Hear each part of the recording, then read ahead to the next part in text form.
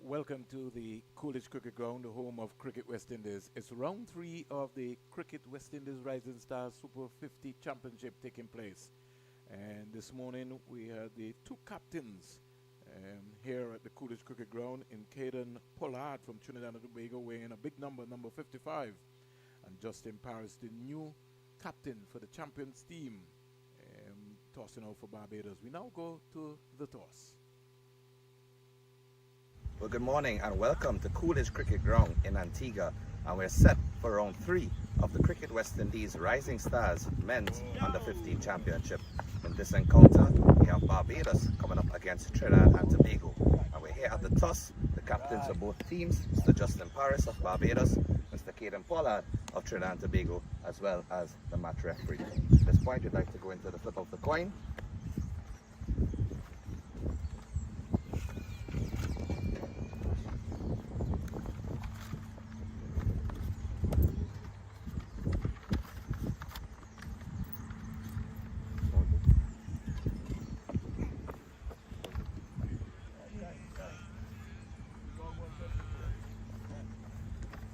Heads. Heads is the call.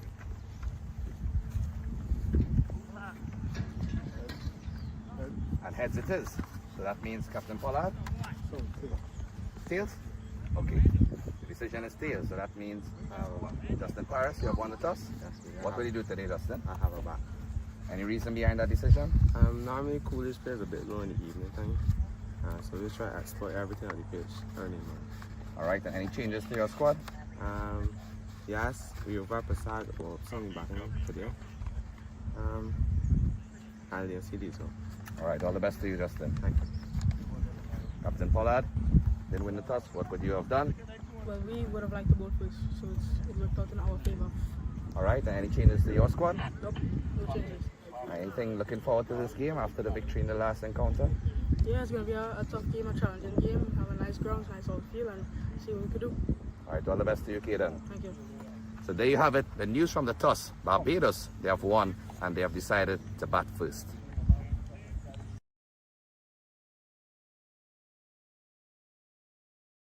The Coolidge Cricket Ground, they heard it. My colleague Keshav from 360 Television. And anytime soon, Barbados winning the toss and decided to bat first. We'll have Samuel Stewart, the seamer for Trinidad and Tobago. Trinidad and Tobago Pollard starting with 2 slips.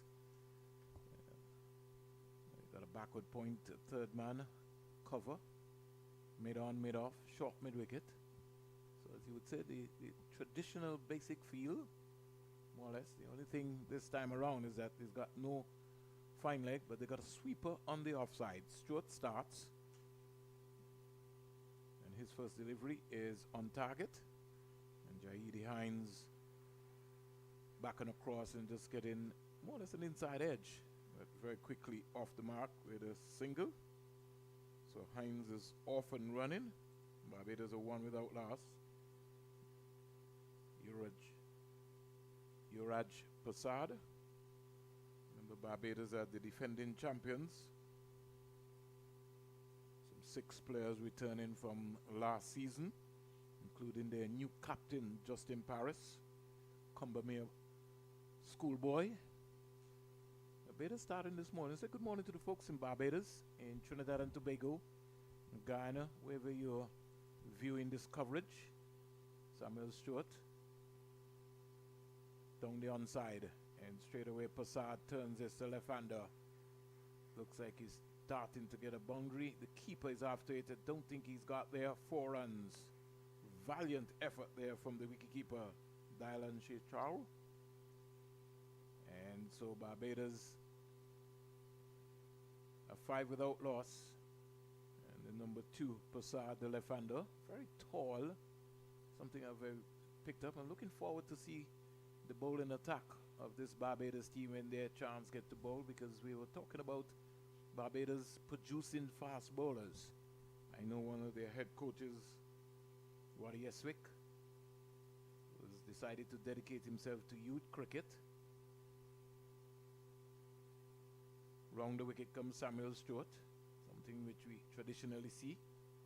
Driven into the offside, a sweeper comes in. You're not thinking about 2. You get 1 run quite easily. So Prasad goes to 5, and Hines comes back into strike. He's on 1. So good morning to Ryan Hines, one of the Barbados coaches, and also Vasbert Drakes, 2 of my very close friends. Henderson Springer as well. Elvis Howard, my longtime colleague Milton Small, Adrian Donovan, back of the length delivery, played into the offside. Where was Prasad going? Had to scurry back into his crease. Erskine King, don't know if he's viewing or watching. Philip Spooner. Barbados, cricketing nation, rich with history. 6 without loss. Went to over number 1. Donald Shekels from Antigua and Barbuda, one of the emerging promising umpires. Pitched up, squeezed into the offside. The fielder backward point comes across. Doesn't save it, and the sweeper swoops in off of the offside.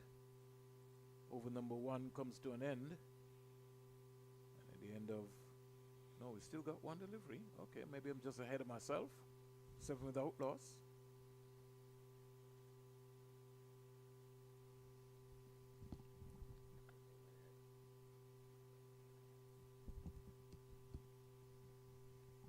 So 5 to Prasad. Tall opener. And he's stroking it again out to the fielder at backward point. So at the end of over number 1, the score is 7 without loss.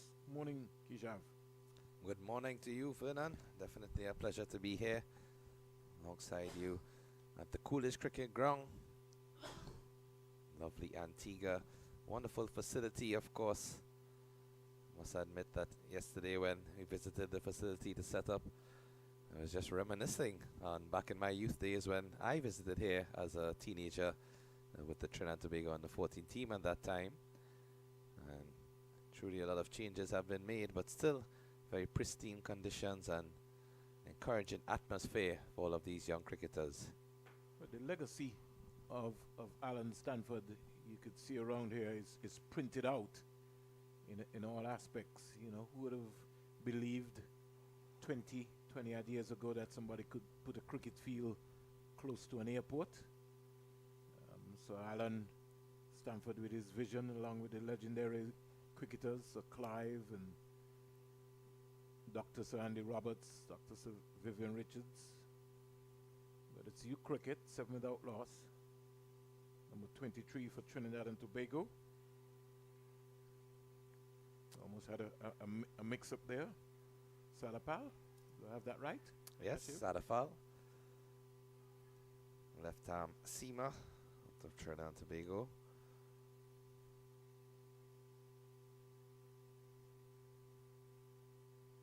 So it's a picturesque ground. A ground, Kishav, which is used by Cricket West Indies for all of their teams, the women team. You also have the West Indies Academy, they all train here. At least about 7 to 8 squares, so the practice areas. Low shot there from Prasad. Yeah, definitely. It's the home of cricket, as they call it here in Antigua. And that delivery from Sadafal, you see, just getting some shape away, very close to the outside edge of the bat. I'm going to talk to you a little bit, Kishav, about something that I've seen here. I was looking at the positioning of the wicketkeeper. He doesn't look balanced at all. Even when just collecting that ball just a while ago, he's just not nimble on his feet. I don't know if he's maybe not accustomed of being the wicketkeeper. Well, he was the wicketkeeper for the first 2 games, and in fact, he does wicketkeeper as well back in Trinidad and Tobago. So possibly just getting himself sorted in this encounter. Maybe the nerves as well. I think when you look at his right foot is going into a square position, more or less, rather than needs to be balanced. Yeah, I think it's one of those aspects where you look across the region and several of the young wicketkeepers, when you look at the legends that we have had over the years from West Indies producing wicketkeeper batsmen. But played again by Prasad. Big effort there from Sarapal, really trying to hammer the ball in. He's a short guy, so he's really more or less a skiddy left arm fast bowler.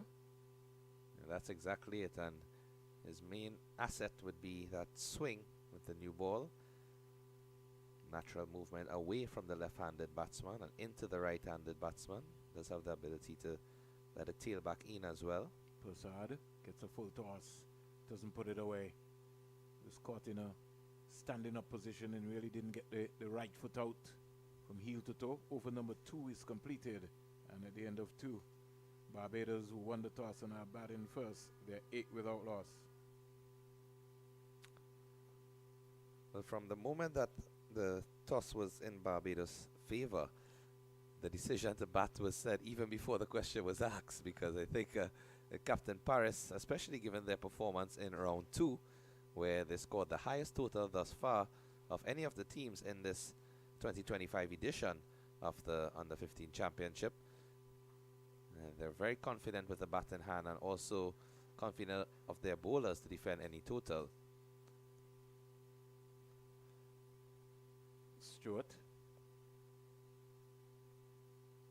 on target, played into the offside. The National Sports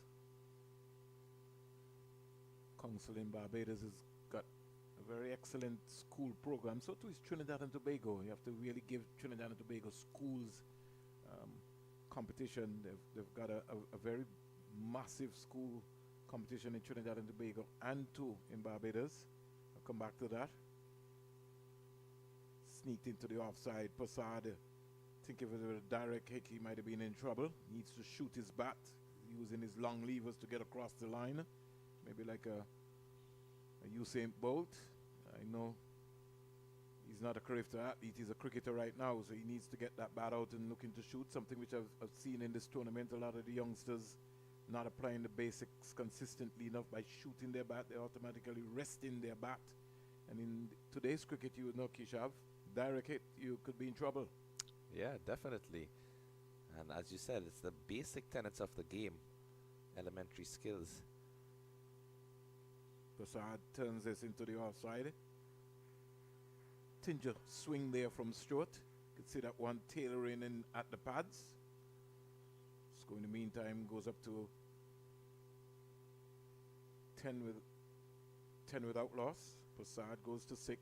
Hines on 4. One boundary so far hit. And I was talking about the matchup in the series of matches that are played at the under 13 level between Trinidad and Tobago and Barbados. So these two cricketing nations have a series of games. Again, tailoring in at the pad. He's got to get back into his crease there. Hines. Good bowling here so far from Samuel Stewart. You see the difference in the approach of the two opening bowlers. One of them getting the ball to move away from the right-hander. The left-handed seamer getting to move into him. So really negotiating for this opening pair from Barbados, Hines and Passad. Who look like they both like the ball coming onto their bat. Good delivery, good leave, good cricket all around. Yeah, definitely they like the ball coming onto the bat from looking at that innings in the second game. Up at the Sir Vivian Richards Stadium. Yep, and that track, as you would know, it's almost like a road. is very conducive to batting.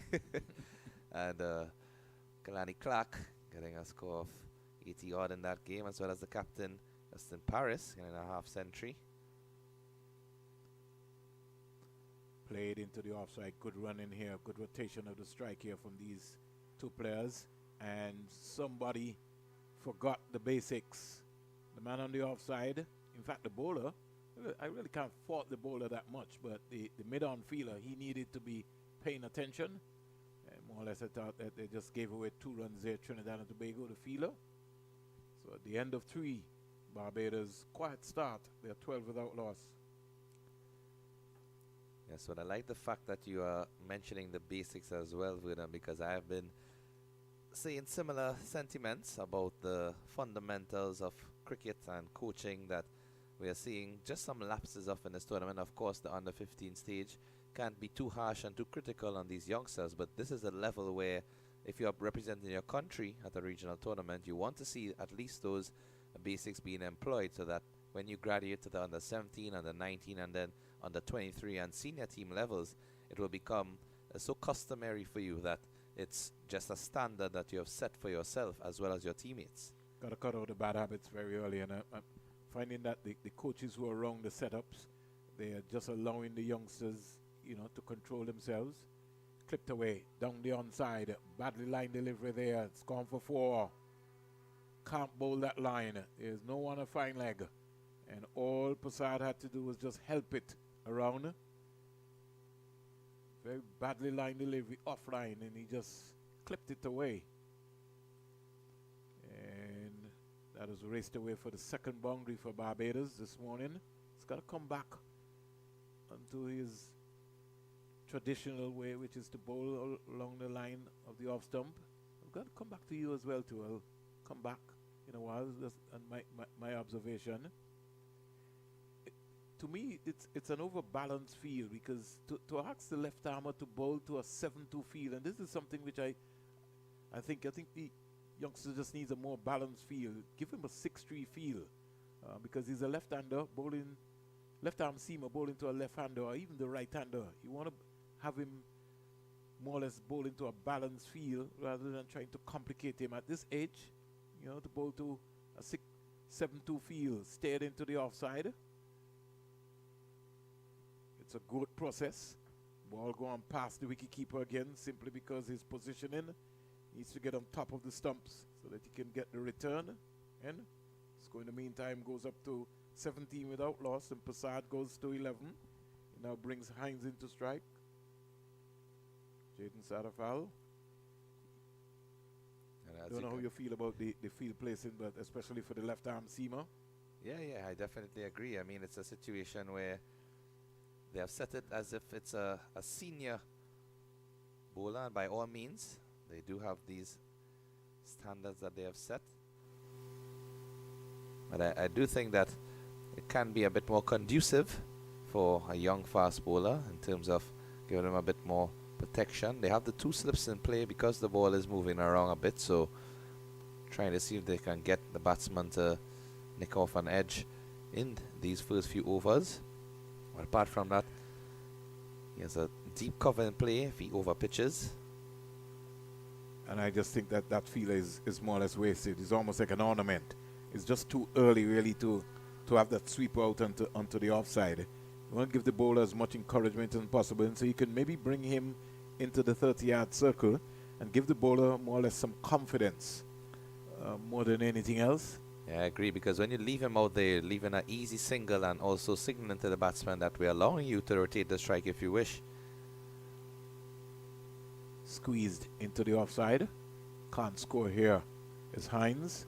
Just think he just needs to stay over the ball. Look to find the gap. Over number 4 is completed. And at the end of 4, Barbados are 17 without loss. The defending champions in round 3 here at the Survivor-rated Stadium in this Cricket West Indies Rising Stars Under 15 Super 50 Championship. Undefeated so far, the champs.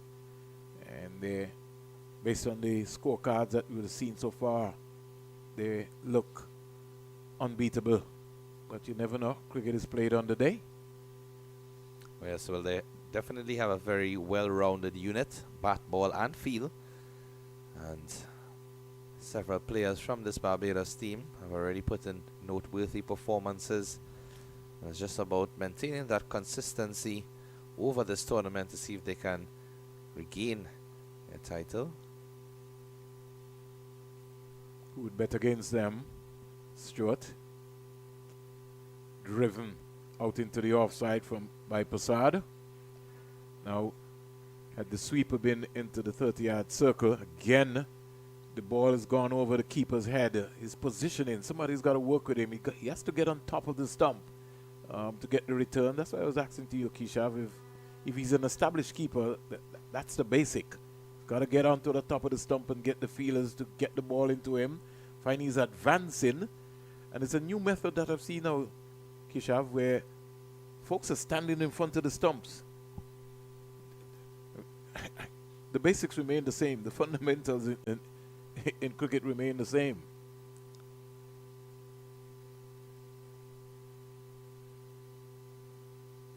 Stewart to the right-hander Hines from the major centre end. Beautiful delivery. He's out caught behind. Lovely outswinger. And there was no feet movement at all from Hines. Caught on the crease, just a bat. And a good low catch by the wicketkeeper. And just as we were speaking about his wicket-keeping abilities, he shows that he does have what it takes when it comes to those dismissals here. A really good take there from the wicket-keeper, and a lovely delivery as well from young Samuel Stewart. Just able to get that ball pitching in the right area and taking the outer edge of the bat. Take a look at this one again. It's a good low catch. Stewart is excited. Yeah, it's a very important breakthrough as well for the Barbados team early on. Hines also fell early in that second game, so after he scored well in the first game, of course they had a low score to chase.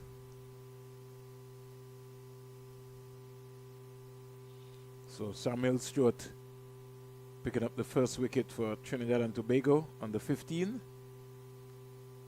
number 60. And you're always so excited when you you get that outswinger or the in-swinger going. Caught on the crease.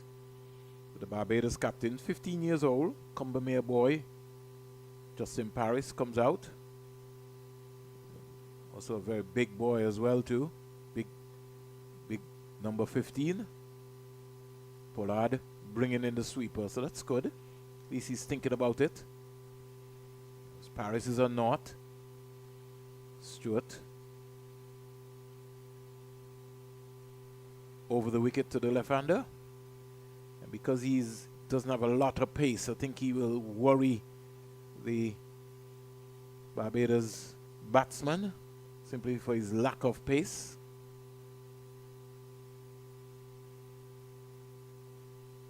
Paris just getting his juices going in, getting his movement.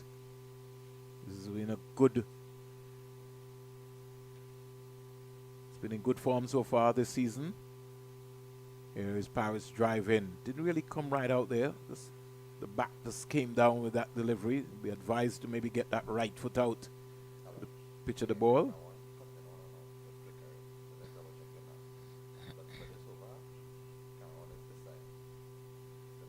Samuel Stewart, 1 for 12 so far, is in his third over. Paris has just come to the crease, the Barbados captain.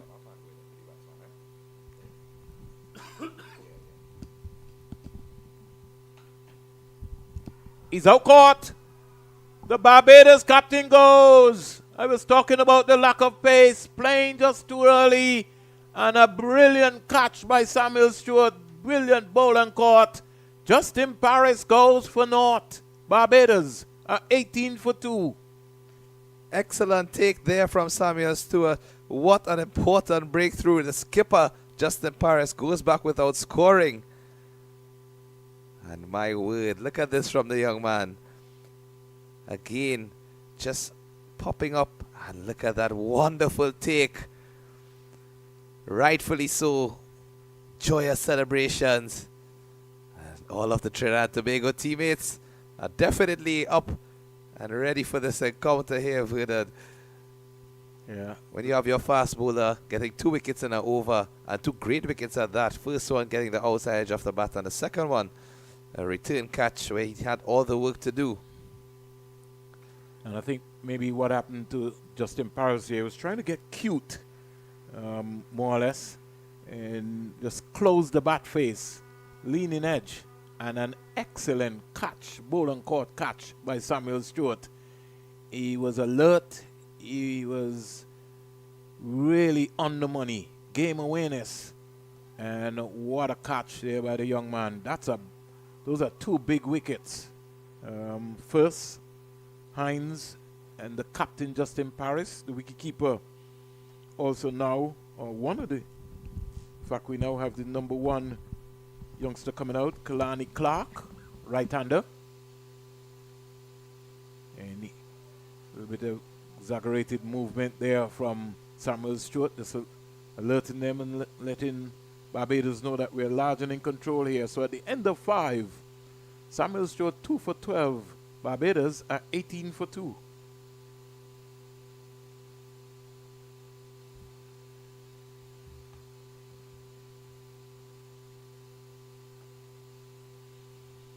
Sort of setback here. But this Barbados team has got depth. And so anything is possible. The support staff for the Barbados under 15 has been tremendous.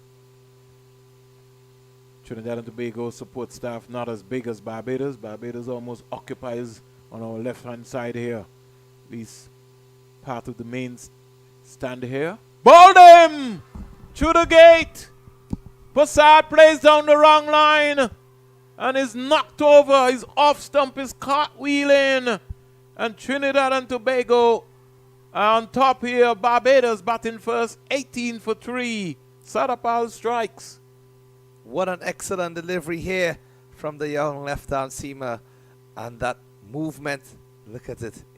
Just very subtle indeed. The previous delivery swung much more exaggerated to the fact that it would have actually passed the stumps and gone through to the keeper. On this occasion, just staying, holding its line and clipping on top of off stump. That's a a dream delivery for any fast bowler to get that dismissal there. Excellent from Trinidad and Tobago thus far.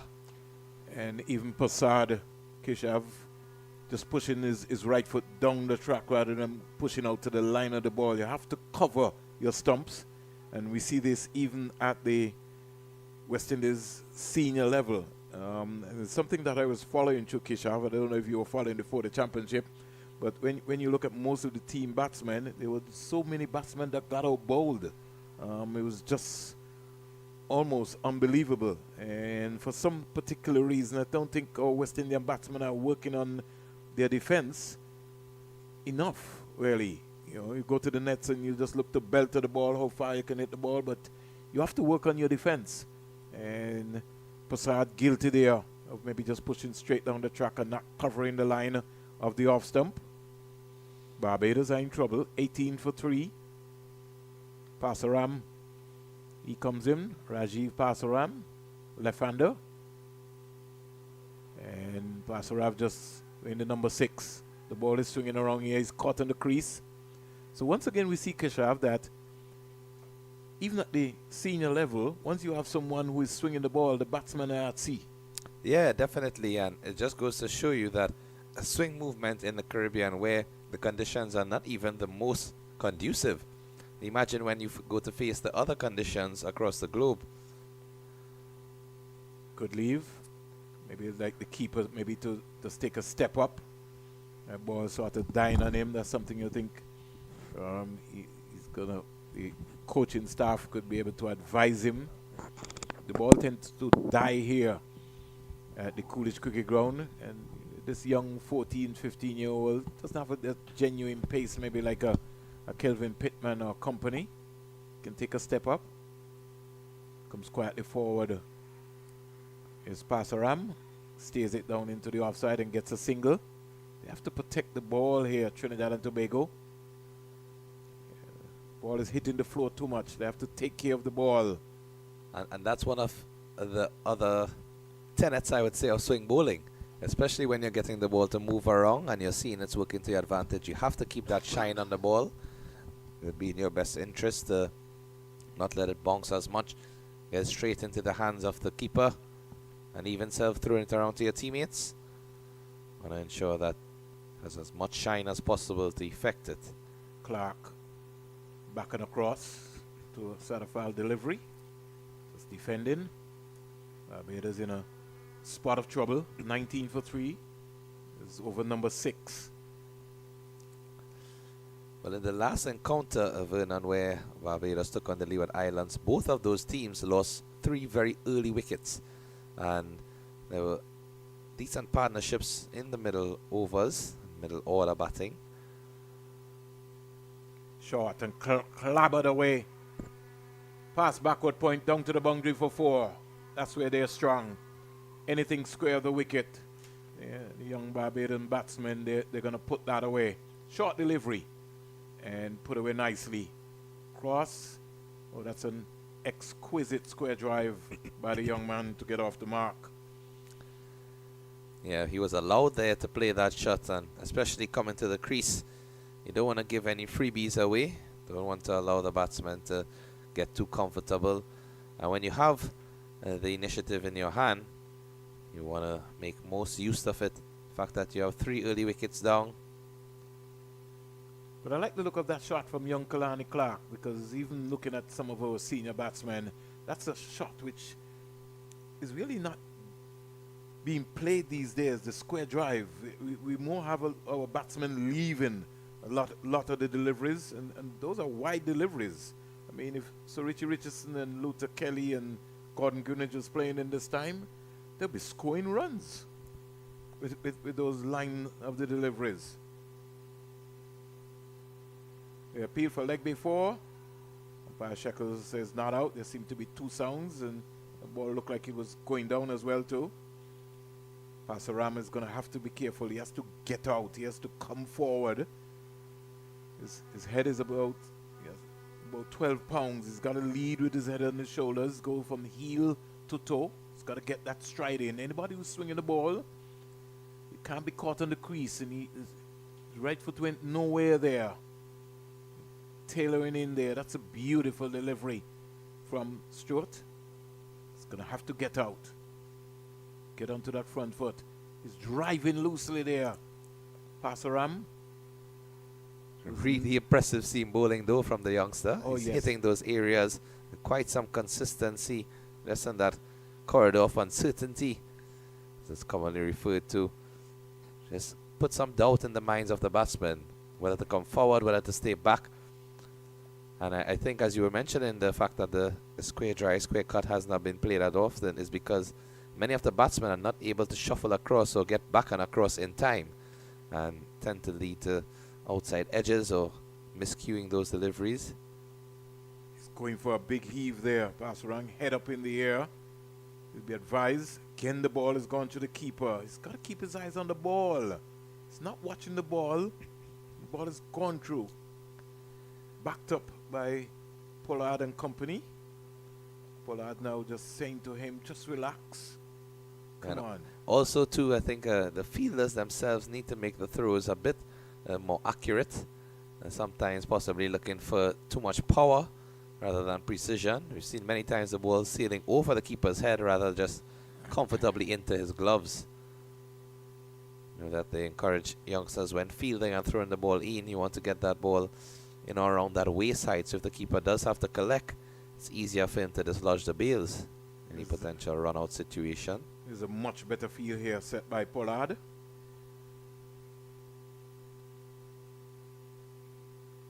One thing they're going to have to learn very early is that the young Barbadian players, or anybody from Barbados, they tend to hit the ball square a lot. So if you can get them to come onto the front foot, that's going to be very, very, very important.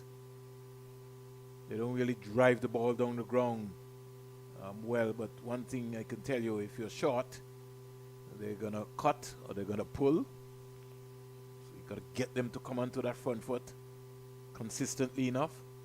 Samuel Stewart has done that expertly. He's got 2 for 13 and he's into his 4th over, looking for more success. That's a beauty. That's the line. That is the line you want to bowl. Kalani Clark not sure whether to come forward or back there. He was in 2 minds. This is a good spell of bowling here by Samuel Stewart. Barbados are 24 for 3 after they won the toss. And I tell you, this wicket, if you can get a wicket of Clark, it will be also important because he just seems so confident and structured in the way that he played his last innings. Form that he's in right now, definitely the man to get. By his grip, he looks like a very strong bottom-handed player. And again, as we were talking about, looking to play the ball square. Over number 7 comes to an end. And at the end of 7, Trinidad and Tobago are large and in control here. Barbados are 24 for 3. Yep, and even in that first time that I saw him with that strong bottom hand grip, I also had that same assumption that he was going to play a lot of wristy shots and so on. But he actually surprised me, Vernon, in that last game. He played, majority of his innings was proper cricketing strokes, playing through the V's, full face of the bat. But in fact, what it allowed him to do, he was very, very quick with shuffling back and across his crease. Whether it was to cut to the offside or pull to the leg side, he was able to pick up the length very quickly. Left-hander Rajiv Asarang. Again, he's looking for power. He's got to stay over the ball. He's looking to make contact. He's got to lead into the ball. That's something that he's going to have to work on at this level. He's just contented to he looks like a power hitter, and his way is to muscle the ball, but he's got to look to time the ball, find the gap. Pollard has put a short extra cover right in front of him. He's driving again. He's going hard at the ball. And the thing about it here is that his right foot is not coming anywhere close to the pitch of the ball, Keshav. It's just the hands. Yeah, so he's a power guy. It's a dangerous approach, especially when the ball is moving around, playing away from your body. He's opening up. Again, he's hoisting this one in the air, short. Over, wide, long on. Saved in the process. I think it might have saved 2 runs. So, maybe Passaram is sent to counter-attack here. Well, I was now going to ask you the same thing, whether it's a situation of him trying to nullify the effect of these opening bowlers by hitting them out of the park.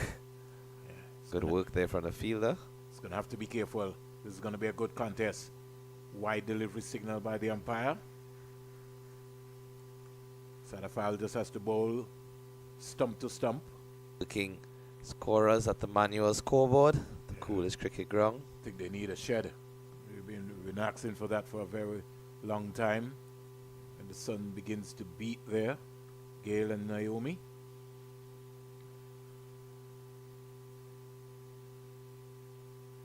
Just a moment.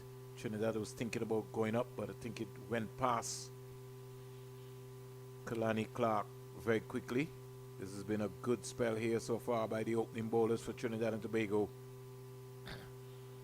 Number 23 and number 60. And so at the toss itself, they did say, Captain Pollard, that they were actually going to bowl first. So showing some justification.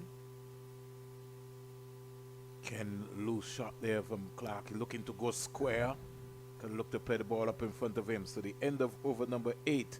And at the end of 8, Trinidad and Tobago really pushing the boundaries here of the Barbados under 15, the defending champions, 28 for 3.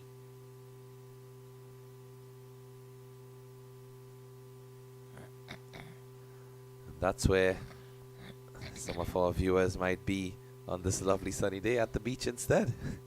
Yeah, Antigua and Barbuda blessed with 365 beaches, and in a leap year you should be able to find the 366th beach. The beach is just the beginning. That's the tagline for Antigua and Barbuda. Really some beautiful, serene waters. Relaxing and peaceful. Back with the cricketer, Samuel Stewart, looking for more success. Steered into the offside. That single is just too easy.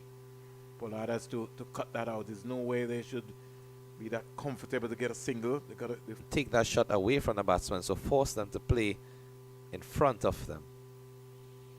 Stewart, back on the money. Just too easy. Fielders are too deep.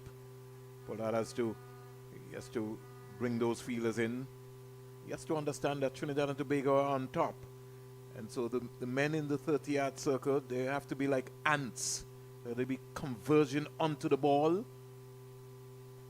There's just too many open spaces. And Kishav, that's what I was saying, at this level, we really need to have at least 3 coaches. Coaches who understand the game, working with these youngsters, teaching them the game, not just having a coach. Just don't send somebody with them. We have to have the proper coaches that teaching them the fundamentals of the game. Lovely on drive there from Pasaram. And as you mentioned that point, Vernon, it's about putting the right people in the right positions, as well as having enough people for the requisite effects that you want to get. It's difficult to expect persons to do their best if you don't have the full resources. So feel all of these teams should have a physio. In the backroom staff, tugged away into the onside from Pasaram, thinking about 2, but they've settled for 1.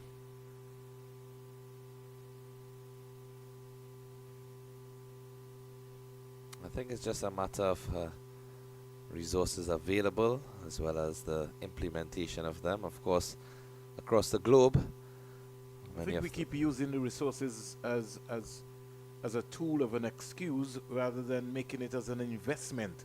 At this level, this is what you have to invest in. Slashed away, over cover, down to the boundary for 4. Clark, wide delivery from Samuel Stewart, and it got the treatment from Clark. That brought the supporters from Barbados to light here at the Coolidge Cricket Ground. Half volley, and half volleys must be put away. And again, 2 wide outside of the off stumps. 2 of the boundaries that he has scored already is just showing his ability to take advantage of anything that has given him width on offer. One was too short, one was too full, but both of them very close to that wide line, so able to free his hands, Clark. Most expensive over so far of Samuel Stewart's spell, 7. Maybe might be tiring. Thinking about a single there, Clark is upset with himself. And that time, the fielders in the 30-yard circle were a lot sharper. So at the end of 9, Barbados are 35 for 3.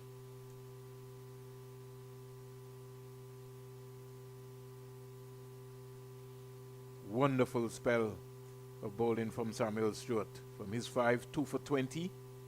And he's really put in a big effort here, the young man. He's a very talented all-rounder, Stewart, capable with the bat in hand as well as his fielding capabilities. You saw it with the caught on bowl dismissal, but even in the outfield, quick and alert. Youngster coming out of the Darenganga Cricket Academy in Trinidad and Tobago. Very close friend of mine's, Darenganga. In fact, I would have had the privilege of being a coach there at some point in time and doing some work with young Samuel Stewart prior to him being selected for the zonal and then going on to the national teams. And you know, sometimes, Vernon, when you work with the youngsters, you can just tell which of those youngsters have some extra ability. Morning to his brother showing Ganga. Here is Pasaram again looking for an extravagant drive. He's looking for power. He needs to get out to the pitch of the ball. Don't want to say that he's a pinch hitter, but he looks like he is a very aggressive batsman. He's going to have to be a little bit more circumspect here. Good delivery here so far. Good leave. Good cricket all around. 35 for 3. Initially, I thought he was going to go after that one, given the width, but smart leave in the end. He was just not in his eye line area. Maybe that's why he didn't. See an overview there. The VC Bird International Airport. Today is going to be a very busy day with all of the international flights. He's driving in the air down to Stewart. Head up into the air. Loose shot there from Pasarang. He wasn't anywhere near to the pitch of the ball. He just fired at it. Well, that's a similar delivery to the one before that he left alone. And this time just a tad bit fuller. I think he tried to go for that expansive shot and just one bounce going down to Stewart. Something has to give here. Trinidad and Tobago, they have done well here in the power play. They still have to believe. They have to believe that they're on top and keep believing. Played by Clark, punched up to the offside. Number 12 for Trinidad and Tobago. And Guerrero feeling that delivery. Davis Guerrero. Opening bat as well as a right hand off spinner.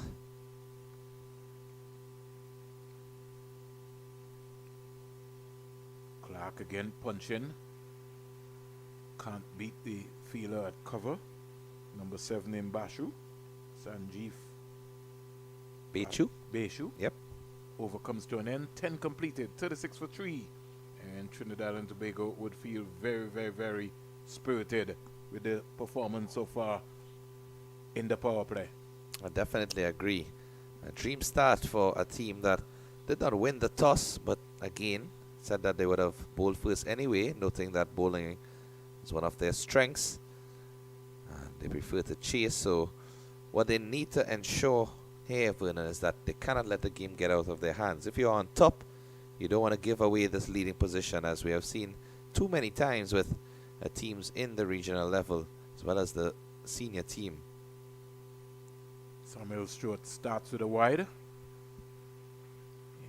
Pollard going to his strike bowler. He just feels that if he can just, that maybe asking Stewart for one more.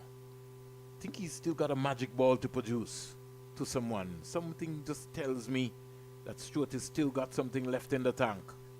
By all means, he's allowed to bowl 6 on the trot. And why not? Given that extra opportunity.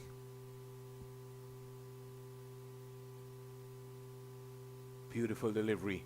The ball there by him. This is good thinking here from him.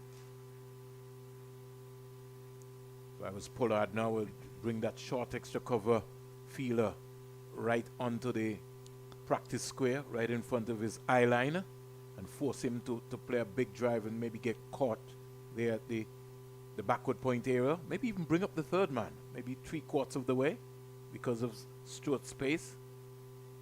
Yeah, he's looking for power. Number 12 caught on his heels there, but couldn't stop that. Guerrero. Yeah, I agree with that approach as well, in terms of just bringing the fielders closer in. And yes, he looks as if he's going to play aggressive strokes, but you wouldn't mind that as a bowler. If he scores a boundary or two, that should allow you to set him up more easily for the dismissal. If you know his style of play, then you can adjust the field to suit. Sometimes even just taking pace off the ball with the same line and length of delivery, causing some doubt in the batsman. Batsman on 9, Samuel Stewart. Does he have that magic ball still? Ooh, almost produced it there. The play there by Clark. He's got good eyes. Clark. Good temperament.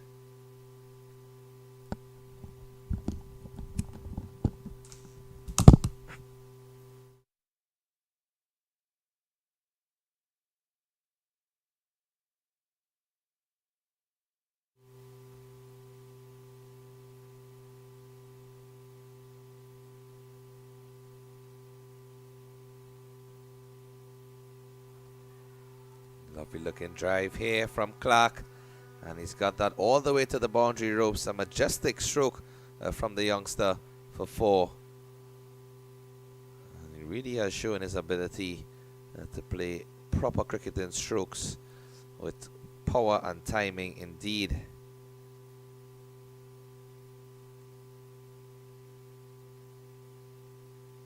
But on the third occasion, too wide from the bowlers, giving him that opportunity. Free his hands again.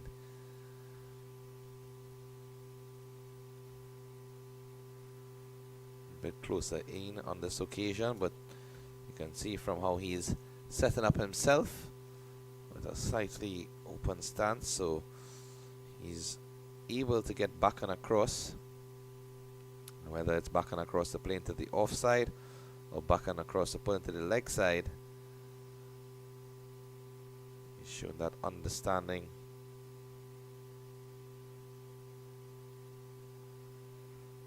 So well played there. Solid defense. And the 11th over comes to an end. It's 42 for 3. Barbados under 15, winning the toss and deciding to bat first. Of course, at this stage of the innings, the run rate would certainly be positive aspect for Barbados. It's just the wickets column, having lost 3 early wickets, especially that of the captain without scoring, be in the back of their minds. But Clark and Parsuram have done well so far to regain. As we take a look at the Cricket West Indies headquarters close by, you the Coolidge Cricket Ground, of course, lovely facility. Sadafal also being asked to bowl his 6th over on the trot. Umpire just having a word with him based on his follow through, reminding him that he needs to run off of the wicket after he delivers.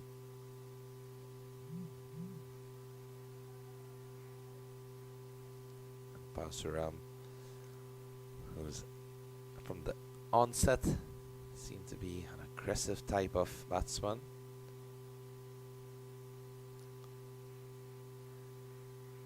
Plays a drive a bit cautiously. Didn't seem as if he was too confident in the shot. Just held the bat a bit away from his body.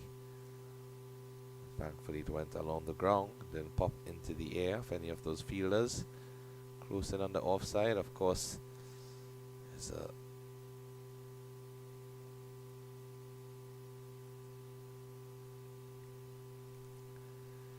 There's a point fielder just picking up the ball, Bechu, who's very close in off of the 30-yard circle. In fact, he's just at the edge of the square. There's a cover in place, as well as a short cover, mid-off, mid-on, the fielder outside. In fact, just a deep third. So I like this approach. Full and wide, swinging away. So Parsuram thought that he could have swatted that one through the offside, but bottom edge. No run in the end.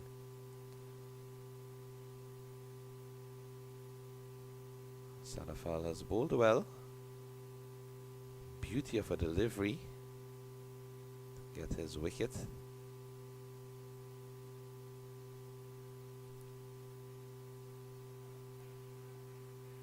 And continues to bowl intelligently, the youngster. What he's doing well is that he's varying the seam movement of the ball in terms of his natural angle and arc. Will take the ball away from the left-hander, but as you saw with that previous delivery, does have the ability to get it to tail back in as well as straighten.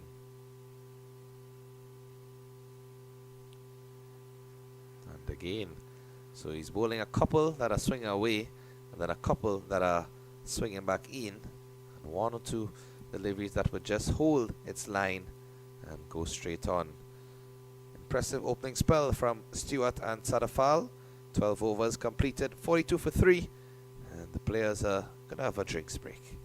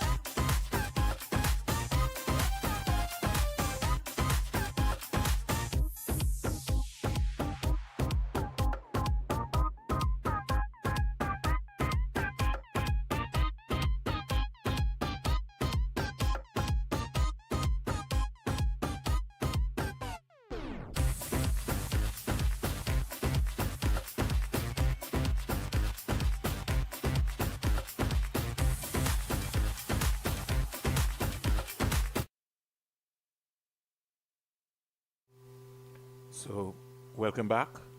The umpires trying to get the scorer's attention. Have a bowling change, Kishav? Yep. Like we're going to get some spin.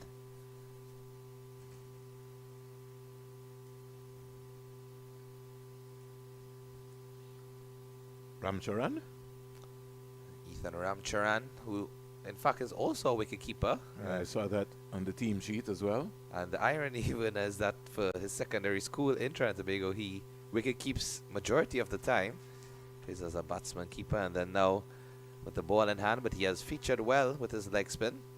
Don't like this field. He's got long on, long off. That's just too early. Trinidad are on top. Got to bring up the mid on and the mid off. It's almost like he's just giving away singles here, Pollard. He's got a sweep on the offside, and he's got also a deep backward, deep mid wicket, more or less. Bowled him! That's a beauty. And again, Clark playing down the wrong line. Right after a water break, Keshav, Barbados lose another wicket, 42 for 4.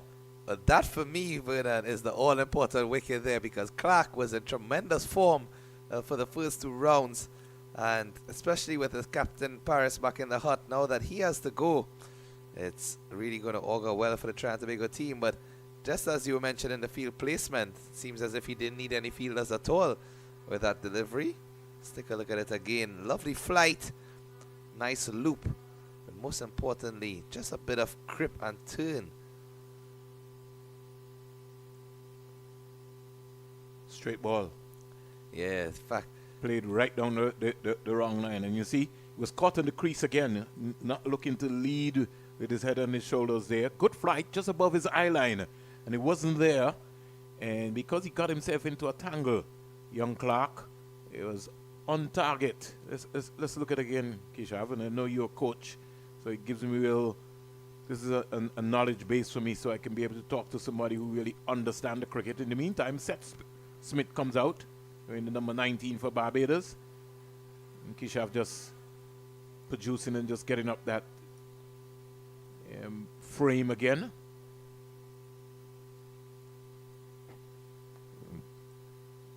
Get back to that in a while. Smith taking a middle stump card by Donald Shekels approving. And Pollard starting himself at slip. Trinidad and Tobago, they just have to be patient. They have to be tight. You feel that cover just needs to give himself some room. Don't get too close, especially with the practice pitches here. Right on the money. Again, here is Ramcharan. You heard from Keshav, he's also a wicketkeeper. You see so many talented players trying almost everything during the under 13 and under 12 league coming forward. I think that's one of the positive aspects that we have seen with the development of the game, where you have to be able to do everything. Bat, bowl, field, take the wicketkeeping gloves if required, make yourself a more valuable asset for selection. It's always a good headache. I think he has to feel that, Ramcharan. There's no fielders behind there. And this is why I was talking about Pollard. Now, these 2 batsmen have just come to the crease. They're new. And you can't give that single away. You know, you've got to bring up the long on and the long off into mid-on and mid-off. If they want to go, let them go. And I don't know if they're that confident that they can hit the ball down the ground. But young Pollard, he will learn on the job. He's maybe only following instructions from the coaching staff. But I'd like to see some pressure being demonstrated. Bring that mid-on and mid-off fielder up. Maybe can gamble with the sweepers on the offside and the leg side, but the mid-on and mid-off, got to keep that pressure up. Over number 13 completed, and Barbados losing a wicket right after the break. We've seen so many wickets, either before a break, after the break. Barbados under 15, the defending champions, they're 43 for 4. And we take a look at that dismissal again of Clark. If we look at his head position, just look at the movement. Look at where his left. Look at where his left foot is. Caught on the crease. Yeah, he wasn't sure. Didn't pick it, and played down the wrong line. And he's a much better player than that. He looks back. He can't believe that he's bowled. Yeah, I think what you saw there, as you mentioned, the ball just held its line. Initially, it seemed to me as if there was just a slight bit of turn as it gripped, and in fact it did move very, very minute in terms of its variation, but for all intents and purposes as a spinner, just holding straight on. New spinner again, Keshav. Yeah, this one is Bechu, and he definitely turns the ball, as you saw there. And I want you to take a look at his action, Vernon, and tell me what you think, because he reminds me of some of those spinners from long ago that used to bend their entire backs coming up on delivery. Bechu. He's going to have to stop the ball. He has to stop that. And that's another area which I find the spinners are very guilty of in the Caribbean too. Kishav, not feeling well to their own bowling. That was, to me, just an easy spot. If you're bowling, you want to be able to make sure that you're bowling so that the batsman can hit the ball either to your left or to your right. So you got to stop that. You are part of the process in the field. Don't wait on anybody. Something Beshu will have to work on. He just gave away a single. No need for you to try to give away that single. Yeah, I think also as a bowler, it's for your own benefit because you keep that extra pressure on. And when the batsmen see that you're not letting anything pass you, or once it's within your reach, then they have to try to navigate elsewhere. Like the shot mid-wicket to give himself some room. I just think that he's just a little bit too close. See, that single is just too easy. Just too easy. Just a bit too full on that occasion. So allow them to come forward and play it down to long off, but it's going well here for Trinidad and Tobago.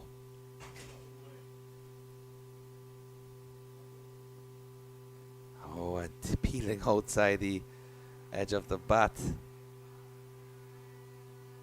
Slight misfield from Sadafal, and batsmen get two in the end.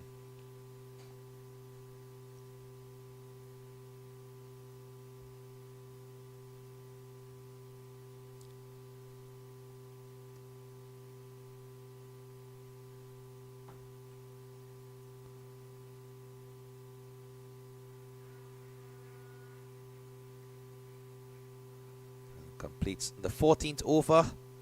The two leg spinners operating in tandem from both ends here at the Coolidge Cricket Ground. 47 for 4, Barbados under 15. The fielding team certainly with odds in their favour at this time. But of course, it's a lovely game of cricket where anything can happen on the field of play, known for its many twists and turns. Game which ebbs and flows depending on the momentum with either team. And Ramcharan continue.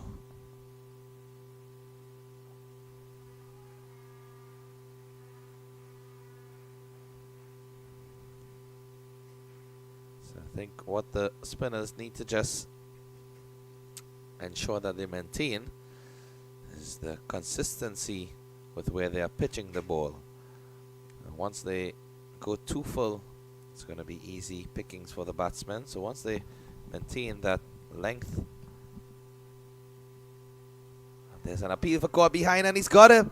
Caught at first slip. First slip, sorry. Ricochet from the keeper, straight into Pollard, and the batsman Seth Smith looked disappointed with the umpire's decision, but the umpire is in the best position. And who is Vernon Springer and Keisha to question the umpire's decision? The batsman's body language indicated that he maybe didn't hit the ball, but he has to walk back. Barbados are 48 for 5. Yeah, no matter what, the umpires on field, they are best placed to make those decisions. As you rightly said, Vernon, we are not going to get involved in that. It's really up to the umpires on the field of play. But take a look at this again here. Just as I was speaking about the length, he pulled this length back from the previous delivery. Again, tempting flight. Yeah, he did play the ball. And a good catch. Beautiful catch by Pollard. That's excellent. Low down. Yep. And most importantly, as we were preaching the fundamentals and basics, Vernon, he stayed low. How many times have we seen fielders at slip just either stand too high, put their knees in a slightly bent position rather than staying low and waiting for the ball in the proper position? So there you see the benefit of that. If Pollard was any bit higher off the ground, might have been a different story. Here is Sargent, who's got a big contingent here. Is turning into the onside for his first single. Like to see Pollard attack some more. Bring the mid on and the mid off up. The long on and the long off up to mid on and mid off. So interestingly, Vernon, in the last game, Smith also scored a half century and was a blistering one at that. Hit the ball to all parts of the ground. Sargent came out with a similar role. Here is Pasaram driving. Now you just wonder what the approach of the Barbados batsmen are going to be, because They're going to attack. exactly, and that's what I saw in the last innings. Most of the middle order to lower order batsmen came out with a very aggressive intent. And at this stage, so many overs left in the innings, you would want to encourage them to just bat long, bat deep, spend some time in the crease, and then you can get more expansive. Nice. Pollard needs to. And even if he doesn't want to bring both up, you know, the long on and the long off, you know, he can play a little cat and mouse game, you know, bring up the mid off, but I just think he does not need to give away singles. Meet the Barbadian batsmen work for the runs. Just don't give them runs. There, beautiful over there from Ramcharan, and he's already within the wicket column. 15 overs bowled, 50 for 5 Barbados. And in this Cricket West Indies Rising Stars Under 15 Championship 2025. And earlier this morning, when Justin Paris, the Barbados captain, called right, Caden Powell knew that he was in the game, and so far, real excellent leadership, excellent catching as well too. Trinidad and Tobago has not dropped any catches so far, something which we have to give them some real impression for. They've been sharp, and they just maybe have to continue to be tight in keeping the pressure on the Barbados team. Traditionally, you would know, Kishav, that the Barbadian batsmen don't play spin very well, so this is going to be a very important period of play for the young Trinidad and Tobago under 15 bowling attack. Clubbered through cover. They only get 1 run. Yeah, what I like about this approach is that he's put his confidence in both leg spinners at the same time. Right arm wrist spinners, as the modern terminology refers to them, but he's given them that confidence, which is never easy to bowl wrist spin with a ball that's relatively new. Sergeant, see, that single is just too easy. Too easy. He's got to bring that man up. Yeah, I think they should have everyone in the circle at this point, Yeah, and force them to go over the top. Yeah, if they want to, let them go. And like I said to you, I understand where he's going with the sweepers. I really, truly respect that. Long on and long off, bring them up into the circle. Make them think. Let's see how good they are. Beautiful delivery there. Bishu. And you can see that he's extracting more turn off of the surface, and also possibly due to his action compared to that of Ramcharan. Oh, didn't know anything about that one. Well played in the end. Pasaram. He's getting this ball to rip, really, this young man. You see right before he reaches to the crease, Vernon, he's bending his back and he's turning his head downwards, if you look at it. So it's as if it's a full 360 revolution upon release. Beautiful over. 16 gone. Barbados 52 for 5. I think Barbados will struggle today, Kishav, against this quality bowling attack here so far. Well, if it's one thing, Vernon, we're going to see either a struggle or we're going to see a positive change of events in terms of they have relied on certain batsmen in the first 2 rounds, and all of those batsmen are no longer at the crease, nor are they able to come to the crease as they have been dismissed. The likes of Clark, Paris, Smith, and so on, Hines as well. So it's up to these guys here, Sargent, Parasuram, to take advantage of the opportunities that they have been given and try to turn this into their favor. Sargent in strike. Peeled off on the outside edge, down into the short third man area, and they get a quite easy single. You don't need to mind that. Just keep bowling Ramcharan. That's okay. Just land the ball in the right areas. Just build pressure. That's what you want to do.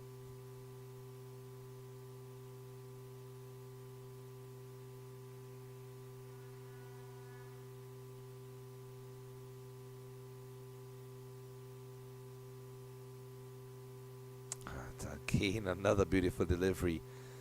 And what's also been impressive is that both of these right-arm wrist spinners, they have variations in their toolkit. Able to bowl those normal leg spin deliveries as well as the googlies. that was really extra wide. A bit too much there. A lot of turn there on that one. Can encourage him. He pitches it around that middle to leg stump region. They played with soft hands. Now, both Sargent and Pasaram, even though they want to counteract, they just have to spend some time at the crease. Occupy the crease. Yeah, just look to build a partnership. This is what cricket is about. You know, Pasaram wants a rag. He's maybe perspiring from his helmet. Clipped away into the onside, can't score. Good pressure here. And I think, like I said, it's going to be a very tricky period of play here. And Pollard just has to keep the pressure up. These two spinners are bowling with good control, good revolutions. And they're spinning the ball. And the Barbadian batsmen, they'll have to be on the money. Comes quietly forward. This is going to be a good test for Pasaram. He's 13 from 39. He looks like one of the players who likes to play shots. Right now he's being restricted.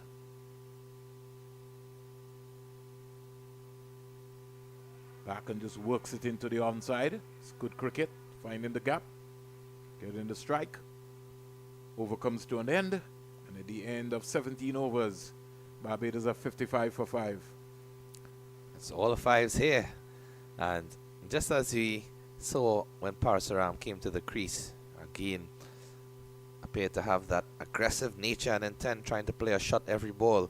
But what he has done well thus far is that he has analyzed the game situation, realized that wickets have been falling quickly, and he knows that he has to bat deep here. So his strike rate at this point, 14 from 40. He shouldn't be too concerned about that. What he needs to just continue to do is spend some time at the crease. And it sounds like such a cliche term at this point, Vernon, when you keep on saying occupy the crease, spend time at the crease. But every time a batsman does that, he gets the right reward. Pasaram leaves alone that delivery. I want to say good morning to the Republic of Trinidad and Tobago, who are hosting for the first time ever the Carifta Aquatics and the Carifta Track and Field Games. It's the first time any country in the region have done that. So congratulations again to Trinidad and Tobago, Kishav.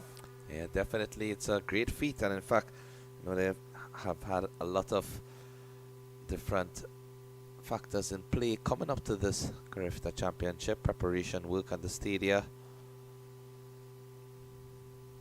And yesterday it has to stop the ball. You're a feeler. You have to stop that. Yes. You don't give away a run like that. Unfortunate error. Difference in keeping pressure on and releasing it.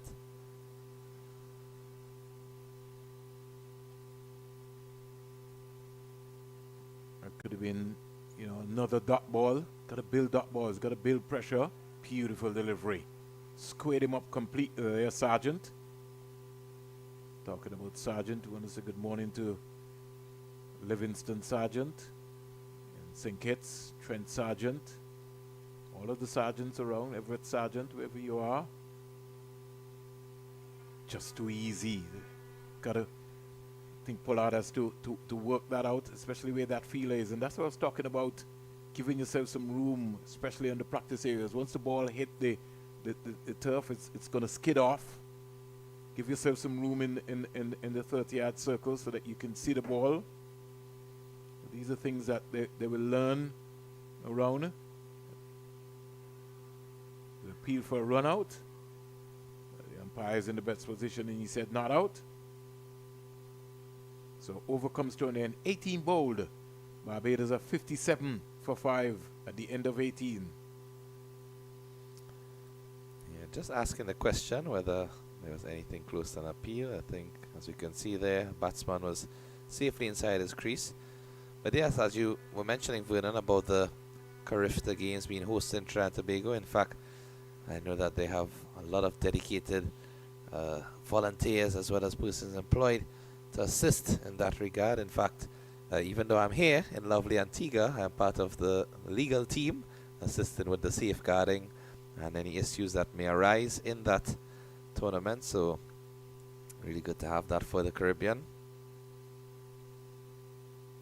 Just wide of Pollard. Drawn into a drive. Again there. Sargent playing loosely. And Pollard just for a moment thought he was in the conversation. The Carifta Track and Field Games, the 54th. It is the biggest junior track and field event in the world. That was suggested yesterday by Lord Sebastian Coe, president of World Athletics. His 8 Carifta Games, he says that's one of the first things that he pencils down in his diary.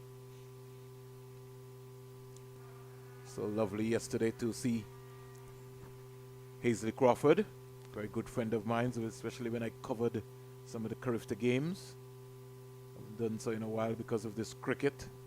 I'm looking forward maybe to try and squeeze in maybe another Carifta Games, but I first saw Usain Bolt. That was like a long time ago, Kishav. The Carifta Games. Back and steering this down to the backward point feeler. And I'm sure there's enough space on our flight back home to Trinidad and Tobago when we return. Can feel free to join us. You'll be most welcome. Yeah. Be part of the 360 team now, so it gives me a little bit more confidence, a little more flexibility to move around the Caribbean and around the world. 60 for 5. Ramcharan just looking to land the money ball here. Can he come up with something special? Ooh, that turned. I feel for him there.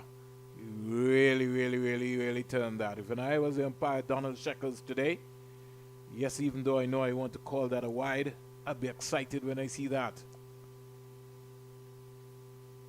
Can he just get it right? Land it into the right area. Oh, beautiful. Spank down the ground. See, just single is just too easy. Force him. He wants to go, and so that's why it's important for you to just have that long on and a long off, up to mid on and mid off. Yep. Don't And give away singles. just those simple little tricks of the game. And I know someone is going to tell me, so if he beats mid on and mid off, it's gone for 4. That's if. But it's about building pressure. Flatter, faster. Pulled into the onside. You only get 1 run. But even I could live with that protection, Kishav. exactly. Okay. And I was now going to say, even apart, if the delivery goes for 4, how many times, Vernon, have you seen that a delivery goes for 4 and then the next one leads to a wicket? Because again, if the batsmen are playing shots, then you are able to determine the approach and you can analyze it and then adjust. Full toss. Hit down the ground. I think Ramcharan just trying too many things now. What I would do, if I have the fielders out on the boundary, long off and long on, I would bowl a bit slower through the air and pull the length back. So if they want to go, try and get them to miss time and hit those deliveries in the air. If you're bowling a bit too quick through the air, then it allows the batsman to just come forward on the front foot and stroke it along the ground nicely, which is what they are doing at this point in time. And also 2 wrist spinners, right arm wrist spinners, leg spinners as we call them, operating. They do have the likes of Zion Phillip, very economical and consistent left arm orthodox. Caden Pollard himself, a right hand off break bowler, Davis Guerra. So they have several bowling options that they can utilize. I think soon they should be looking to just vary the lineup. Of course, the leg spinners are doing well, but you don't want the batsman to get too accustomed to the same style of bowling from both ends. In a while, we'll give you a 360 update on the other matches taking place in Antigua and Barbuda from the Liberta Sports Club. Jamaica batting first. They're 70 for 3. And we go over to the Antigua Recreation Ground. The second game is being played in this championship. Guyana on 96 for 3. They've lost Bacchus, Cicheran, and Dowling. So that's a good game taking place there. But here at Coolidge, I'm alongside Keshav. Barbados are 65 for 5.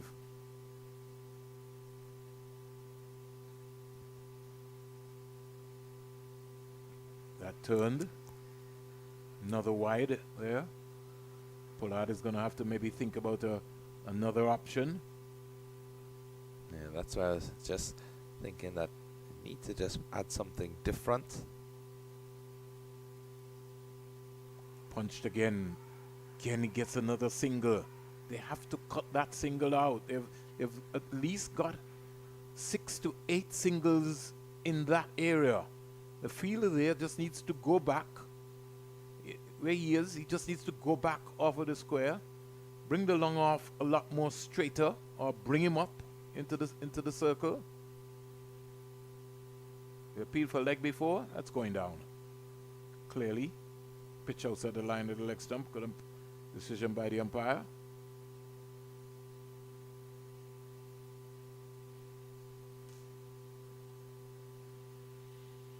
Yeah, too much turn.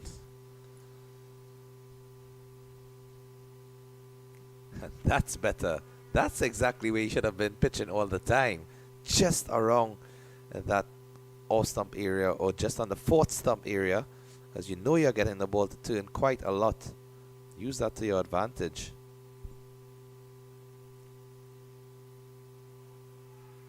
Cracked out into the offside. And even that shot, Vernon, he hit it uppishly and it was in the air. I know it's good to have the sweepers on either side for protection, but just as you mentioned, and if that fielder close in on the square was sent back and the fielders brought up from the boundary at long off and long on, he would have had to play a different type of shot. That's why you need your best teachers at this level, so that they can spend some time in working on the field placings and really helping the young captains. I find sometimes, Keshav, we spend a lot of time claiming that we're practicing, so we have the youngsters in the nets, rather than trying to teach them the game, really. And that's my major concern at this level. Also, another area of concern is the field and the catching. I'm seeing too many easy catches have been dropped in this championship. The fitness levels as well, too. Simply because the youngsters just go and they, mentally, even the mental side of the game we have to be working on. 20 overs bowled here, 68 for 5. Barbados under 15, the defending champions. Trinidad and Tobago will be wanting to upset them today. Turned into the onside. This is good cricket. He's been allowed to play like that without building any pressure. You have to build some pressure right now. You've got to bowl some more consistent dot balls. Well, that's the thing. They had the pressure. They had their stronghold on the game. And just over the last few overs, just releasing it slowly by allowing these easy singles to be taken. Pollard just going wider first slip now. Short ball. Pulled into the deep area. The long on coming up, and they get 2 runs quite easily. That's what I was talking about, having him in the 30-yard circle. And in fact, Vernon, that ball landed just on the marker of the 30-yard circle. So if he was positioned there, it would have been a regulation catch. Now, these batsmen, yes, they look as if they have the ability to clear the boundary rows, but they're not going to do that at this point in the innings. You need to put those fielders in to force them to go over the top. If they get 1 or 2, by all means. And then you adjust the suit. 71 for 5. Stroke through the offside. Got to bring him. Pollard is getting a little confused, but this will be good. This is good experience for him. That's okay. It's all part of the learning curve. Yeah. But again, you just wonder, of course, we know that captains have the autonomy on the field, but at this under 15 level, at least from my previous experience, the coaches and managers still have some sort of influence. Send out a message, send out a couple tips of advice. And to me, they should be looking at this and realizing how easily Barbados are getting back into the game. Because from the scores that we have seen in this tournament, especially at Coolidge, if they get up to 100, 150, they'll be backing themselves to defend it. Well, you don't want to have ornaments on the field. You have to have fielders in the run-saving position. And like I said, the outfield here at the Coolidge Cricket Ground is pretty fast. And so you have to be mindful of that. So too is the straight boundaries. Comes quietly forward. That's a good line there. 5 runs out the over so far. Just think that Ramcharan just trying too many things. Just got to keep it simple. Keep it simple. Just land the ball in the right area, just above the eye line. Give him something to think about, Sergeant.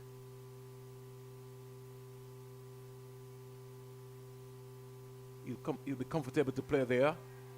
It's gone past the keeper. Think we might get a leg by there.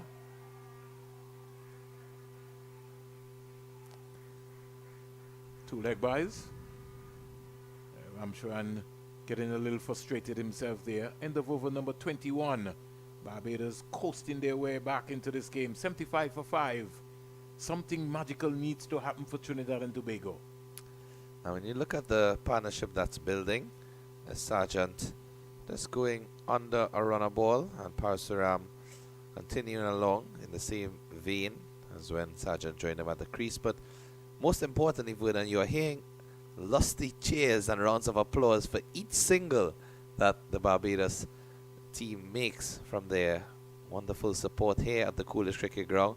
And that's just encouraging them. Those simple things would help these youngsters be reminded that they're doing the right thing. Because they're trying to maybe play Trinidad and Tobago out of the game. Bring that sweeper up. That gap is just too wide. Got to bring that sweeper up. Maybe Pollard could maybe even think about maybe getting out of the slip and maybe getting into the offside there. Well, just out of the view of our screen, we see one of the substitute players of Trinidad and Tobago going to the field at the boundary and sharing some words. So we'll see if that causes any difference. You know, sometimes these days messages are transmitted indiscreetly. You see where the short extra cover field is?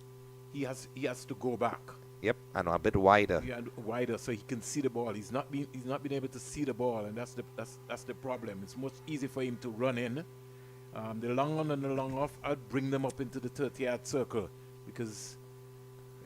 And even if you don't want to bring them directly into the circle, even 3/4 way to the boundary, so at least they can run in for the catch if it's there. And sometimes, here we see this one played into the gap. Good diving effort there.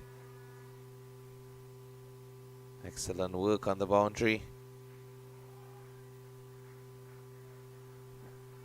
The partnership is 30 from 44, Kishav. And look at how easily that has developed, Vernon. It seems as if just a couple of minutes of ago we saw those 2 quick wickets from the spinners when they came into the attack. Now partnership just growing steadily. Feel at short mid-wicket, he's just too close. He has to give himself some room. Stared down to the backward point fielder, can't score. He seemed to be a bit reactionary there. Hands was on his knees rather than in that catching position, so unable to get down low and stop the ball.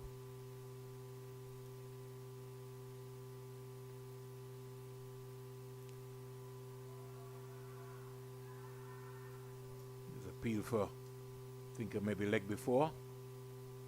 Umpire says not out. 22 overs bowled. Barbados are 78 for 5. Young Pollard has a headache. Let's see where this delivery pitched. Pitching outside leg definitely. But if he wasn't careful there, could have actually come back and bowl him behind his legs. I think maybe that's why he pitched for leg before. Yeah. Hit him on the back pad. Of course. I think from just the fact of where it pitched, I was unable to get that decision. But now we're going to see one of those bowling changes that I was mentioning. The vice captain, Zion Phillip. He also plays for the same secondary school as Ethan Ramcharan, Presentation College, San Fernando in Trinidad and Tobago, and San Philip has been one of their main performers this year with the ball in hand. The mid-wicket, the short mid-wicket need to give himself some room. He's too close. He's got to give himself some room. Both fielders, they got to give themselves some room so they can see the ball. And allow them to walk in. Yeah, they're too close. They're just wandering around, not sorting out the angles. That's what we're talking about. You got to give yourself some room. It's in no man's land. That's where you should be. You'd have been an easy catch. He's still going in.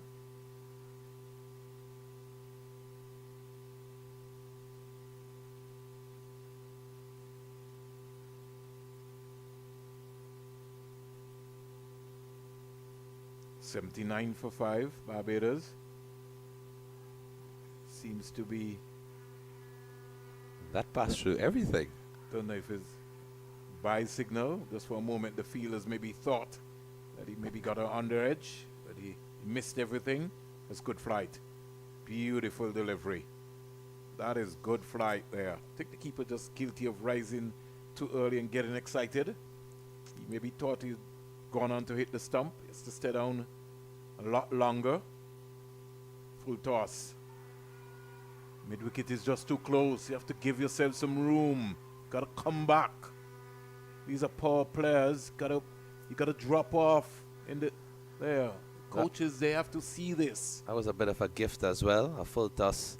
But if he was back in the traditional short mid-wicket position area, would have been able to stop it. Yeah, able to stop the ball. Lovely shot by the young man to find the gap. Pass around. He goes to 28 from 57, 84 for 5. He's got to come out to the pitch of that ball. Lead with his head on his shoulders. Look to punch the ball straight, find the gap. Bat and pad close together. Over comes to an end, and at the end of it, Trinidad and Tobago pushing Barbados' boundaries here. Barbados batting first. They're 84 for 5.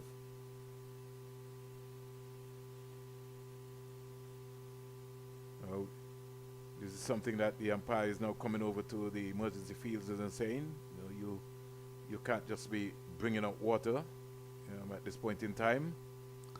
Well, I did see that Parasuram signaled for the towel. In fact, he asked the umpire whether he could have requested it, but maybe just sneaking in some water additionally, and just reminded them that that's not what you asked for. It's a hot day, so sometimes you have to give them some leeway as much as possible still. Of course, and it's youngsters as well, so by all means. Got to work with them. 22 overs bowled.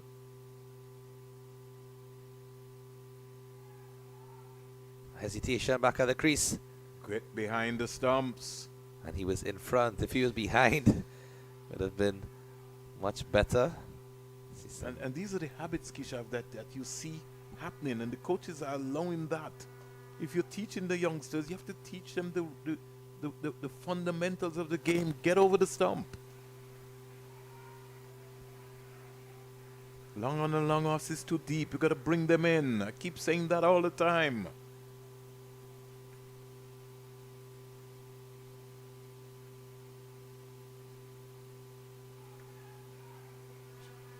Another single given away again.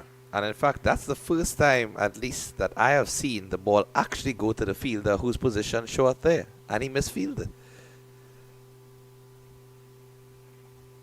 So if you have those fielders short in, their entire purpose is to stop any singles and force them to play into your hands. They're too close, Kishav. And that's the issue. Here he's going for a big heave down the ground. Gotta bring the fielders up. And as I was mentioning, if he was just at a three-quarter position rather than all the way out to the boundary, would have gone straight into his hands. Now, these youngsters, yes, some of them might have the ability to clear the ropes, but more oftentimes than not, they may not get the same connection that they would desire, so they will miscue. Sargent is 14. He's looked good so far. Strokes it into the offside. Just puts the ball in the gap, and he gets a quiet single. Sargent. If you look at it, Vernon, they're getting close to 4 runs and over with no real pressure. They're just working the ball around, rotating the strike. I think Pollard can maybe pull himself out to the slip area as well now too. Well, Put himself into a run-saving position. He's in fact at the boundary. Well, the first slip, really, he's got to be able to move that. I think the slip is just almost now like a spectator. Yeah, the slip can definitely be moved, but Pollard in fact moved himself from the slip position quite some few overs ago and went down to the boundaries to patrol. So even as a captain, you think he should be closer in. Yeah, he wants to be anywhere close in the 30-yard circle. I think he's just backing himself with his catching abilities. Similar to his dad, always positioned at the boundary. But again, sometimes you have to be inside as the leader and show you're seeing everything from that perspective. This partnership is 40, Trinidad and Tobago. They have to believe. Back, make it 41. This is the Cricket West Indies Rising Stars Under 15 Championship. 24 bowled so far. Barbados lost wickets at 18, 18, 18, 42, 48. And we've now seen a partnership of 43. Maybe just yielding here. 40 yard. 41.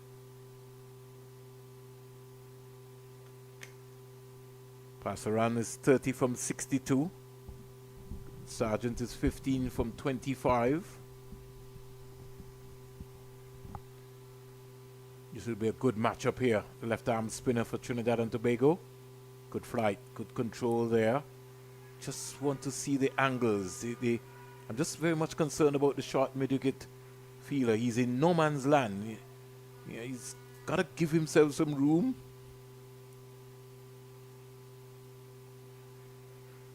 See? Even there, if he was just a bit wider and a bit further back, he would have been able to come around with quite some ease. Keeps drifting. Got to get the angles worked out.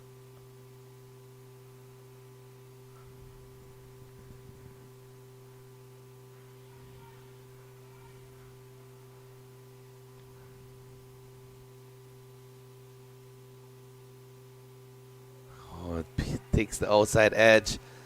Wide out the field that slip. Just as we were mentioning that field that slip might very well be a spectator, given the fact that nothing has really gone to that region. Is that Pollard who's come back to slip? It appears to be, yes. Yeah, he's come back to the slip for the left arm seamer. And ready for the next water break after this over, possibly. Yeah. 90 for 5. Be a chance for Trinidad and Tobago to consolidate.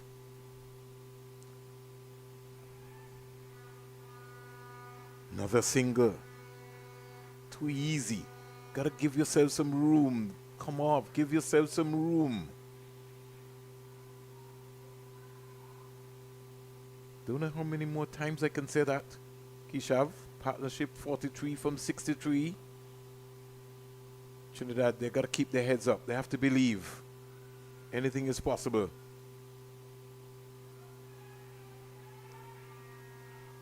And at this point, Barbados certainly back into the game. So 25 bowled. At the end of 25, Barbados are 91 for 5. We're halfway there. And something magical has to happen. We need to break this partnership now. Barbados dugout seems to be relaxed. I'm not too sure about that. When you score 200 and that, and you're at the end of 25, you're 91 for 5. You're almost kind of concerned. And most of your best batsmen are back in the pavilion, but these two have certainly showed some application. I think that's the reason why we saw just a couple of smiles on their faces, because as you mentioned, when the 5th wicket fell, these two now have an opportunity to prove why they were selected. If you're batting in this position, Appeal for leg before, umpire not interested. Trinidad and Tobago fielders can't believe it. Don't think he was quite forward. Can see that again, Kishav. Lucky to get away with that. And it was full. yeah, it seemed to be hitting him in line. Going down. Just pitched outside. Yeah. Good decision by the umpire. Yeah, good looking out. Because if that pitched in line, I think If he was in line, would he have would been be in gone. trouble. Good decision.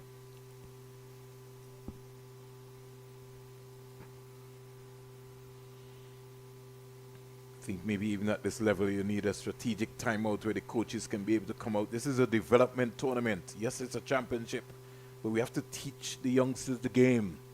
You have to. And obviously, just into that short cover position with fielder too straight. We've seen some near chances. Everybody's wandering around, and that's it. Not, you have to understand the angles and where you are, what you're looking for, who's bowling.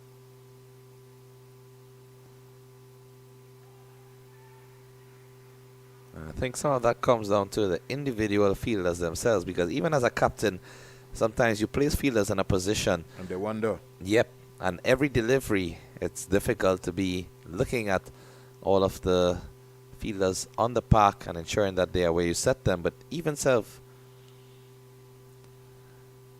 I think the fielders can show some situational awareness and tell themselves, if the batsman is playing the shots to the left of me at 90% of the times, then I maybe should take a step or two in that direction. Of course, inform my captain, but use that discretion. Dropped it. That's an easy catch there. Going to, looks like number, didn't pick the number up. Is it Guerra? I think it might possibly be Stewart. A body line delivery. Pulled away uppishly. Don't think it was Stewart. I think No, that's it's number 2. Correct. Number 1, in fact. Number 1. So Ramcharan dropping a sitter again, almost on the run of play, the break, and that would be, I think, be the first catch that Trinidad and Tobago would have dropped for the day.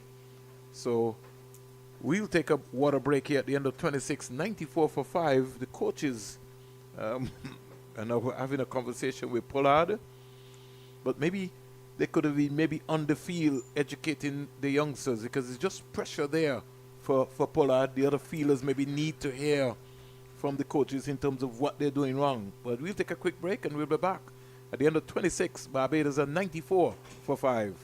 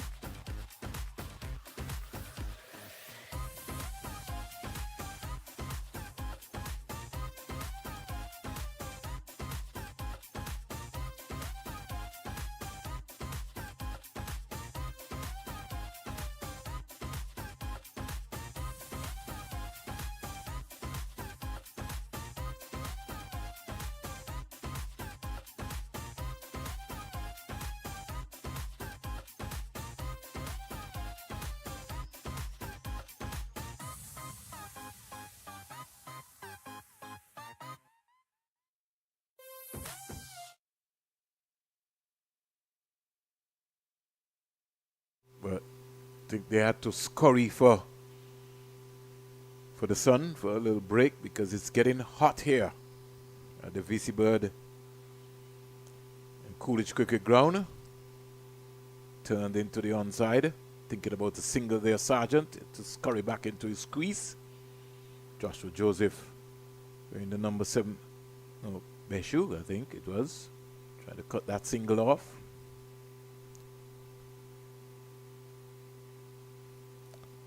Just like to see Zian Phillip just bowl just a tad slow.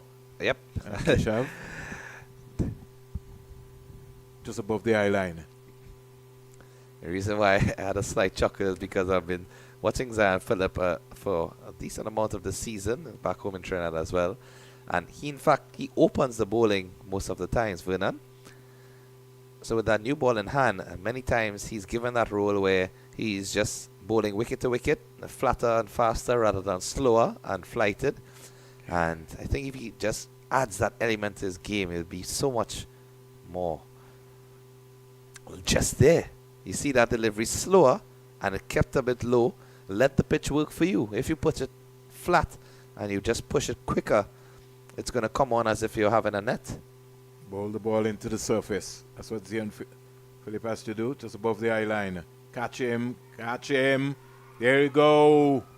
That's what we're talking about, Keshav. We've been around this cricket, we understand it. Just slow, right after the break, Sargent goes. Another wicket falls after the water break. You have to reset yourself. Barbados 94 for 6. The 46-run partnership is broken. Zian Phillip. He's the man. And just as we were speaking about it, right on cue. Slower through the air. And just forcing him to miss time. Not sure where he wanted to play that shot. Well, his bat face was looking into the leg side. Into the leg side area, trying to get fancy. Didn't get to the pitch of it. And simply why he didn't get to the pitch of it, because he was just above his eye line. And he decided that he was going to continue with the shot still. Barbados have lost their 6th wicket. 27 overs bowled, Barbados 94 for 6. Now you just wonder whether that would have been some of the advice remitted from the coaches during the water break in terms of varying the pace of the deliveries. And we saw no real changes in the field placement, but that fielder was positioned just within the 30-yard circle. If he was on the edge of the circle, it would have been a more difficult catch. So I think they are, as you see, a panned shot there of the fielders in play. Still a bit spread for the new batsman coming. Now, Brantford has just come to the wicket. Tell me why you want to have long on and long off back. Well, in fact, his Pasaram is facing, but I still give him something to think about if he wants to go. Because the mindset is going to, he has to reset himself now. Exactly that. Play cat and mouse game with him. Give him something to think about.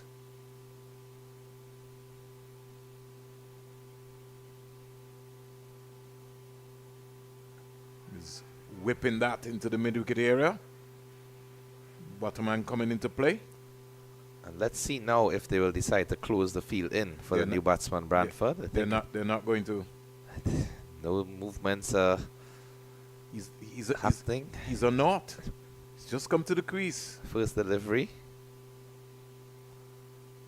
And I think this is where you need to just bring everyone in, put the pressure on the new batsman, keep the other batsman, Parasuram, who's been there for 71 deliveries, off strike as much as you can.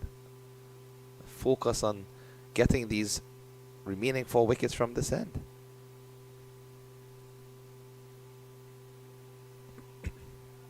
And that's the thing, the way that the ball is turning, the way that the spinner is operating, he's not going to come to the crease and look to hit from ball 1. He's going to look to be cautious in his approach.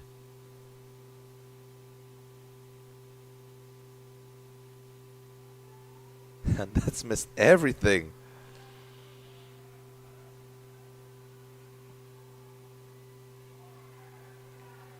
That was a lame effort there from Guerrero. You got to flick the ball back. Well, I'm not too sure if when his hand reached to the ball, he touched the rope already, but seemed to be resigned to the fact that it was 4.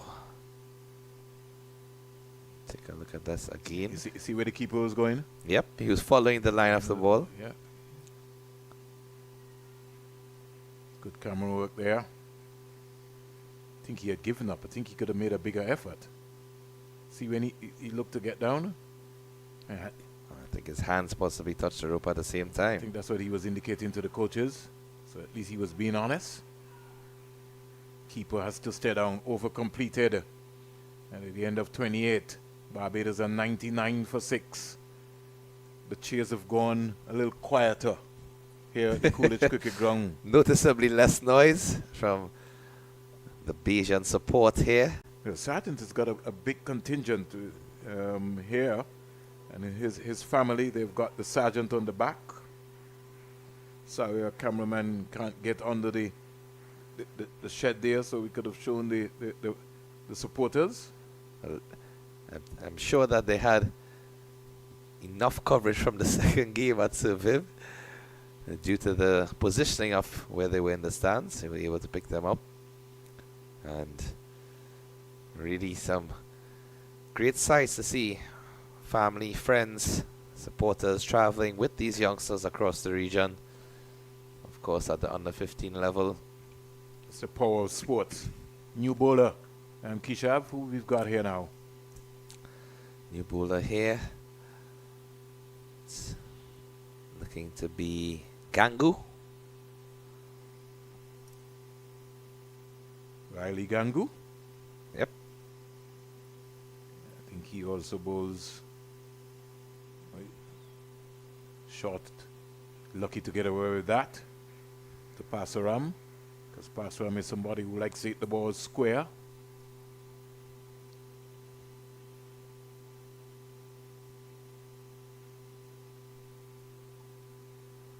Short and wide.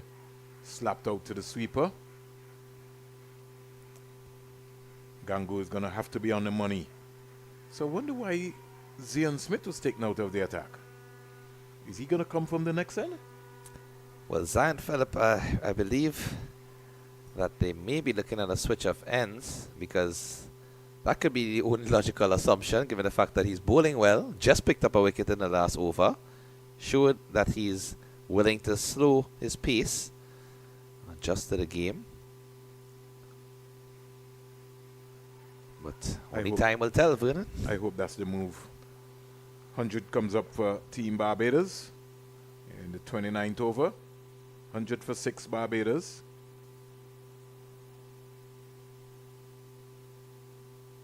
That's some rip on it. He's one of the taller guys in the team as well, so noticeable bonks. Very encouraging today. The amount of turn these Trinidad and Tobago spinners have been extracting here at the Coolidge Cricket Ground. Flighted. Played lovely shot there by Branford. Stayed low to the ball and just caressed it into the offside. Now the noise picks back up again. 101 for 6.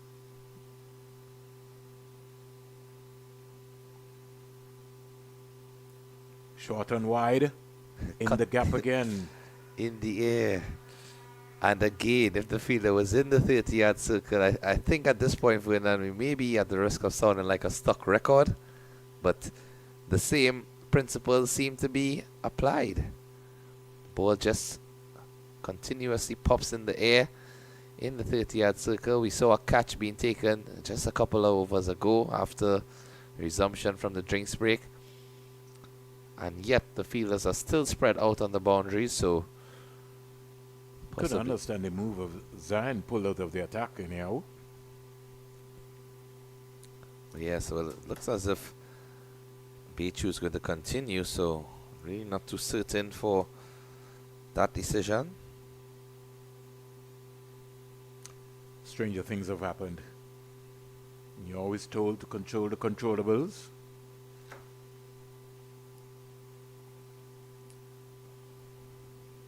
Beshu.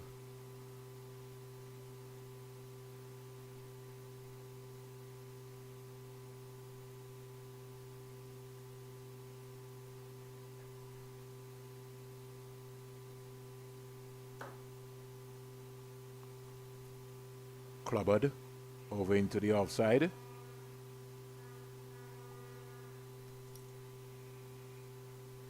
Beshu is into his 9th over, not for 24.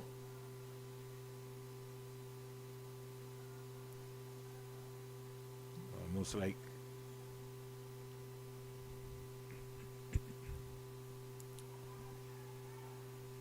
Brainford.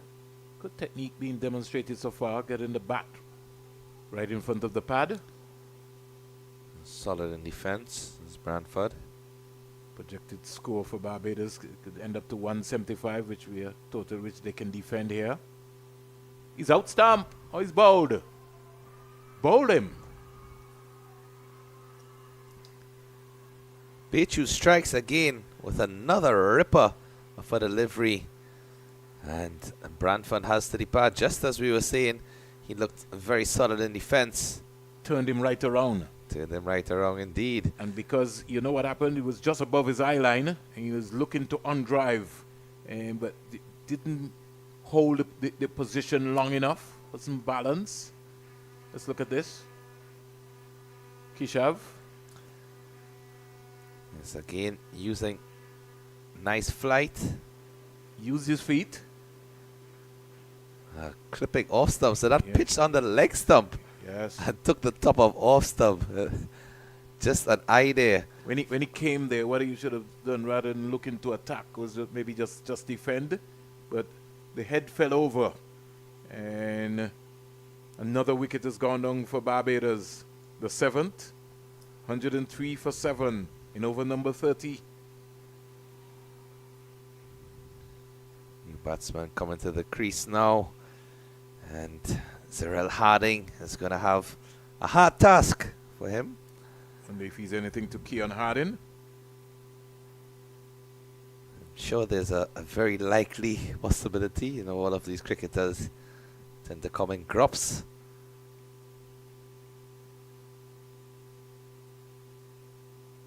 There's a P for leg before.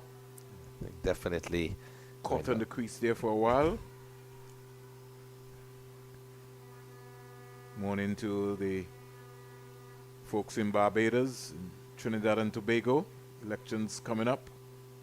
Trinidad buzzing this weekend with activity. You can just look at the economic impact of all those parents and supporters who would be converging into Trinidad and Tobago this weekend. Over comes to an end, 30 overs bowled. Barbados losing wickets at 18, 18, 18, 42, 48, 94. And now 7 for 103, 30 overs bowled. Extras 13 so far. And Trinidad and Tobago really mounting the pressure. Zian Harding has just come to the crease. He's not. And Rajiv Pasarang, he stands in the way of Trinidad and Tobago. He's 36 from 76.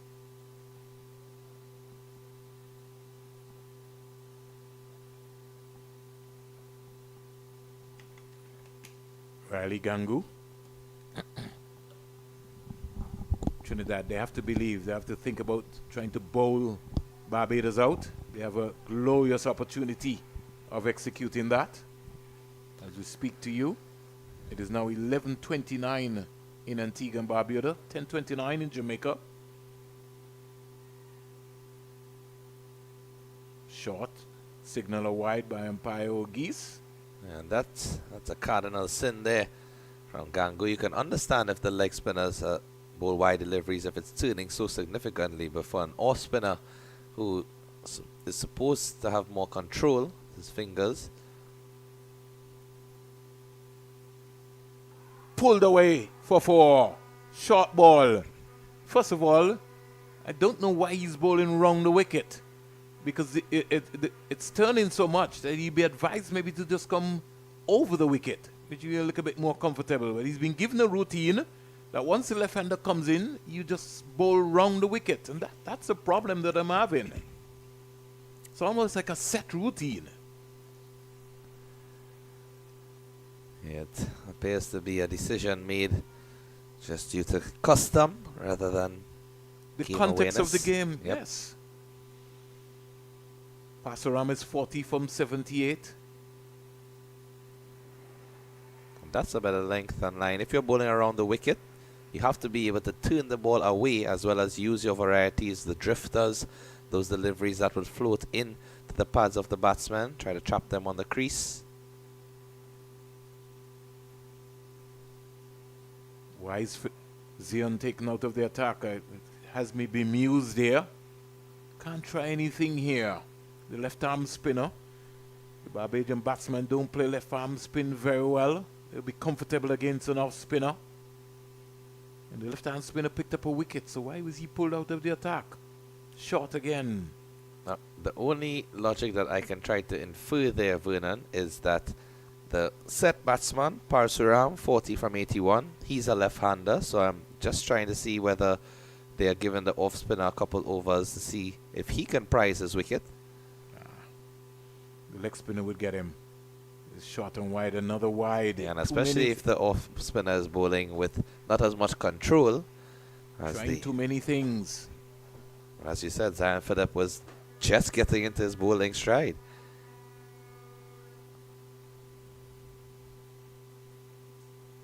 Short, spanked into the offside. Pollard has to revisit this role. Got to get your leg spinner into the attack, especially, Barbados 110 for 7. Your leg spinner is who's going to complete the damage for you. Got to get Zion Phillip into the attack. He's going to continue with Bechu from that opposite end. I have no problem with Beshu. Yeah, definitely. Beshu certainly is bowling well. Now, Pollard has to be smart now. He has to calculate now. How do I play cat and mouse here with Pasaram? Because Pasaram is going to have to take a chance sooner rather than later.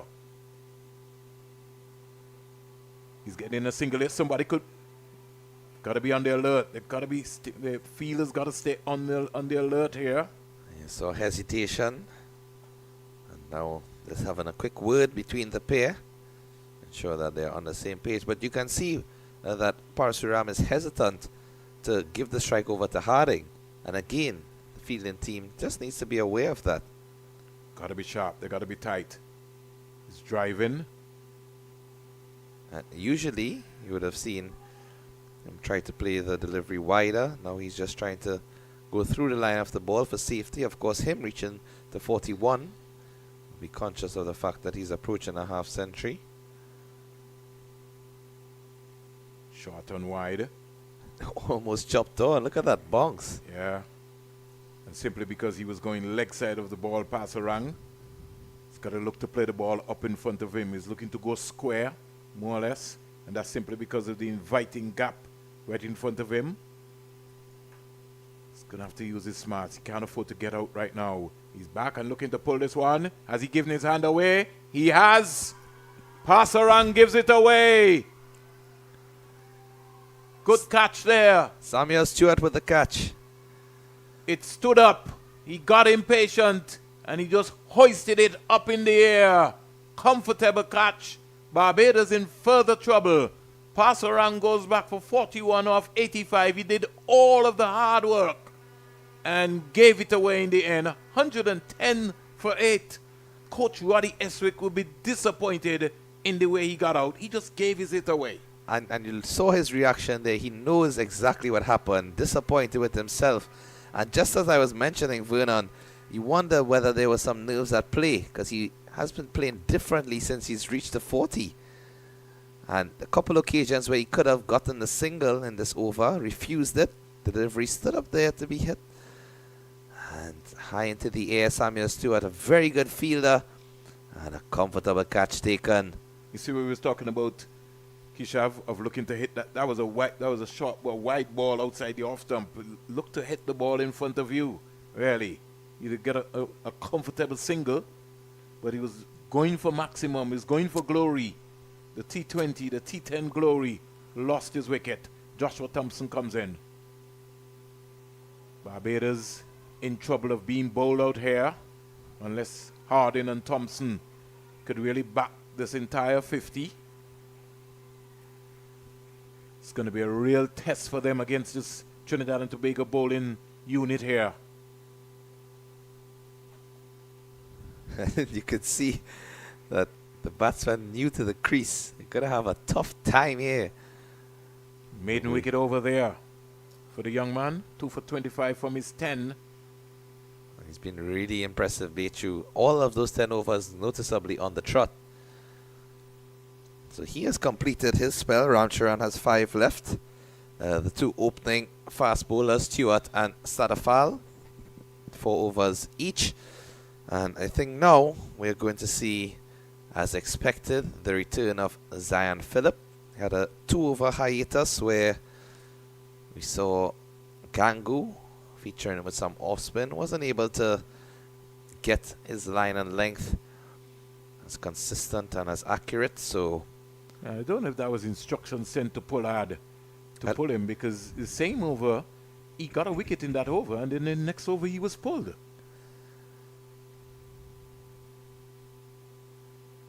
And now here, I think a fielder can go in closer. You can have one closer in, the long and on he's the long just off walked needs, in. The long on and the long off needs to come up. They don't need to be out at all. Got to put the pressure on. You can leave the 2 sweepers out by all means, in case there's anything too wide or too short, and they try to go with those cross-batted shots. But long off and long on, at least one of them, if even you want to leave them out, at least bring one into the circle. I think where Zion Phillip is going to be dangerous here is that arm ball. He just needs to bowl it. Just remember how he got the wicket. That cover fielder is just too close. He has to give himself some room. He's in no man's position. And that's better from Phillip. Nice drift. Yeah, Harding is going to have to be careful. He's just walking across his crease. And as you keep saying, Vernon, let the pitch do the work. Hold the ball into the surface, that arm ball.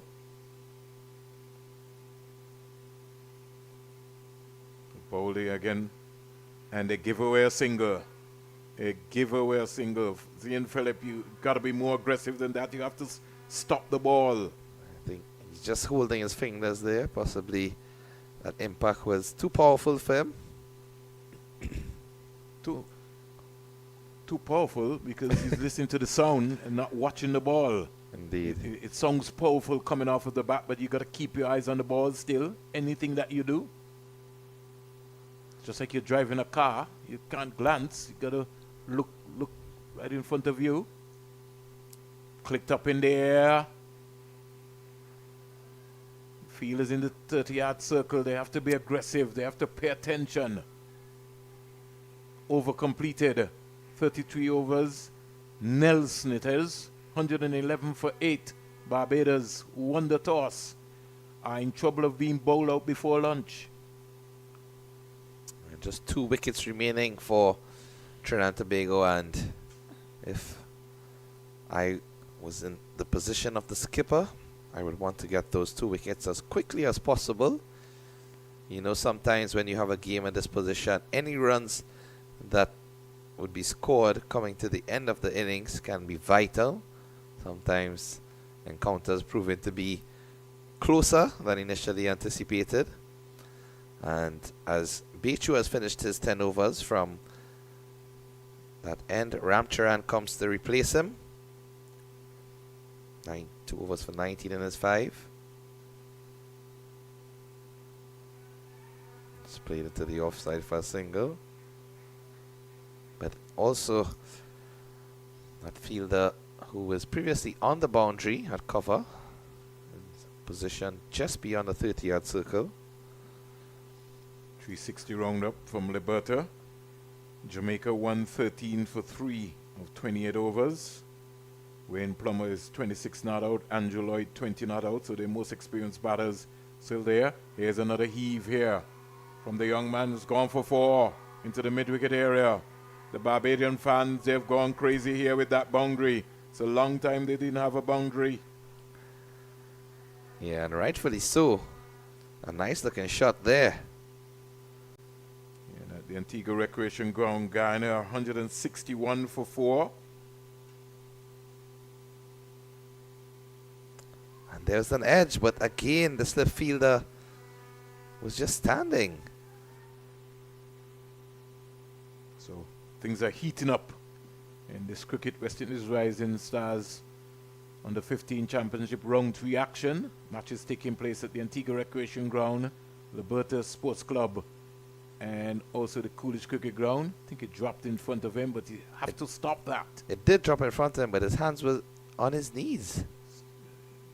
And that's something that even at the senior level, when I look at it, Vernon, it's something that I really don't know why it's allowed to happen or encouraged, because the slip fielders just have their hands on their knees, and sometimes the bowler runs in and bowl and they don't even move, especially when you look at test matches or the longer version of the game. As a youngster, you are taught to be in that catching position. Habits. Too many habits, too many bad habits. There's no call in their communication not being right there again. Joshua Thompson playing the ball onto the offside and Harding hesitating. In the end, they got a quite comfortable single. 9 runs out of that over. No, he still got 1. 8 so far. 119 for 8. Zanel Harding in strike. Full toss, peel off, outside edge, down to the boundary for 4. These ones are important for Barbados. Trinidad, they have to be clinical. They have to finish this in style. 34 overs bowled, 123 for 8. And at the risk of not giving them the commentator's curse, at the start of this over, Verda, they mentioned that they need to get these 2 wickets as quickly as possible, because when you have 2 low-order batsmen at the crease who play with that carefree manner, they are not going to look to come out here and block or defend for the rest of the overs. They're going to play their shots once the deliveries are there. And in that over already, you saw 2 boundaries being conceded, and batsmen taking advantage of anything loose. So I think it's up to them now to really take the game home. Joshua Thompson is driving up to Zian Phillip. Just has to be slow, just above the eye line. Just think about it.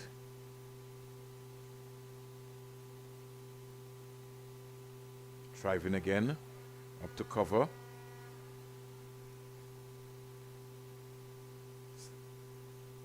Thompson has shown that the inclination that he wants to attack. Pulls this one into the air, falls in no man land. And again, Trinidad and Tobago not supporting in the field. A wild throw, and the bowler not behind the stump. And even there, before the overthrows were conceded, you wondered if the fielder could have probably made a better attempt at that catch. It was spooned into the air, landed just in front of them, maybe a dive. 125 for 8. Everyone is imported. Projected score is 181. Trinidad, they have to bowl Barbados out. They have a glorious opportunity, at least to bowl them out under 140. Look at this. But you have to stop the ball. Why you keep looking at your finger all the time? Stop the ball. You're a feeler. Wonder if perhaps he has some injury to that hand, but so even if he in has that an regard, injury, then tell the captain. yeah. But you have to stop the ball. It's an easy ball to stop. There's just too many excuses, Kishav. Yeah, definitely. We try to give them the benefit of the doubt, but again, as we say, at this level, the national level, playing in a regional tournament, you expect to see at least those fundamental principles of the game being observed. And it is something which is being demonstrated even at the higher level, Kishav, where And the spinners don't stop the ball. They don't stop the ball to their own. They're always looking to somebody at mid-on or mid-off to stop the ball. You have to stop the ball. Once you bowl, whether you be an off spinner or leg spinner, there's a particular area that you maneuver in. If you think back to the days of Roger Harper, you know, I mean, some of the top spinners of the Caribbean, even the Lance Gibbs, they would run you out. You play a ball in a particular area and you're darting going, you got run out. Yeah, I recall exactly as you said, and you just wonder if it's something that has to be nipped in the bud earlier rather than later. You really can't allow, as we see here, another easy single. Field spread, conceding 2 boundaries in that previous over, so they've continued to have an open field. Trinidad is waiting for Barbados to make a mistake. You have to force them to make a mistake. The field is inside the 30-yard circle. They have to be like ants. They got to be converging on that white cricket ball, looking to save everyone. Do not give them any run because it's going to be difficult for you to chase in the end. Well, the reality is if Barbados do get up to a score for around 150, they have a very potent bowling lineup, and they'll be backing themselves once there are runs on the board. Batsmen on 9. Here is Joshua Thompson. Again, just hitting this ball out to the deep backward square leg, or more or less the mid-wicket area. Deep mid-wicket area. Getting another single, very comfortable single. He goes up to 10. Brings Zan Al-Hamid, who's going in confidence, the right-hander. He's on 9. And he goes back to, and he clubbers this down to long on for a single as well. So they're beginning to believe, Barbados. A couple of overs ago, you thought that they would be bowled out under 130. They have now reached 130 for 8. Their next target is to get 10 more singles, 140. Well, the reality is that they still have a lot of time in terms of the overs left, and if they can continue batting in this fashion, they can get up to any score that they would like. It really just depends on Trinidad and Tobago trying to put some more impetus into getting these remaining 2 wickets. They're the defending champions, Barbados. Here's a ball played into the offside. Trinidad losing the plot here. Kyron Pollard, he walks back disgusted. He's heading to the dugout. Don't know if he's going to get another message. The last wicket fell on 110, which means that this partnership, this pair, has had it 20. Pollard is a little confused here as he looks to the dugout. He's maybe seeking some advice. He has to take the attack to Barbados. Don't try to buy anything. Roll the ball between wicket and wicket. Short. Peel off on the outside edge. Down to the third man area is Zian Phillip. He's just too wide. He has to bowl the ball flat and fast. That arm ball, that's his strength ball. If he's going to bowl it, force the batsman to hit the ball down the ground. 132 for 8. The partnership is 22. Wide again. Driven to cover. Another single in the process.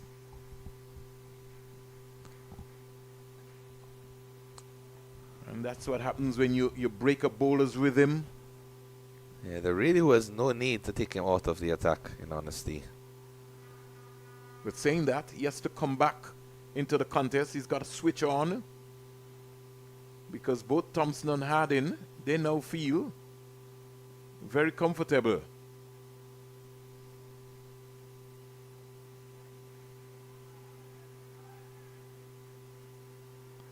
Messages coming out from the Barbados supporting staff here.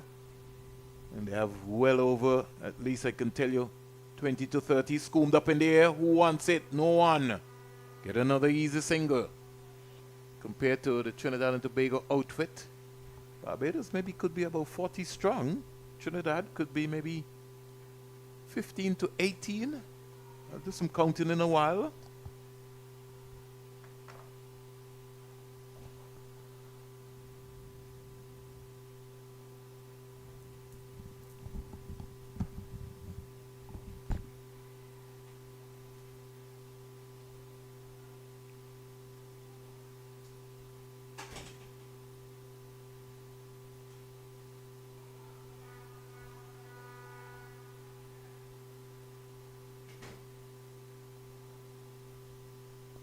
So at the end of 37 overs, 134 for 8.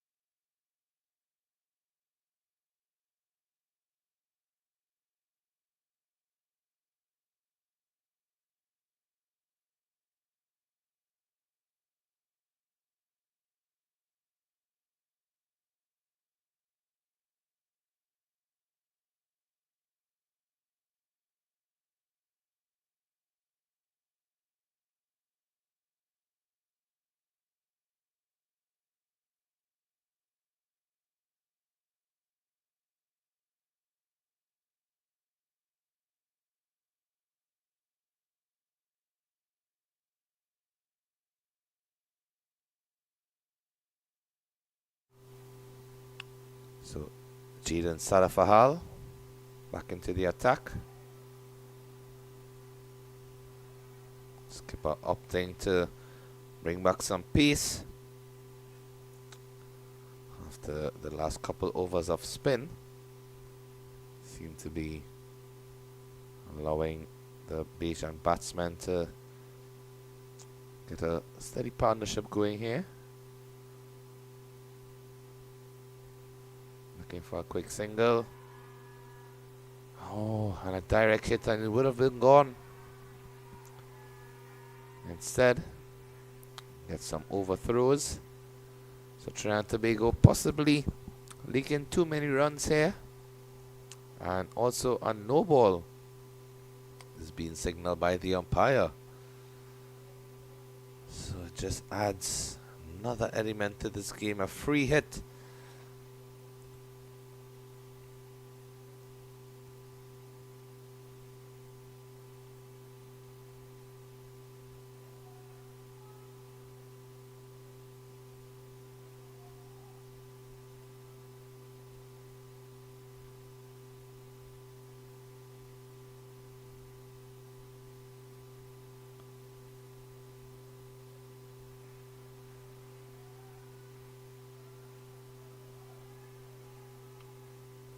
And a miss there from Thompson.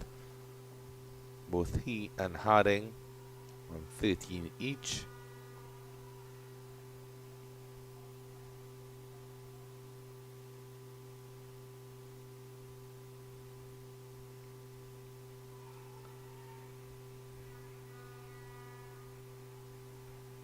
Keeper not taking it cleanly. Throw was a bit awkward for him on the bounce.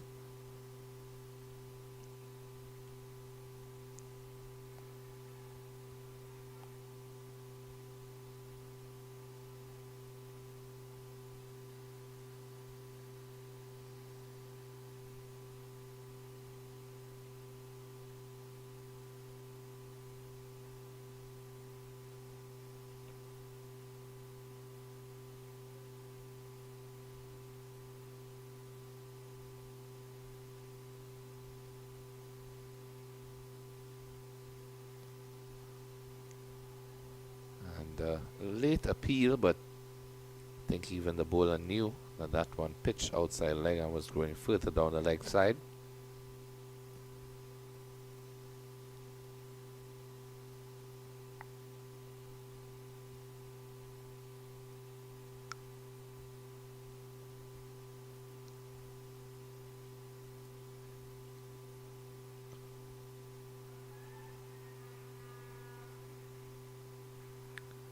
Flicked away on the leg side that time. And at this point, it seems as if this partnership is also giving some difficulty. The Trinidad and Tobago outfit, already 28 of 38 deliveries. In fact, one of the quicker scoring partnerships in this innings.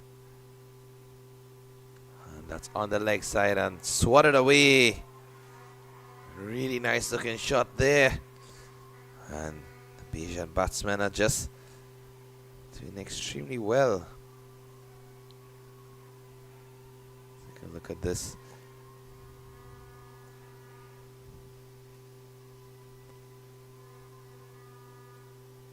Hardy line delivery would have been a wide by all intents and purposes, and allowed him to just swivel his hands and get another welcome boundary added to the total. So the score pushes up to 142 for 8 at the end of 38 overs.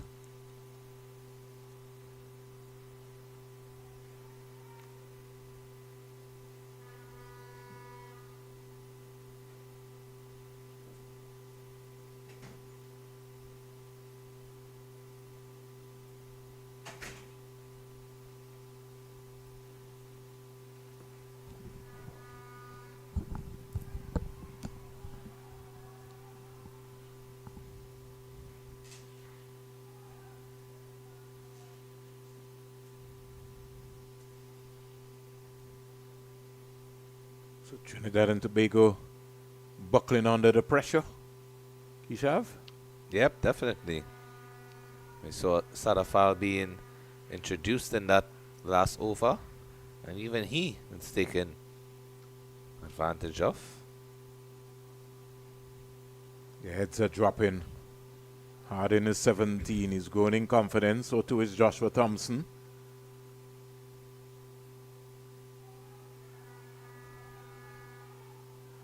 This is what happens in cricket. Barbados now with a projected score of 188. Still scoring at over 3.76.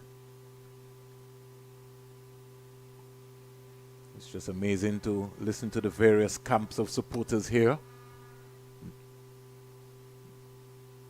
Messages from Trinidad supporters.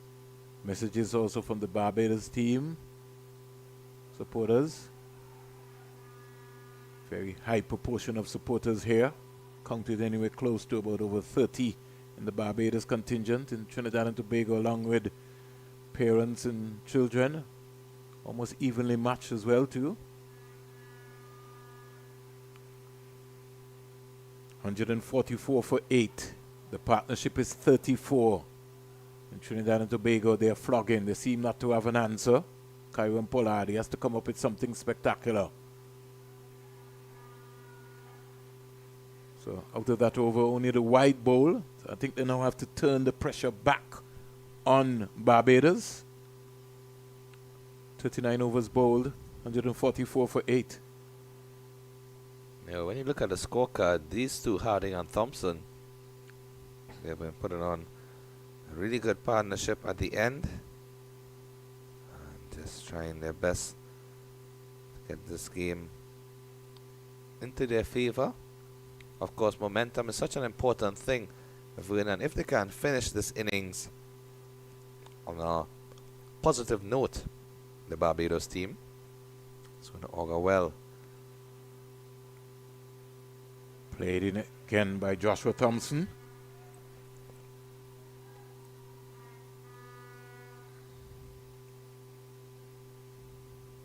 I want to say once again, good morning to my good friend Milton Small, Adrian Donovan, all the coaches from the department who work so very closely with the days of the 13 and under cricket competition that was held in St. Kitts and Nevis. Competition which served up so many test players, even the West Indies test captain Craig Brathwaite, Kyron Pollard, Jason Holder, Carlos Brathwaite, Shamar Brooks, even Nicholas Curtin. The list is long. Carl Mayers, driven in the air, get another single again. Some of the main contributing factors, Trevor Shillingford from Dominica, who worked very closely with us. Cardigan Connor, who's now a Minister of Sports in Anguilla government. He too was part of the original setup. My colleague Joel Garner was president of the Barbados Cricket Association, very much supportive of that initiative. When Barbados came to St. Kitts, they stayed at the Newtown Marriott Hotel, as we would call it. Hardin is 17. Punch down the ground for a single. Barbados large and in control here, putting the real pressure back on Trinidad and Tobago. Kevin Hodge from Dominica came out of that same program, gone on to play Test cricket It's something which I still dream that I'm going to execute, maybe even before I leave this earth, 13 and under regional tournament again. Give myself maybe another 2 years, more or less, to maybe execute that. Wide delivery here. So Sadafel feeling the pressure as well. We also had Trinidad and Tobago, who participated for a year or two in that competition. Bermuda, Montserrat. It was a competition which produced from the Leewards, Raheem Cornwall, test player, Kyron Powell. We also had Omari Banks from Anguilla, Jamar Hamilton. So the success stories behind that 13 and under cricket competition bears a number of fruit, and it was a platform then for a number of players to go on to play into the respective under 15 teams. I think that is something that I would like to see happening, Kishav, at the women's level. I think that's where we have to start. I understand they want to start under 16. I think that's just too late. We are reacting rather than putting systems in place. Got to put a system in place, especially when it comes to women cricket in the Caribbean. It's much harder for the young girls who have not played cricket to just take them up and say, oh, well, you're going to be 16 and we're asking you to go and play. So at the end of 40 overs here, water break coming up, Barbados really turning the pressure back on Trinidad and Tobago. 148 for 8. Zarel Harding is 18, Joshua Thompson is 16, and we ourselves will take a drinks break, and when we come back, we'll continue this conversation.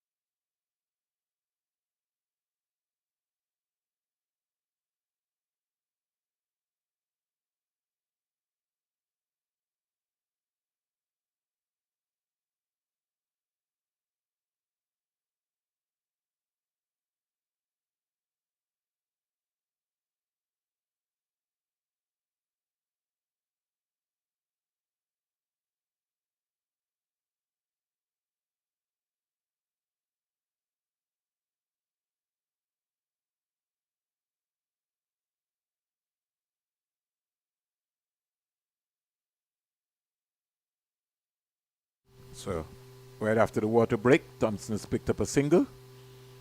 And Zian Phillip continuing his 8 over 1 for 19. Zarel Hardin and Joshua Thompson, they've brought Barbados right back into the contest. 149 for 8. Make it make it 150. Projected score here for Barbados would be at least 184. They've hit 10 boundaries here. Not the flamboyant way in terms of what they've normally been able to get off. And Hardin the styling on that delivery there. That's a full toss. He's got to be able to find the gap with that. He's got long levers. Zarel Hardin. The partnership is 39 from 56. A welcome partnership indeed. Short. He's back and steering this down to backward point. Can't score. Over completed. So at the end of 41 overs, Barbados, after winning the toss, they're 149 for 8. Rajiv Pasaram, he top scored with 41 from 86.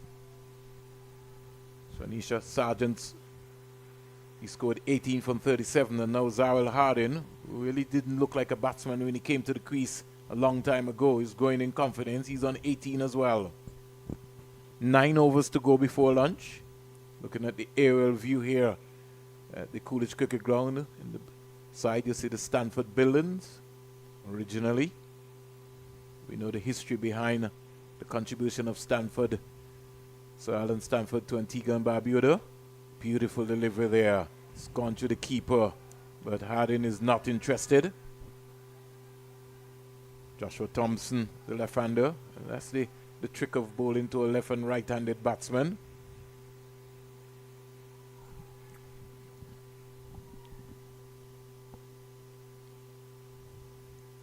Like to see more attention, more coverage being paid to the Cricket West Indies Under 15 Championship. This is the base. This is what we have to focus on. Squeeze away into the offside. 150 up for Barbados. Make it 151. And Joshua Thompson goes up to 19. So the supporters for the Barbados team, they're shouting 151 for 8. The projected score is 183. You have to remember Barbados are the defending champions.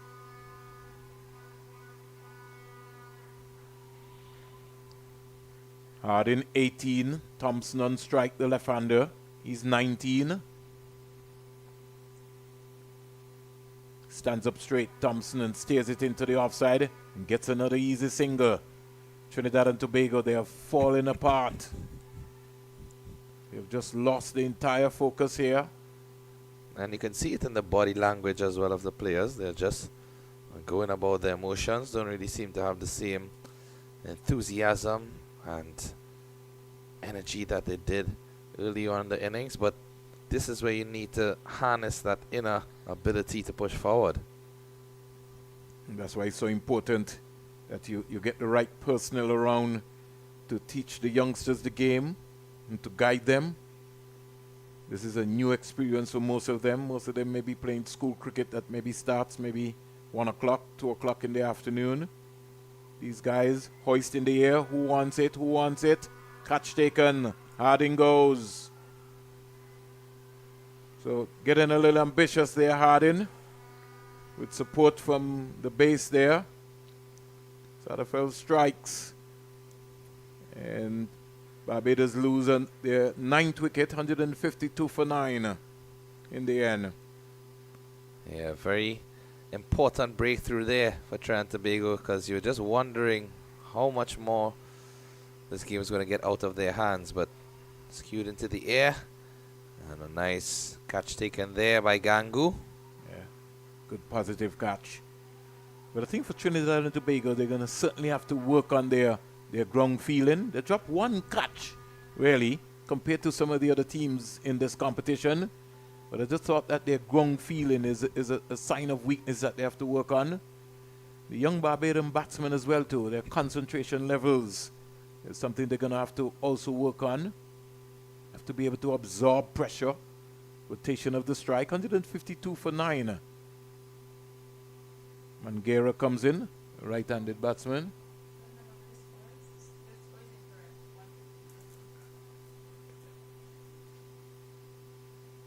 152 for 9. The manual scoreboard is at 151 for 9, so they maybe might have missed a run somewhere.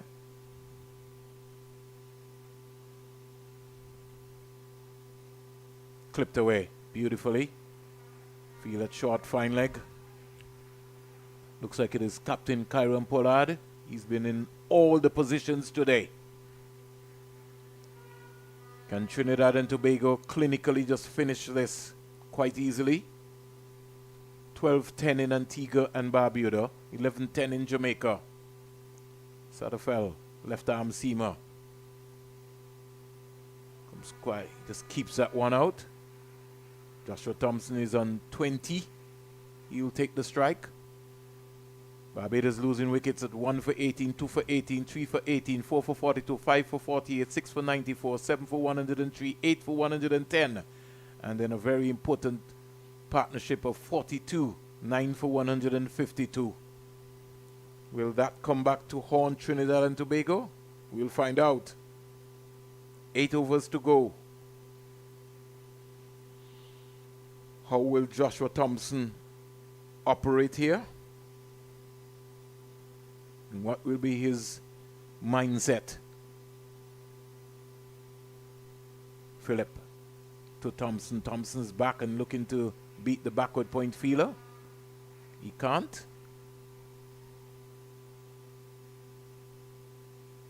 Barbados winning the toss like a long time ago. Justin Paris called right. Thompson is 20. He's having a clubber at this one. Out to the mid-wicket fielder who's come off of the boundary now. So Pollard has got smart. Rather than having him all the way on the boundary, he's brought him 3/4 of the way. So that's a good move. Now they can put the pressure on the right-hander. Mid-on and the mid-off has come up into the circle, something that has taken Pollard a long time to register. And I really don't want to fault him. I think you'll have to fault the coaching staff. You got to know when you're on top. It's one of those things where you say it's a learning curve, of course. These youngsters definitely, they will continue to grow onwards and upwards from the different aspects of this game. I'll have to pique your brain, pique your interest here, Kishav, and tell me who some of the batsmen that you think I'll have to look out for in the Trinidad and Tobago innings when they get their chance to bat today. Yeah, definitely. I know there's been a lot of talk about Pollard himself, so I'm looking forward to see him. A young Pollard, if it's one thing, is very reminiscent of his dad in terms of his approach. Must be tremendous pressure for a young man to follow in the footsteps of his dad, Keshav. Yeah, of course. The expectation. That pressure could work either positively or negatively, but thus far he's taken it in stride and he's doing a good job here to lead his team. 153 for 9 after 43 overs. But just looking at the Trinidad and Tobago lineup, of course, Captain Caden Pollard, who, in fact, leading up to this competition, Vernon, he has been one of the leading run scorers in the under 15 age group, as well as wicket takers. And we really haven't seen him as much with the ball in hand. So that's one of the things I was wondering why you really haven't seen him bowl as much, because he was taking up some key wickets and at least 3 wickets minimum average per games. Wide delivery here. Score goes up to 154 for 9. I was following to the news in Trinidad and Tobago. I was really following his progress as well too. I remember last year, I think you had a cousin of Shimon Meyer who came here. Didn't see a lot of him because the game that at Coolidge, I think Guyana won quite easily. But it's always so important. Dropped! Down to the third man area. Lovely delivery there in the end. And the keeper again on the return. He's always seemed to be off balance, out of position. Score in the meantime goes up to 156 for 9. Take a look at that attempt as well. It went into the glove. Well, close to the glove, we should say. Just didn't stick. Squeezed away into the offside. Can't get the run in the process, but a lovely shot there from the right-hander. And in terms of the other batsmen, as we were looking at that Trinidad and Tobago lineup, Elijah Ashton, Davis Guerra, Jordan Julian, who picked up a half century in the first game against Guyana. But Ashton not playing today, right? Yeah, correct. Ashton is out.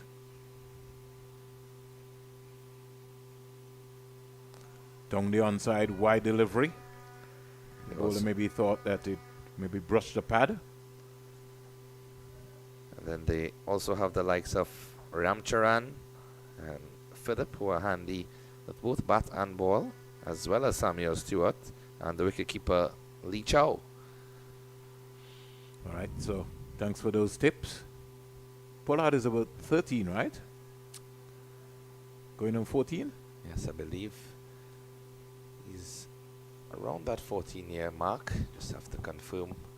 But essentially what we are seeing is that even after speaking to the captain of the toss, he said they are a stronger bowling unit. And they do have capable batsmen, but they have resorted to the bowling as their strength.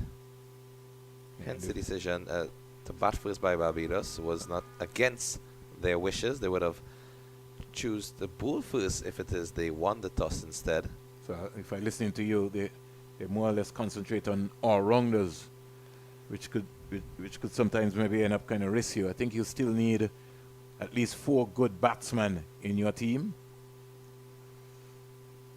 Driven in the air, gone over the mid-on. And they're thinking about 2.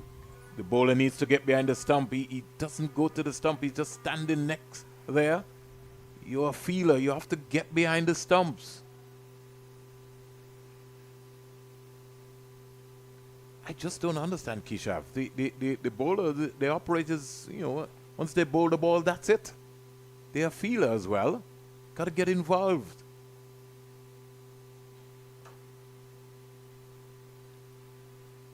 Catch him now. He's going to be out caught. Barbados bowl out for 158. Finally. So Barbados dismissed for 158. We saw the Barbados team in front of us moving over into the Coolidge area for lunch. I don't think they will take lunch. Well, I think there'll be a 10 minutes break. But we'll wait and hear what the match referee says. It's 12:17 here. But Barbados have been bowled out here by Trinidad and Tobago.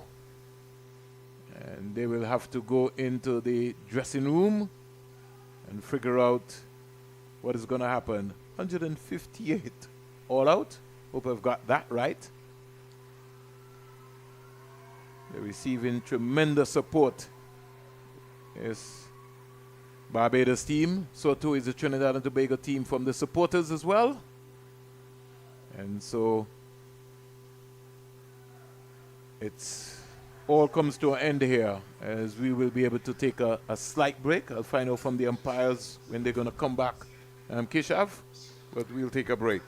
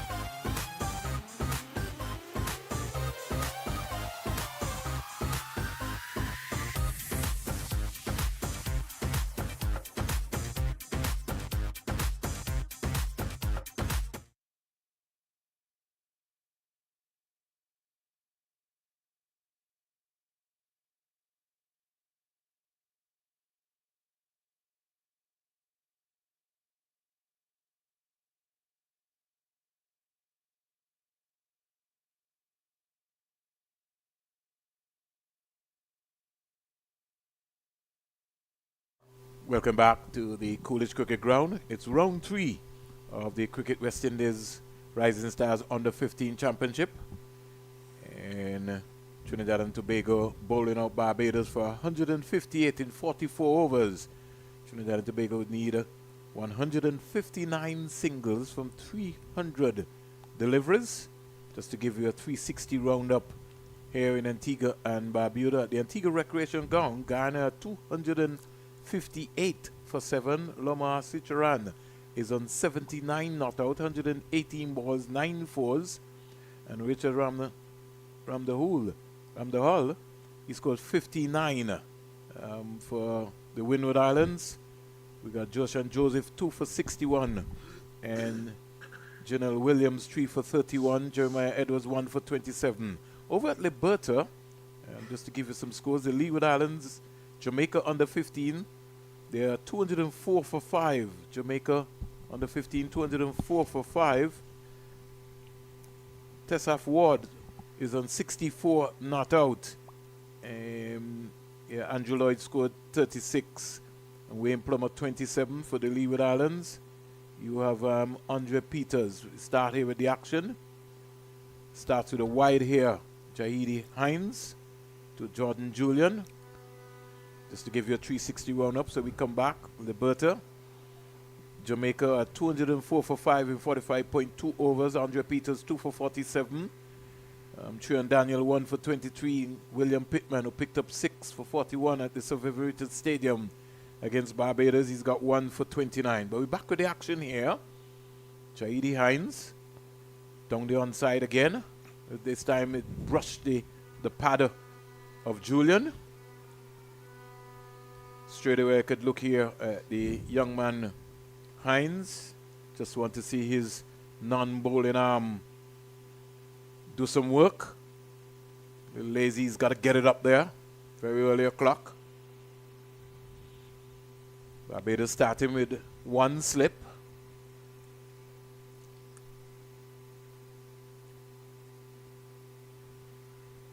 Here's a delivery. Back of the length, forcing Julian to defend. 1 without loss. We have the Riley Gangu and Jordan Julian, two diminutive opening batsmen, opening the innings. It's going to be a good test for him. We're just looking here at the approach here from Julian, who's batting off of his crease. He's going to have to be careful. He's meeting some express pace here from Hines. Clipped away down the onside and picking up an easy single. Big fast bowler Kalani Clark, who's one of the seamers for Barbados. He's a St. Leonard's boy. Jahidi Hines, a Combermere schoolboy with some serious potential. Big, tall guy. Wicketkeeper today for Team Barbados. Seth Smith squeezed away down to the number 2. And the big man, Prasad. Prasad has got some long levers. He too is also a seamer. So looking forward to see these seamers in action today for Team Barbados. We got Kalani Clark, Asher Branford, Christchurch boy. But the focus is on Hines. Here is the delivery played with soft hands by Julian. He gets a good rotation of the strike. So both batsmen, Gangu and Julian, are off the mark.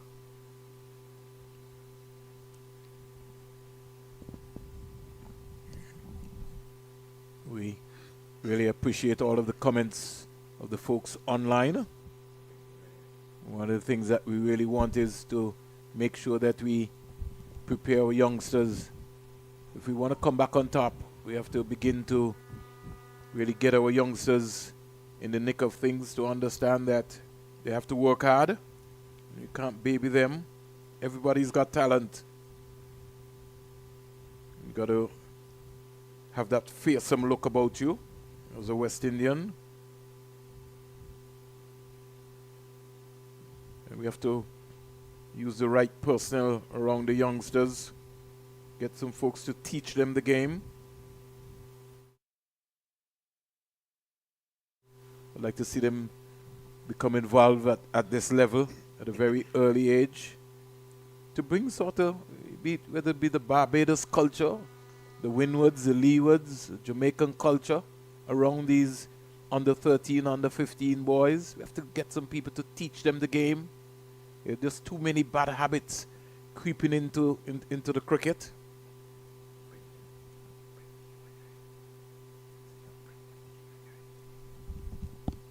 Jordan Julian. Good afternoon again, Keshav. Good afternoon again to you as well, Vernon. Absolutely spot on with your analysis there. Zarel Hardin almost approached like a Kean Hardin, turned in the onside here by Jordan Julian down to the fine leg area. Like the glove work so far by Seth Smith. And he was a very solid wicket keeper from what we saw in first two encounters. And one thing about the Barbados unit, they seem to be very well oiled, good chemistry and energy when they come out onto the field each time. Always bursting with that enthusiasm to get onto the field of play. Seth Smith has a sort of an approach like a Courtney Brown. I was just seeing a little glimmer just when he took the ball just a while ago on the take there. Little flair, tall guy, Courtney. Good afternoon to you, Courtney. Short ball. And he just awkwardly got himself into position, but he just rode the pace because he was expecting maybe more bounce. Good control there by Gangu. He gets his second one. The previous delivery did generate that extra bounce, was short and rising. This one just seemed to have hold up in the pitch a bit. Now, interestingly enough, the skipper, Paris for Barbados at the toss, when I asked him why he chose to bat first, he said because in the evening or after lunch, the pitch tends to play a bit low here at Coolidge. I'm sure you'll be able to confirm that. Good analysis by the young man. I'm sure he would have had that experience from Coach Waddy Eswick. And they would have may have also viewed a lot of the games too. Played back and across is Jordan Julian. And that analysis, as you say, Vernon, ever so important. Of course, at this under 15 level, each of these teams don't have any specific analysts or performance analysts assigned to them in terms of traveling with the team, but nothing takes away from doing your individual research or even collectively. These games are being streamed, they are being collected, so you can look at those. Hardin. Back of a length, played with soft hands, very comfortable. And look at that take from the keeper with one hand. There's just something about talent, and you can just identify talent once you move around and you understand cricket. There's just some things that you look for. I don't know about you, Keshav, but there are certain things that I look for. You maybe might not make a lot of runs, but maybe just the way how you undrive a ball, or maybe how you catch, or maybe how you shape up. There are certain traits that I look for in young cricketers. I like Hardin, but I wanted to pitch the ball up. Short, he's out caught behind. Short delivery on the money. And Gangu got himself into trouble. He was trying to take evasive action and still play, and just fended it off to the wicketkeeper. Barbados strikes early. Zarel Hardin in the wicket column very early. Well, just as we were speaking about that bounce being a factor, and look at this extra pace. Very, very good line delivery. That was going for the badge. Really didn't have anything else Gangu could have done there except duck out of the way, which I think should have been the first port of call. Well, the first thing about that as well too is that he had already turned his head once the ball was banged in there. So took his eyes off of it. If you look at that, Keshav, look around at it again and you see what I was talking about. He already turned his head once the ball was banged in. Look at him. Batting off of his crease. And you'll understand the analysis once you can break that down. You see what I was talking about. 7 for 1. The captain, Caden Pollard, comes out. A lot of responsibility on his shoulder. And like his dad, he's taking a leg stump guard. He's picked off the leg bail. And he's going to go through his normal drill. And here you see it again. Here, look at it. Look at his head. He got himself into trouble.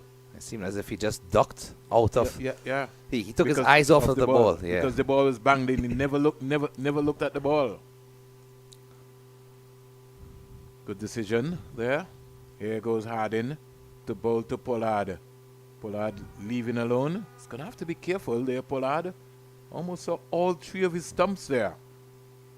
Well left in the end. Initially seemed as if he was going to play at it, but due to the line of the delivery, I think if he did try to play at it, might have taken the outside edge.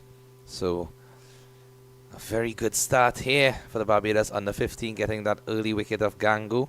And interestingly enough, with Pollard coming to the crease, I just had a look outside during the lunch break, and his mom and sister and a lot of supporters wearing the Pollard 55 jersey are here in attendance at the Coolidge Cricket Ground. So it's really good to have that home support. You know, the tradition continues. Pollard is in India, so the family representation is very key here. And I'm sure he'll be looking on very keenly and intently. Very keenly. Good evening to you, Polly.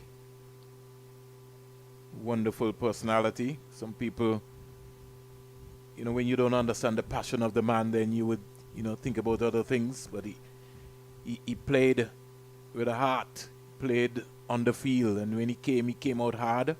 He came up hard, stared into the offside, picking up a couple of runs here if he wants to, and they come back quite easily for 2.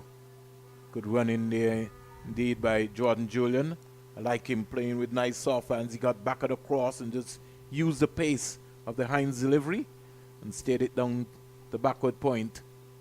Now, in the first game against the Guyana under 15s, Jordan Julian notched a half century. And he seemed to be very comfortable at the crease. As you said, diminutive in stature, shorter than most of the other teammates, but he's not fearful. He doesn't let that faze him at all. Any of those fast bowlers running in hard and fast, he's just going to play them on merit. Like to see Hines pitch the ball up. Whipped away beautifully. And the number 4 coming around there, Zarel Hardin on the fine leg era. Good feeling, and he just lobs it back to the wicketkeeper. Pollard again retaking his guard. Score in the meantime goes up to 10 for 1. Now you would have seen on a couple of occasions already in this innings, Julian likes to just shuffle across his stumps, and very good with his wrist. So I've seen at least some of those 7 runs to his name coming in that same manner, just going on the stumps and flicking those deliveries, whether they are on the middle stump or leg stump, getting them into the leg side for easy single to rotate the strike. Test here for young Pollard. Hines to Pollard. Pollard is clobbering this for 4. So he's made his intention known. Just shrug his shoulders, short delivery, and he just hoisted it into the mid-wicket area for 4. And straight away it has brought some attention, because the Barbados feelers of saying, no, come on, we got to give him something to think about. A stand and deliver shot there from Caden Pollard, and really good show of confidence. And just look at how similar that is to the style of the big man himself, Kyron. And he's a young boy and growing. Here goes Hines to bowl to Pollard, who is 4. And he just pushes this up onto the offside. Hines has to bowl a lot more fuller to Pollard. Can't bowl short. You could tell that he's a power player, and he's not gonna back down. As you rightly said, Kishav is gonna play like his dad. And that's one thing that I've always admired about young Caden. Has a lot of confidence and shows it with the bat in hand. He's clobbering that through cover. Don't think it will have the legs to go for 4. It does. Hits the rope now. Beautiful shot by Caden Pollard. He's taking the attack to the Barbados attack. Here of Hines. Short. And he was able to find the gap. This is when you say fight fire with fire.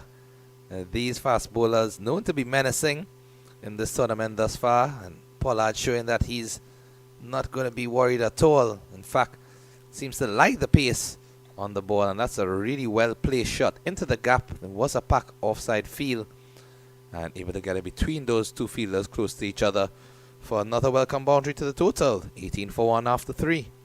Yeah.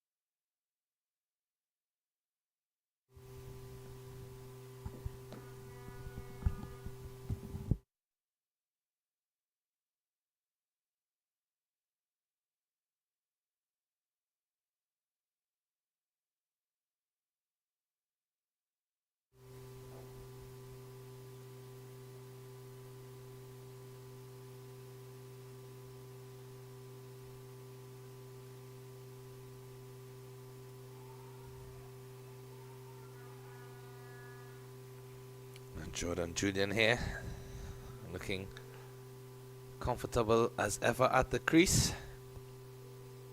Really has a nice sort of charisma about his approach to batting. Seems to be relaxed as an opening batsman and plays each ball on its merit.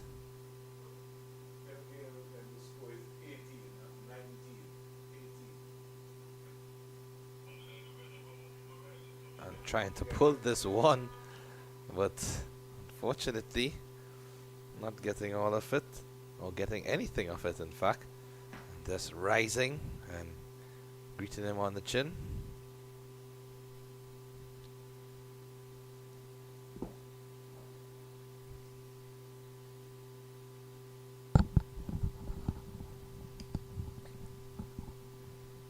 In fact, hitting the bottom edge of the bat instead. Hard in. Very easy gliding run up.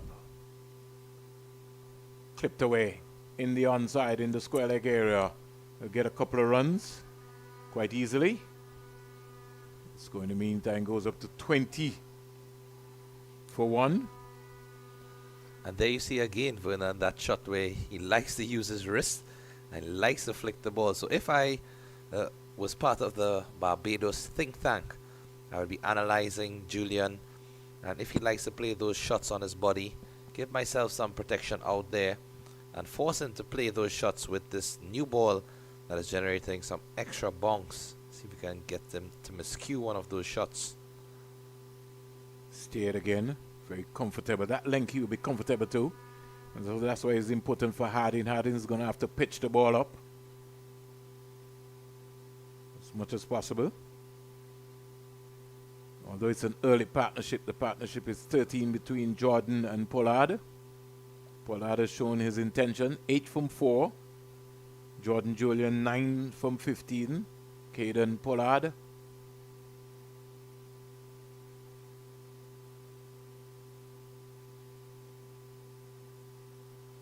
Oh, good delivery again. Very impressive. Harding just using all of those tactics, try and intimidate young Julian. He lives to fight another day. 20 for 1 after 4. The Barbados flag in the middle of both flags of Antigua and Barbuda and the Republic of Trinidad and Tobago. Republic of Barbados as well. Two cricketing nations rich with history. You go way back. One name stands out. The Prince of Port of Spain, Brian Charles Lara. Highest first class score, 501. Highest test score. In fact, just yesterday, as you mentioned that, Vernon, yesterday would have been the exact date. I believe some 20 plus years ago when Brian Lara broke the record of 375 at the ARG ground, 18th of April. From one legendary Sir Garfield Sobers. Yep, from none other than Barbados. squeezed away here by Pollard down to Passad, short third man who fumbled for a while but recovered nicely. And I can tell you, Vernon, being a cricket enthusiast myself, I felt compelled to visit the ARG yesterday just because of the auspicious occasion. And when you enter the gates, you just feel that energy. It's as if the crowd has never left. You know, the place was empty, being a holiday, but such an amazing atmosphere. Yeah, as the ground has produced so many outstanding. And just to pick your brain a bit, how was the experience to go and look at games at that ground? Because I was just watching the setup, and the stands seem so close to the field. It's as if you're part of the game itself. Well, you only have to follow through from the double-decker stand and the atmosphere that Chicky Hi-Fi pass. Here is the young man clipping this one here. Jordan Julian from Hines, middle and leg, and just clipped it over deep backward square for 6. The first 6 of the game from the smallest man on the field. And it's the same exact thing that happened in the first game against Guyana, where Julian pulled a delivery for 6 at the Sir Vivian Richards Stadium. Much bigger outfield than Coolidge Cricket Ground, and he was able to get it high and handsome over the ropes, just as this one. Stylish shot there from Julian. Stylishly defends. And we're talking about the Prince of Port of Spain, Brian Charles Lara. We're talking about most double hundreds in Test cricket. You know, the legendary Sir Don Bradman with 12, Kumar Sanjakara from Sri Lanka with 11, Brian Charles Lara with 9. From 131 matches, Wally Hammond from England with 7, Virat Kohli 7, Maheli Jawarden 7. Stylishly, I like the look here of Jordan Julian. From the West Indies point of view, you know, sometimes, Kishav, we don't talk about Chris Gale enough, really. End of 5 overs, 27 for 1. But Chris Gale himself, in terms of his Test career, he has certainly had a tremendous Test career himself too. Yeah, well, I think most persons just tend to associate Chris Gale with the shorter format of the game, the 50 overs initially, and then the T20 and T10 advents further on. But Chris Gale, for me, I always like to watch him in those whites opening the batting for the Test team, because you knew that he was going to play in his usual aggressive manner. He likes to play his strokes, very stylish, very flamboyant. And of course he did exercise some more patience when he represented the West Indies in that Test format, but you just always sensed that something exciting was about to happen. And when Chris Gale made runs at the top of the order, West Indies always went on to perform well. I want to remember that 333, batted for almost nearly 10 hours. And I think he doesn't let anyone forget that, as he has made that 333 a trademark of his. Here's a delivery by Pollard, turned in the onside. Picks up his 10th run. Like to see Harding bowl the ball a little fuller. Something I have to ask you, Kishav. Sure. We've had a lot of sirs in the Caribbean. You know, Sir Larry Constantine, Sir Frank Warwell, Sir George Allen, Sir Garfield Sobers. I'll get back to that. Down the onside. Sort of went and hooked too early here in Antigua and Barbuda. Sir Vivian Richards, Sir Andy Roberts, Sir Curtly Ambrose, Sir Richie Richardson, and then we maybe could just add the doctorate to that from the University of the West Indies. We don't have sirs in Trinidad, so we can have Sir Brian Charles Lara. Yes. Unfortunately, we don't have sirs in Trinidad. What you have? Well, we have different variations of accolades.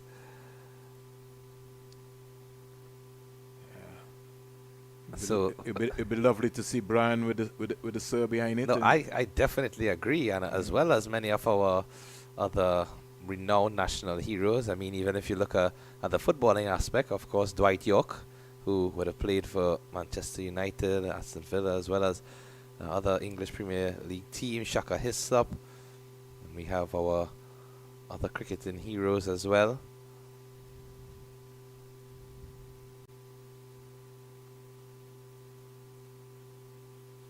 You know, when you look at the Antigua Recreation Ground, you're talking about the history and the greatness of that ground.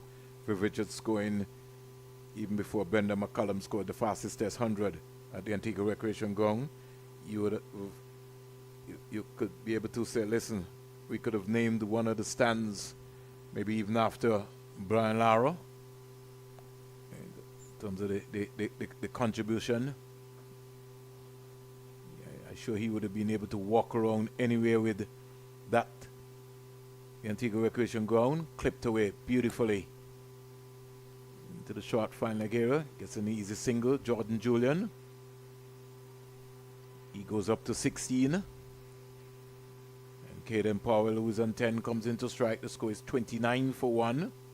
Partnership is 22. Zarwell Harding. He's got to pitch the ball up, especially when he's bowling to Jordan Julian.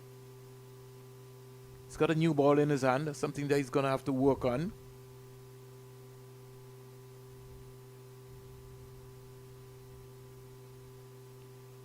Caden Pollard.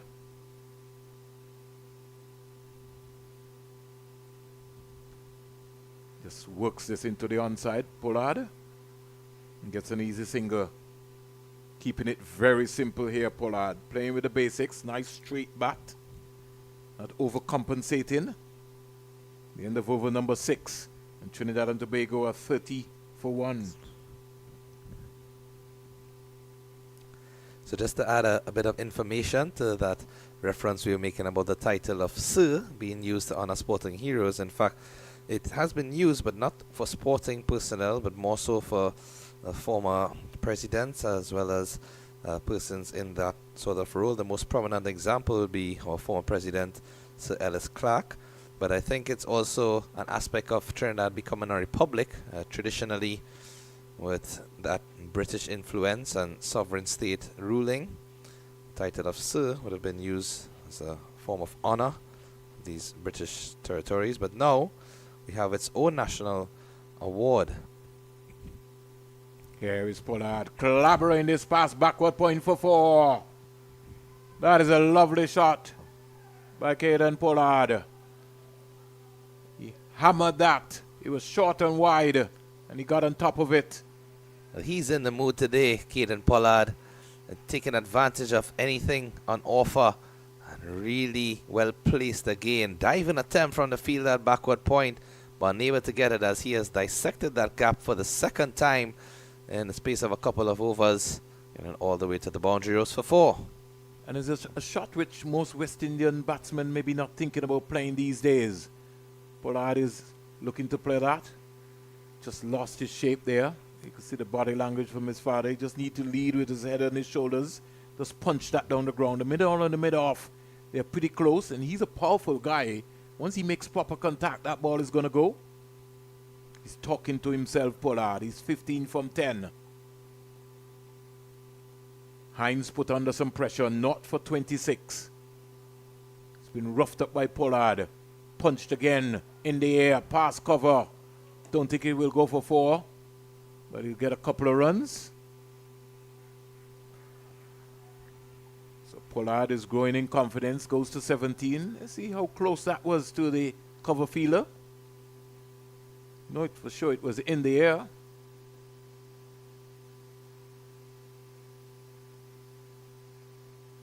Back pass underneath his I hands. think he dived under it. He did get something on it.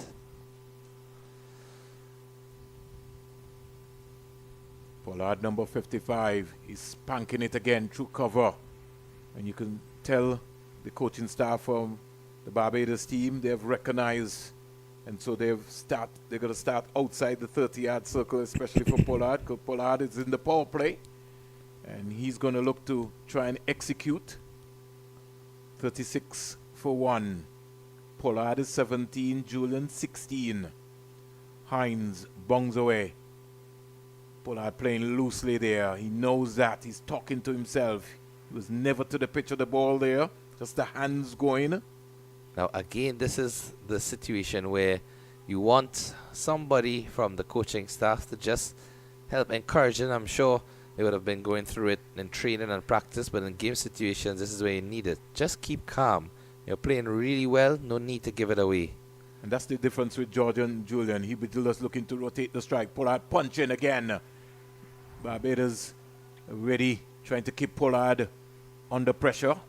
He needs to think about the next ball. 7 overs bowled. And that was a powerful shot there. Big save there by the Barbados wall as Pollard hit that ferociously. Yeah, I think that was destined for the boundary rows, but an excellent fielding attempt here. Look at that. Diving forward, one-handed stop inside the 30-yard circle and saving his team 3 runs, most definitely there. In fact, he didn't get a run at all. Yeah, so saving 4 runs. He did save 4 runs. So 36 for 1 at the end of 7. So you can see a nice approach here from a Trinidad and Tobago batsman. Julian taking his time. Pollard looking to be the aggressor. Yeah, especially early in the power play. That's what Julian is going to do. Cool and calm. He just roll the wrist over and just get an easy single, just using the pace of the deliveries from the fast bowlers from Barbados. And just look at this again here, Vernon. Look at him just batting on or around. His front foot is essentially between off and middle stump. And he's just so good with his wrist that he's playing all of these shots into the leg side with quite some ease. 30 partnership already up, as you noted. Here goes the big man to bowl to Pollard. Pollard, inside edge. He's going to get 4. Big drive down to the boundary for 4. It's just not your day, Harding. And it's not your day, it's not your day. Inside edge could have gone onto the stump and Pollard could have been back in the pavilion. In the end, he gets a boundary. 1. He's going to have to be careful there, Pollard. He's got to get a little tighter. He's the captain, and he has to see his team across the line. 41 for 1. Trinidad and Tobago need 118 from 256 balls. Pollard is 21. He's got to start. He's got to build on that today. He can get a nice 60 out of this. Steered down to the backward point fielder, and he gets an easy single. It's good cricket, good rotation of the strike from Julian and Pollard.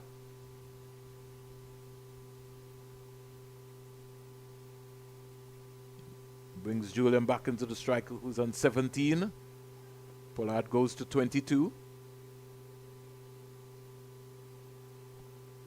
It looks like somebody who scores very quickly, runs quickly in a hurry. Yep, that's his general nature, and of course Julian on the other end will help balance that out. Yeah, he also has to talk to him as well too. Pitched up, driven up to mid-off, can't score. You have Yuraj Prasad, who's also another seamer. Can't wait to see him. Barbados got 4 seamers on shore here today. Yeah, and he batted left-handed, so you wonder if he might be a left-handed seamer, which is always an interesting prospect. 6 runs out this over here already. Pollard is not afraid. Either Julian to put the pressure on the Barbados team, stare down to the 3rd man area. And this is good game awareness. 7 runs off the over. Pollard has to keep batting. He has to keep talking to himself. He's done all of the hard work. Now as the Barbados attack on the back foot. And what he has to be thinking about, I want to get my team across the line. I have to be there until the end. I know for sure that can't be Daddy's bat that he's batting with. Might be a bit too heavy for him. Gets a short delivery.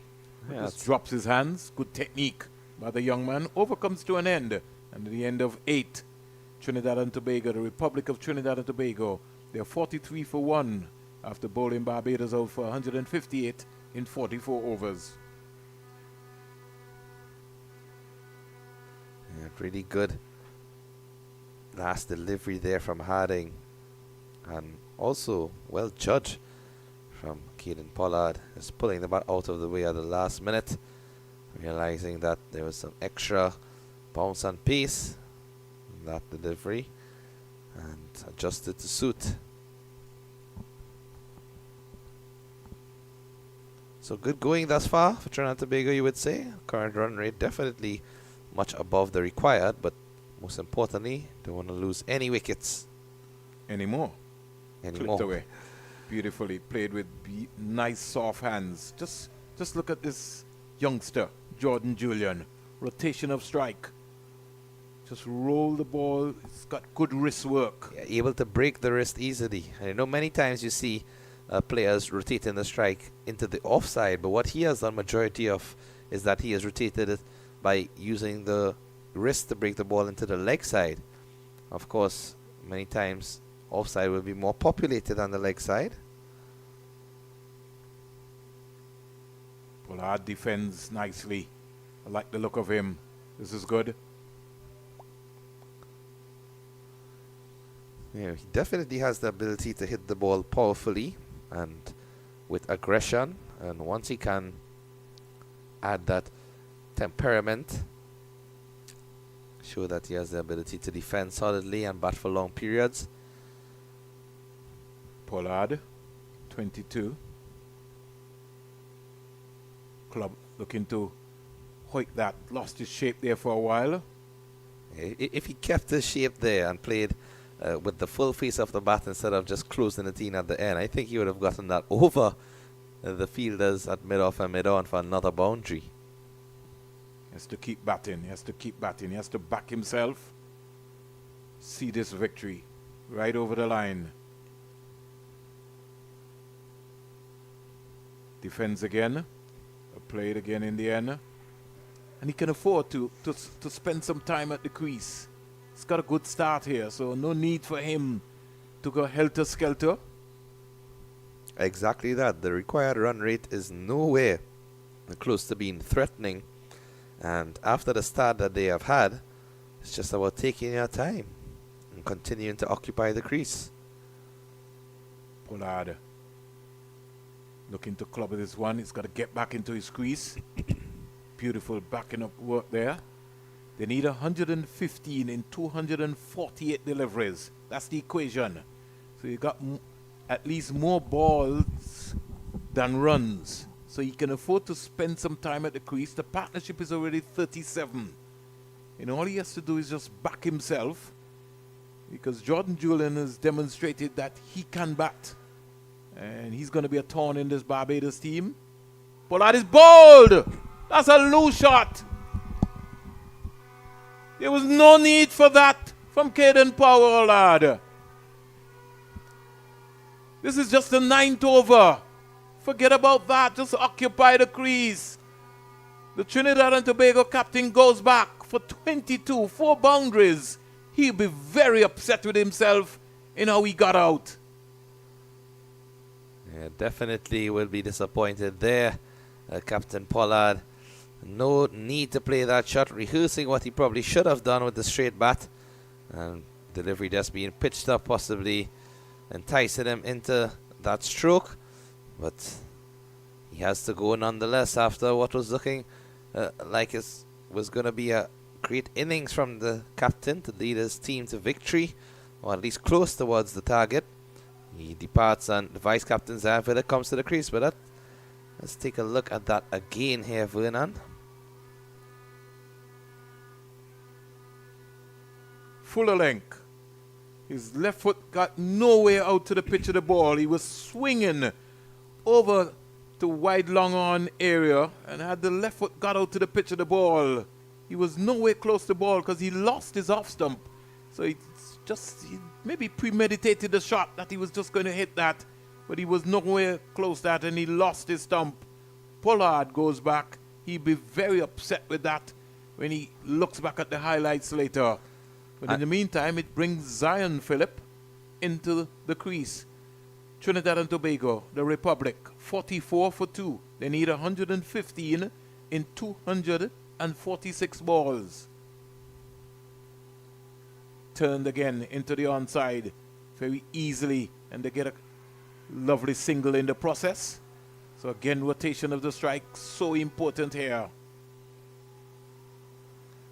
Yeah, I think he knows fully well what he did wrong there, because immediately you saw him rehearsing what he should have done, which is play with the full face of the bat instead of closing the face and trying to play that cross-batted shot. But essentially,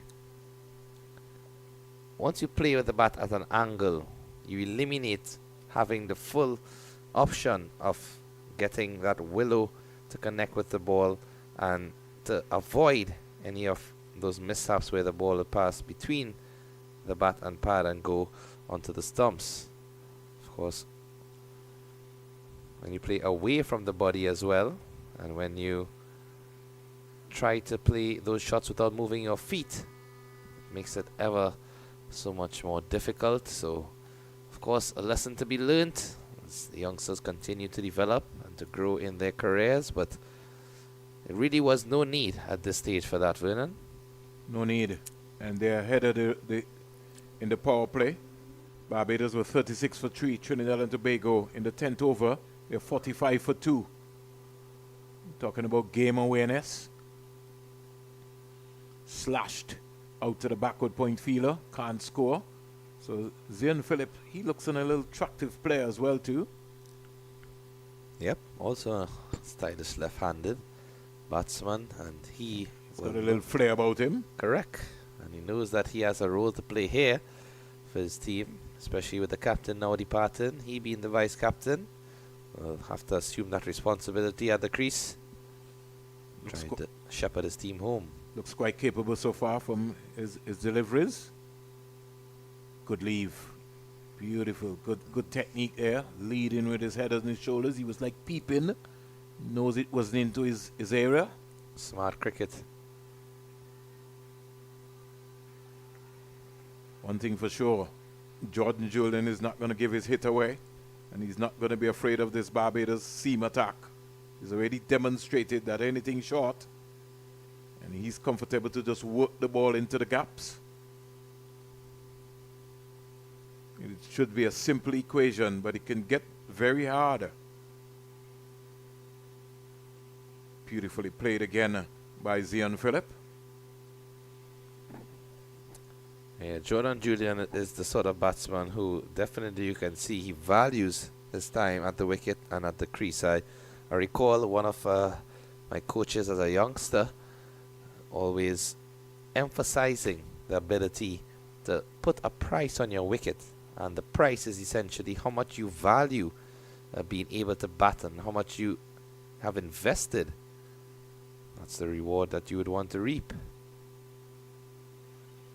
Again, defends at delivery. 1-1 out of the over. So Harnell's 5. He finishes with 1 for 16. Hines 5, 1 for 29. At the end of 10, Trinidad and Tobago 45 for 2.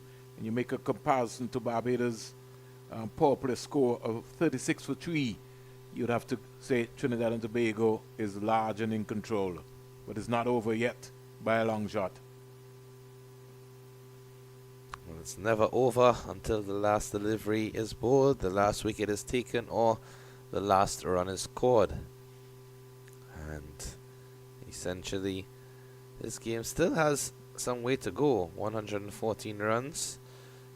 The equation definitely not going to be a determining factor in terms of the required rate, but what will be an important factor to note is that when the spinners are introduced, which in fact I believe we are going to see at this point, because we saw in the first innings how much turn the spinners were able to extract from the surface here at the Coolidge Cricket Ground.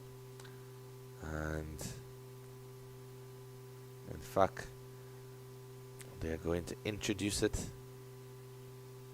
early on. Joshua Thompson with the ball in hand. We do know the captain of Barbados, Justin Paris, as well. Bowls a really good leg spin. Right arm wrist spinner.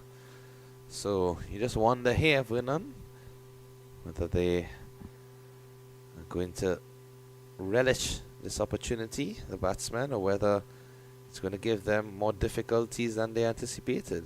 Well, based on the turn that was extracted from the Trinidad and Tobago spinners, I think Justin Paris will be fancying and licking his lips here. And so that's why he's maybe gone for a Joshua Thompson early. Just to give a 360 roundup from the other games at Liberta. Jamaica 240 for 6 or 50 overs. And at the Antigua Recreation Ground, Guyana 288 for 7. Here's a delivery, which is peeled off on the outside edge, down to the third man boundary, but it's gone for 4. The number 6 fielder here, Parasaram, making maybe a mess of it. He really could have done a lot better. He was fumbling to get there, and when he got there, he really didn't make contact with the ball, and in the end, a boundary to Jordan Julian, who goes to 24. The score now to 49 for 2.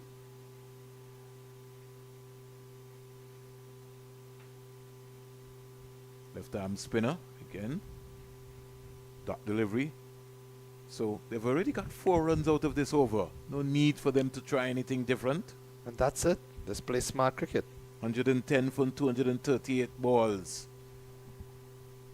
Trinidad can walk these 110 singles. Stands up straight is Jordan Julian and punches it up to cover. Kalani Clark coming around there at cover. Fields effectively. Thompson to Julian, who's forward.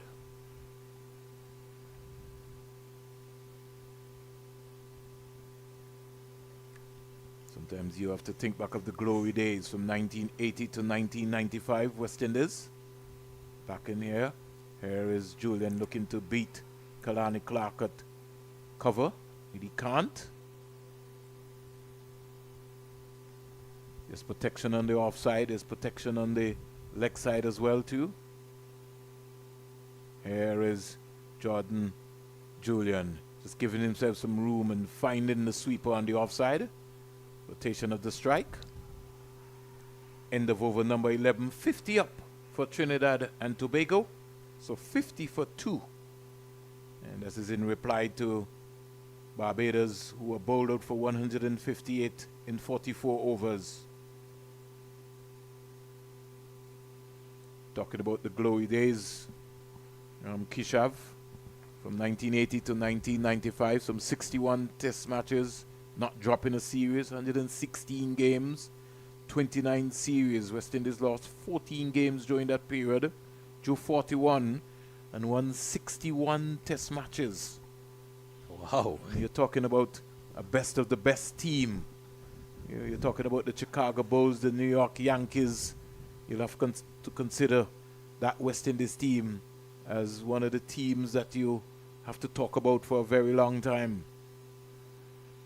And that's the thing. After that reputation that we have set, after that history and all of those lessons that we would have learned, definitely need to see that being employed more often these days, as the skipper Paris now comes into the attack.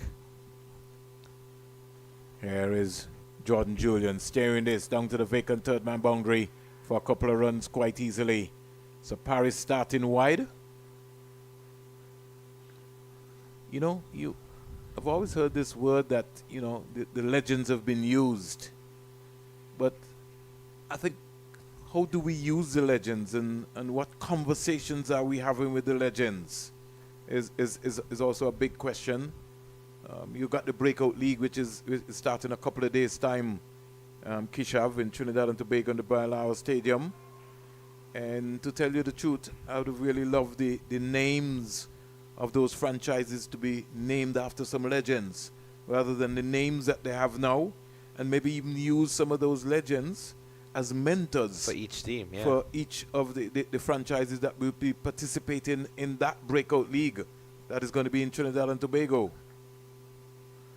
I mean, if we're really serious and we understand the impact of our legendary cricketers, you only have to look at the Indian cricket team, and when they invite Sir Viv to their dressing room. Here is Jordan Julian going for a big heave. It's gone over to long on and they get 2 runs quite easily. So he sort of went up in the air. His head went up. Well, he didn't keep his head still to be able to follow through in the line of the ball. But safe enough, simply because the mid-on fielder was inside the 30-yard circle. So again, making the Barbados fielders work around, brings Zian Phillip back into the conversation. 12th over being bowled. They only got 1 run after all of that hard work. Kishav? Yep. Peel for a leg before. And you thought that they would have at least pushed for the first one hard. You just wonder if it's a situation where they thought it was going to be a boundary. Correct. And that's something that I could never understand. They were ball watching more than anything else. Always have to run that first one hard, even if it's going to the boundary. Zian Phillip is on naught still. He defends to another delivery. So 3 runs coming out of the over. And at the end of 12, the Republic of Trinidad and Tobago, they are 53 for 2. Even at this under 15 level, Kishav, I'd like to see introduction of man of the match from both sides, because this should be considered the development tournament. So at the end of the game, you have the managers or the coaches, selecting that man of the match from both sides as a reward, as a motivation. Even at the end of the season, I'd like to see these youngsters get cricket gear, slapped away into the offside. Again, Jordan Johnson running through very quick. Julian for a very easy single. Another man with some tremendous potential, Jordan Johnson, who we'll see in a couple of days' time in the Breakout League in Trinidad and Tobago, the Brian Lara Stadium.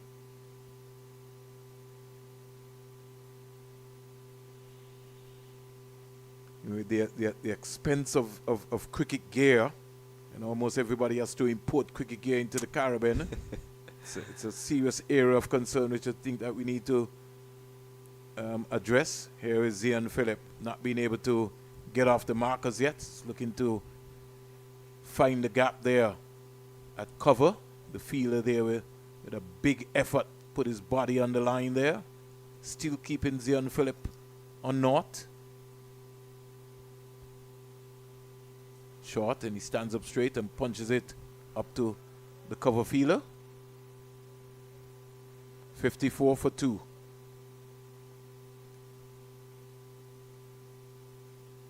Phillip again driving up to the mid-off fielder. I think that could have been a long single. Yep. Kishav. Went wide enough. And seems to just be taking it easy at this stage. Well, that's good. He can afford to do that. He can have a look.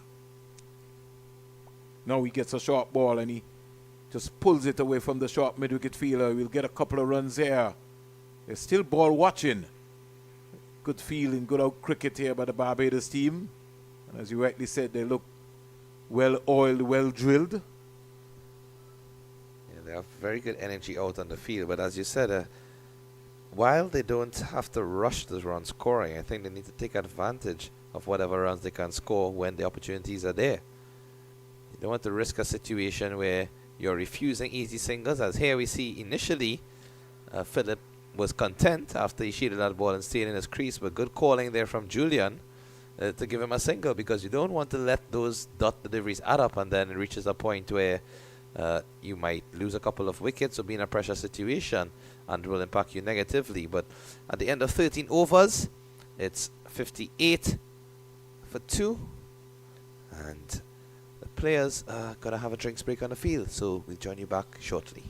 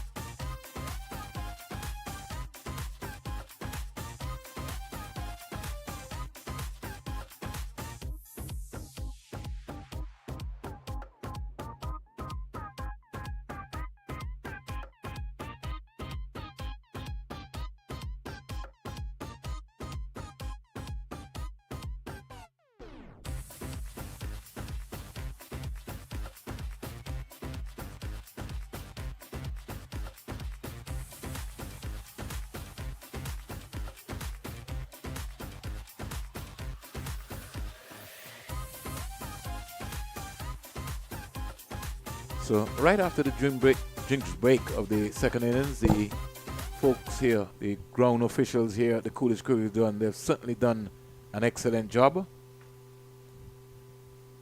And you know what always happens, Kishav, when we're talking about a break, where they lose a wicket before or after. Let's hope that Trinidad and Tobago, we don't bring a spell on them where that happens. And he's bowled him. My word. I don't mean to laugh, Werner, but it's just the fact that you just mentioned it and it happened.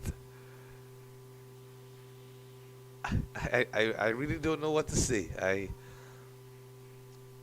The delivery seemed to be short. Seemed as if...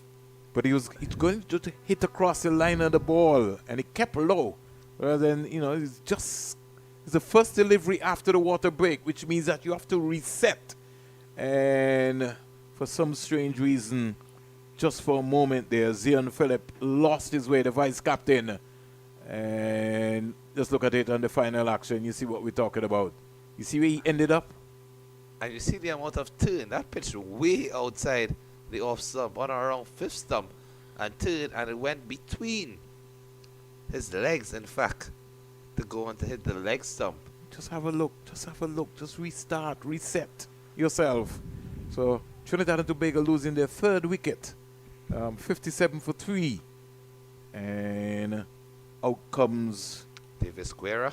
Now he is a competent batsman as well. In fact, he opened the batting in the first game, and both he and Julian, they put on a partnership of 97 for the first wicket, and then Trinidad and Tobago were all out for 168.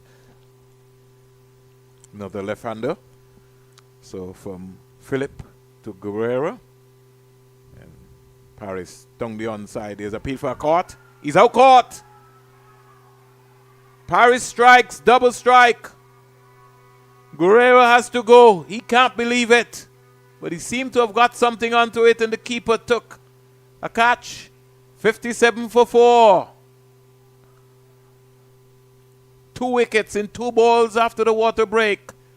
Trinidad and Tobago need 102 in 220 balls. And the batsman doesn't seem to be convinced. Yeah, but at this level, he's going to have to be careful. Yeah, of course. He has to respect the umpire's decision.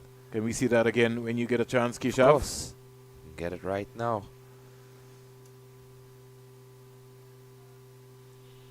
Jordan Julian standing alone for Trinidad and Tobago on the non-strikers end. 135, 29 off, 40. Here we go.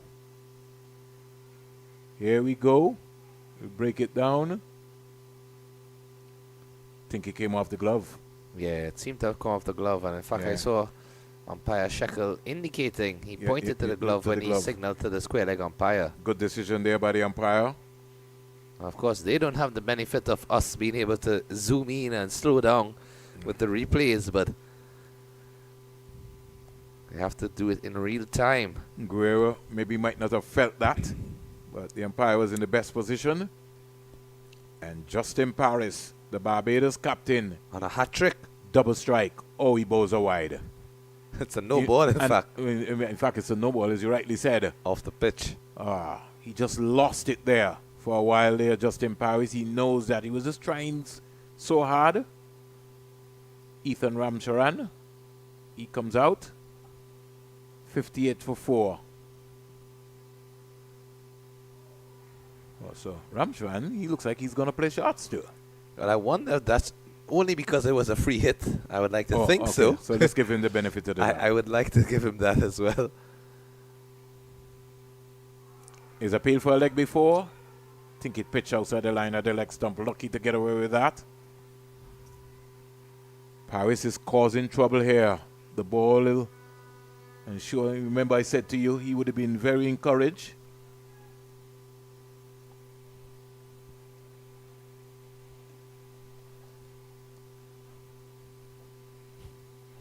Coach Waddy Eswick has come out of the hut.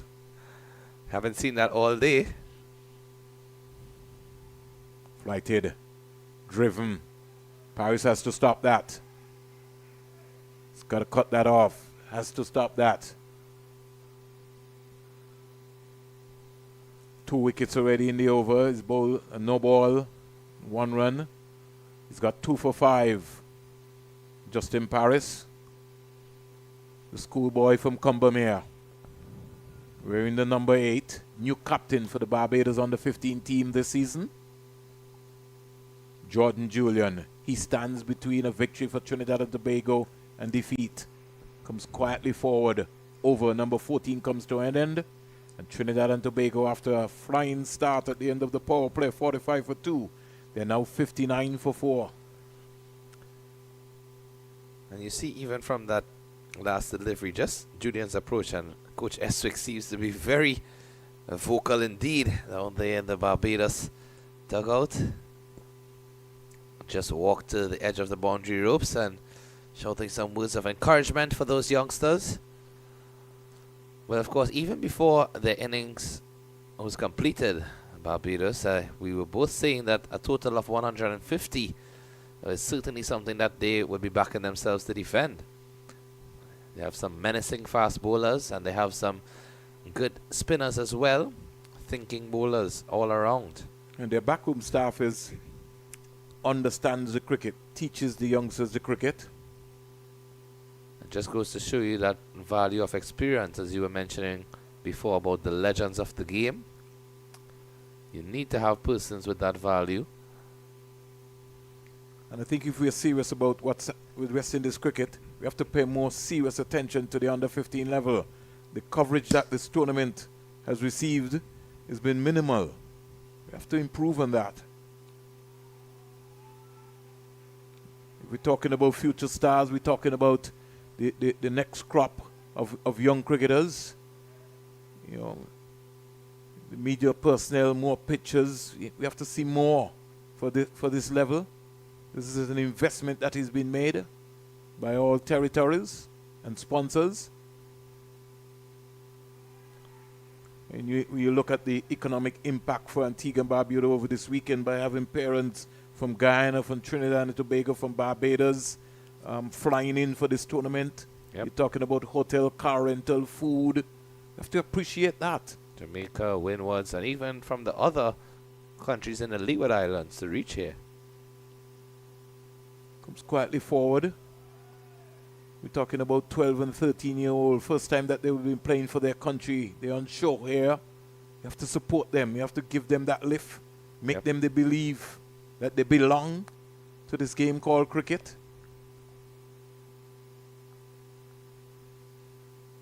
And we have seen talent on show so far, even from the 3 rounds. So we're not short of talent. What we're short of, having leaders around the cricket that can be able to take these youngsters to the next level. 60 for 4. Can't break down the Bridgetown wall. Here. Good bowling here. 1 run coming out of the over at the end of 15. The Republic of Trinidad and Tobago, they're 60 for 4. And as the saying goes, when you have talent, you have to be able to harness that talent and apply it in the best manner. Of course, just having talent in theory is all well and good, but to be able to get it into reality, you need to apply that practical aspect.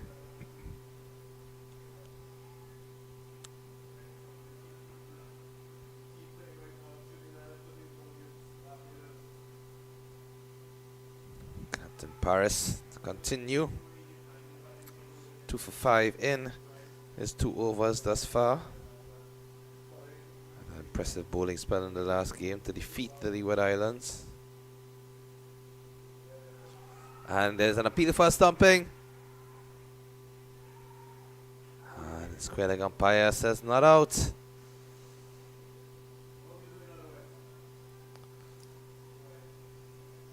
Seem to be very animated in that appeal.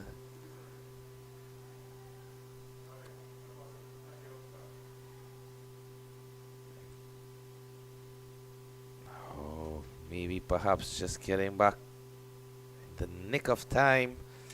Very, very close call indeed. The square leg deciding that he is safe in the end. But risky stuff here.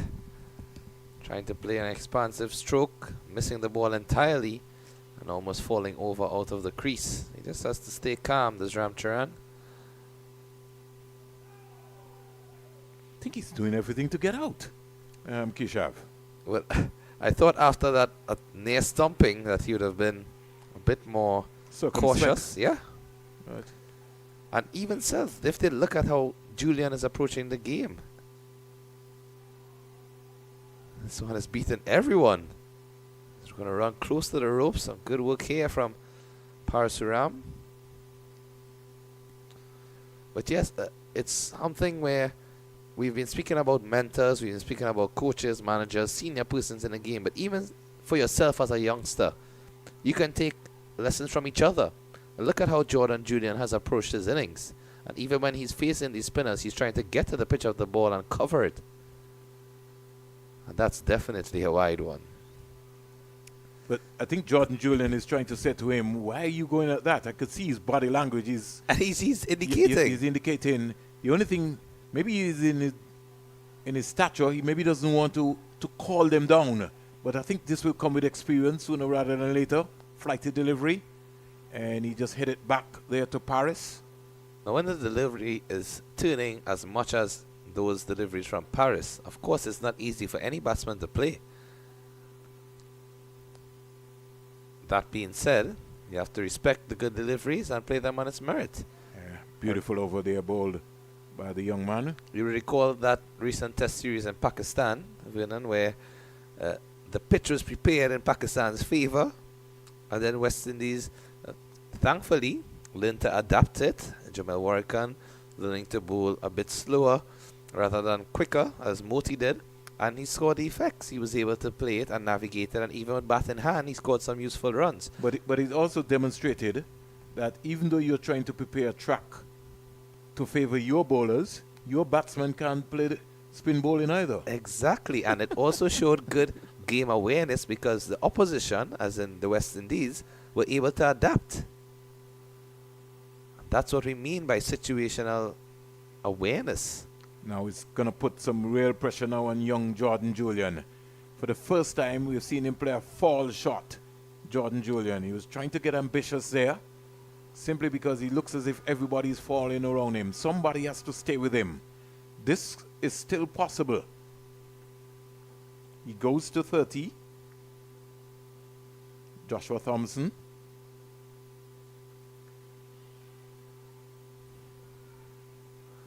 Yeah, he has reached the 30. The score is 65 for 4.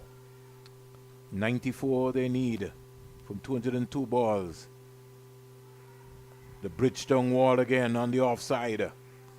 And look at the importance of the fielding of the Bajan team. They have not given anything at all away. No overthrows, no easy singles. They're keeping that pressure on, supporting their bowlers.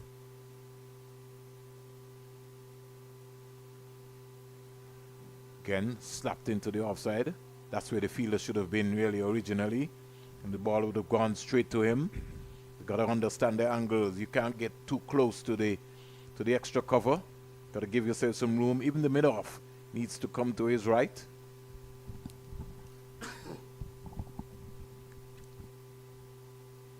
Stands up straight and defends that delivery. Jordan Julian, I'm so impressed with him so far. His demeanor, his control, his game awareness, and he keeps it very simple. Lack of pace there. He's upset with himself that he didn't get a single there. He was going leg side of the ball, and he maybe got deep into his crease, or he was shuffling around. Kishav, he would have got an easy single. 17 overs bowled, but he's still there. And that's the main important. It's 36 from 49. Trinidad and Tobago 72 for 4. The flag fluttering there as one of the big ones, as they would say, maybe just touchdown, whether it be JetBlue, American, or WestJet, or maybe even a Virgin. There's big birds in the sky. Yeah, today's going to be a very busy day. Saturday, Sunday, lots of traffic here at the Visibird International Airport with tourists coming in. Ramcharan is trying everything to get out. He's not making any proper contact with the ball. And Justin Paris, he just has to land it into the right area. Outside the line of the leg stump. Truly something to take not lightly at all in terms of the ability of these batsmen to play spin. A very good contest on hand.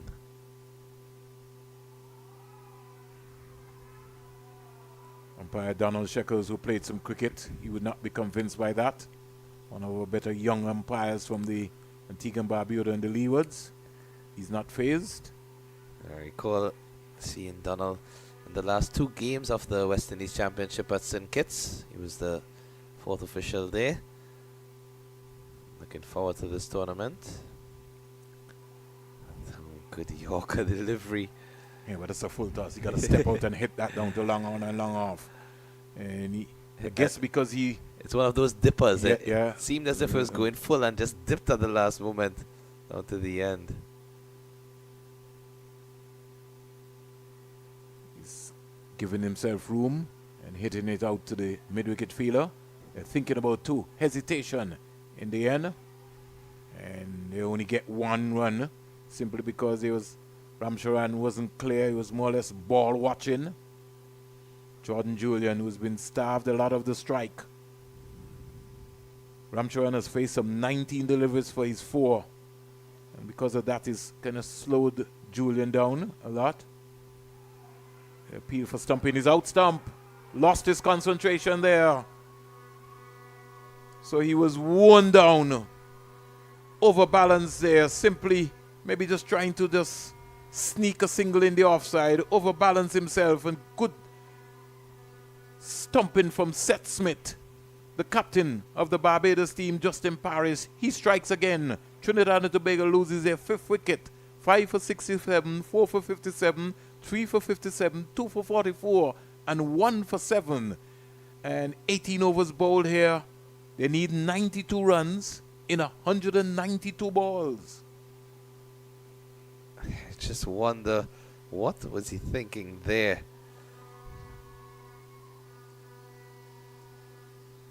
I think his toe was on the line. But even from the way he hung his head after, I think he knew that he was out, because it was a situation where his back foot, I think, just raised at the last moment. But you know what happened, right? It was the last ball of the over, and he was trying to sneak the ball into the offside To get a single. Yep. That's what happened. That's exactly what happened. Over, you know, he lost his balance. So Trinidad and Tobago, if you look at it, he advanced, heel to toe. No, that's not the one.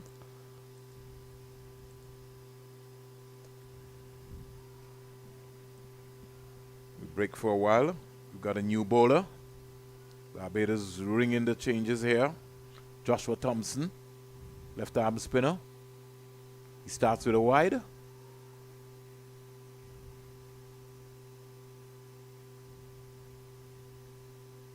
Wonder if this is Thompson from the police ground son.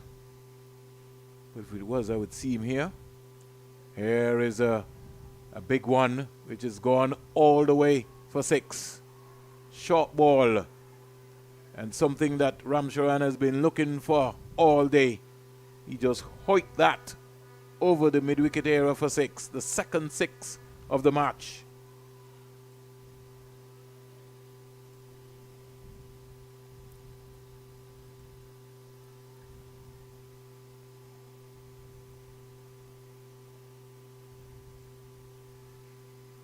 .74 for 5.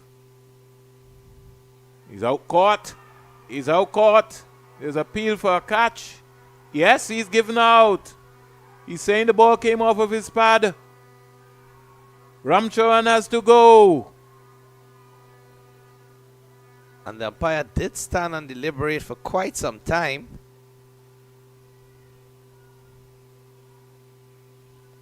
This young player's going to have to be careful. You can't show dissent. You have to walk off. even though he feels like the ball came off of his arm, he's indicating that it came off of his arm.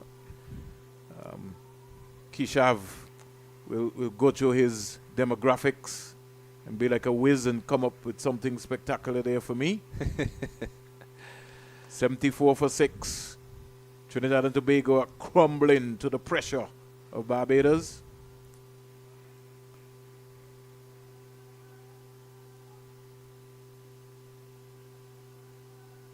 It came off the upper part of the hand. Don't know if that touched glove. Yeah, I think that's what the batsman was indicating. yeah. But he will understand. Some days are like that. The umpire buckled under the pressure and the appeal from the Barbados team. And the young man has to go back to the hut. Ramcharan, sorry about that, son. Samuel Stewart comes out. Let's see if that got anywhere close to the glove. Did it? I think it came off the forearm. Yeah, it looks as if it Good came work, off the forearm. good work, good work. But the umpire was put under some real pressure. Normally in a situation like that, the benefit of the doubt will go to the batsman. It didn't at that time. And Like it went to the bowler. Yeah, Trinidad lost their 6th wicket. So Samuel Stewart, Thompson picks up his first wicket after being hit for 6. 74 for 6. Joshua Thompson 1 for 19. Stewart helps this one in the air. Who wants it? Who wants it? Who wants it? Who wants it? Another wicket goes down. They are crumbling like pins here at the Coolidge Cricket Ground. The defending champions Barbados are large and in control. 74 for 7. Another needless stroke in the context of the game. Just arriving at the crease and trying to play that delivery over the boundary ropes, when instead it should have probably just been looking to rotate the strike. And he Stewart goes for naught. walks back a dejected figure, but at the end of the day, only himself to blame for that shot. Salah Fahal comes to the crease, but you just ask yourself here, Vernon, what exactly would be going through the minds of these youngsters as well as the coaching staff? They did all of the hard work to restrict this powerful Barbados team. It's almost like a walk in the park. And I think if I know the young Caden Pollard, when he goes back to his room tonight, he's going to be very, very, very disappointed and angry with how he got out there. And a good catch running forward as well. Did have a bit of distance to cover. Yeah, that looks like Passad. Is it Passad? No. Yep. Is it? No, I think it might be Hardin. Just looks like Hardin, just the bounce there. He's gliding across the surface. 74 for 7 into the 19th over. The defending champions large and in control here. Seth Smith taking off the bails very quickly. Over number 19 comes to an end. Kishav, where do we go from here? The power of spin in this game has certainly been amazing to witness from these youngsters, getting that ball to turn square in each of the innings. But what has been on the opposite side, not as positive to observe, would be the choice of strokes from some of these youngsters, because you come into a situation where there's really no scoreboard pressure. Yes, the bowlers are bowling well. By all means, you give Jack the jacket.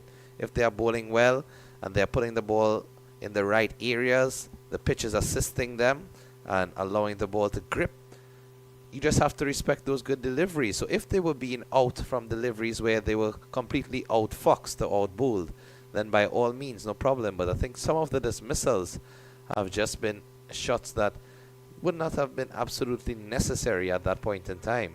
Trinidad still needs 85 to win this game from 186 balls.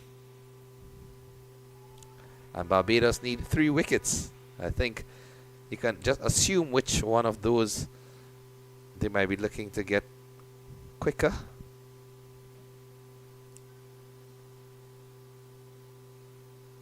It's really been wonderful, Kishav, working with you.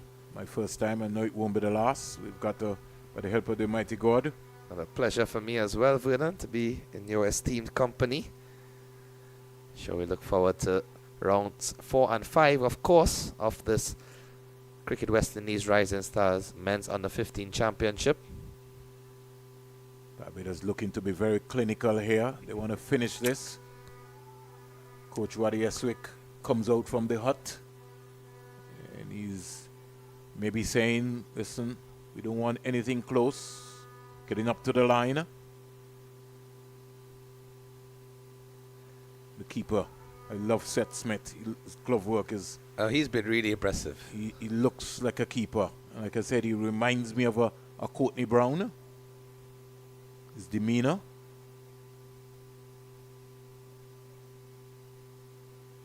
Stranglehold here. Kishav. Yep. And you would think just not too long ago, 10 overs ago, in fact, they were 44 for 1. Yeah, how the game has turned. 30 runs, 6 wickets later in the next 10 overs. And a lot of the wickets just lost on that break that we were talking about. 20 overs bowled, 74 for 7. Trinidad and Tobago, they're falling like pins. And when you look back at it, Vernon, we were counting the amount of singles that were easily given away when Trinidad and Tobago had the ball in hand and Barbados were batting. In fact, you will recall when they had Barbados 7 or 8 wickets down and the partnership between... 43. Yeah, 43 between the 9th and 10th wickets. If you minus those 43 runs from this total that would be required, it would make it a much more easier target to approach. But and they only dropped 1 catch. Only 1. So it just goes to show you the game itself could have been lost in the outfield with some of the field placement, some of the decisions, all part of the learning curve for these youngsters. Pollard will be back. And sometimes you, as a young captain, you have to give those young players that exposure. You have to support them. Put them to have, good backroom staff. I want to see Kishav, another coach added to this under-15 team, maybe even another player, and also a physio. I don't think we're paying serious enough attention in terms of these young developments of these players. We're just saying, well, they're young people. They're not as strong as folks 40 years ago, 40, 50 years ago. We've got to take that into consideration in terms of what they're eating. Some of them are just too frail. Any little knocks, they want to come off the field, not tough enough. It's called tough love. But I think all of those factors, Vernon, would be attributed not only to the game of cricket, but just in terms of how the world itself has changed over the last couple of decades or so. We'll recall most of my colleagues, at least from my age group, and I'm sure even from yours growing up, we would have been receiving tough love entirety of our cricket career. And it's not to say that you have to spare the rod and spoil the child, but we've seen just through technology becoming more prevalent and with all of these different factors in the global world itself impacting the Caribbean, we tend to have lost some of that bit of roughness in the competitive edge.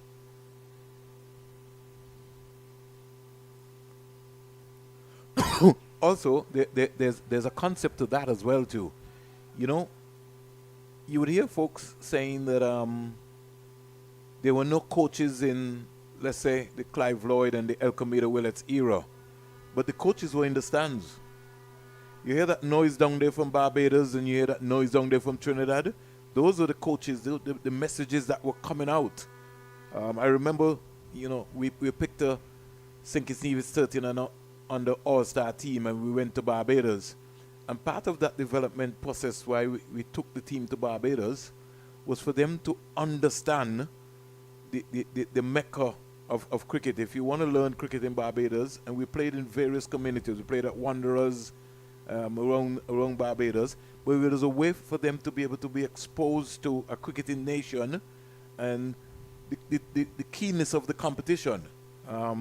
And in those games, you know, you would have had people like a Colin Archibald, a Jeremiah Louis, and so who played in the St. Kitts and Nevis 13 and under tournament. I remember saying to them, you guys are going to play for West Indies one day just from this tour. Colin Archibald went on to play for the West Indies A team, so too was Jeremiah Louis. Louis almost missed out, nearly played Test cricket. So it's avenues like those that are being created that we need. We have to be able to move this tournament around in the various communities. I'll come back to that in a while. Pitch outside the line of the leg stump. Not playing a shot. Yeah. When I look at Barbados has not hosted a youth tournament of any nature for a very long time, you know, I just think that is something that needs to change. And I'm speaking to Mr. Colin Riley, President. Gone through the gate again. What is going to be happening here is running away down to the boundary. Don't think it will get there before. You get a couple of runs. And again, I heard you said something earlier about the economic expenses.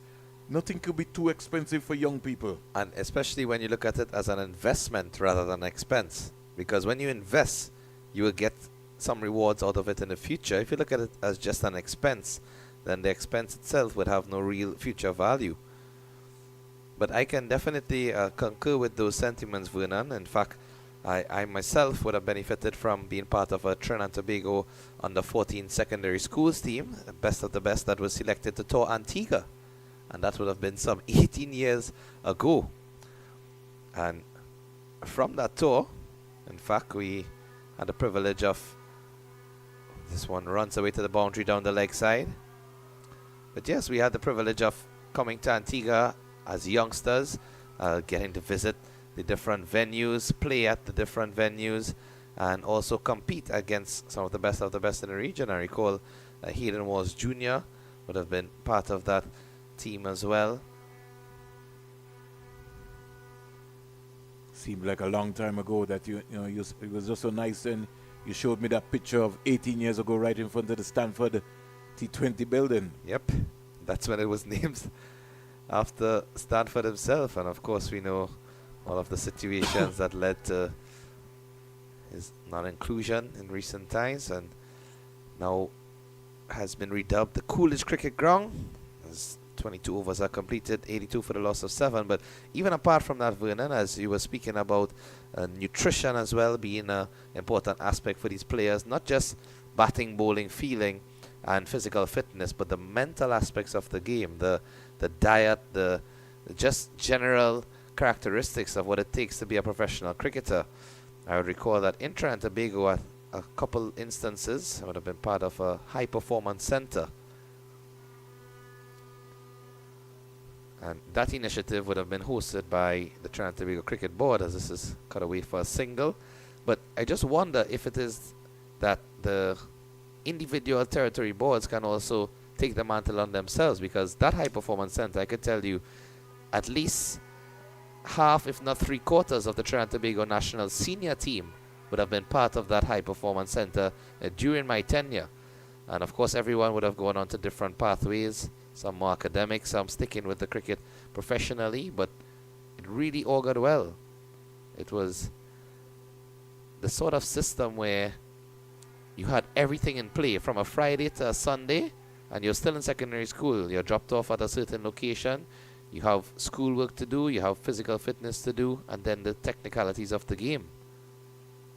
You had persons coming to talk to us about nutrition, about psychology, about mental health, about awareness, and all of these things that we keep emphasizing.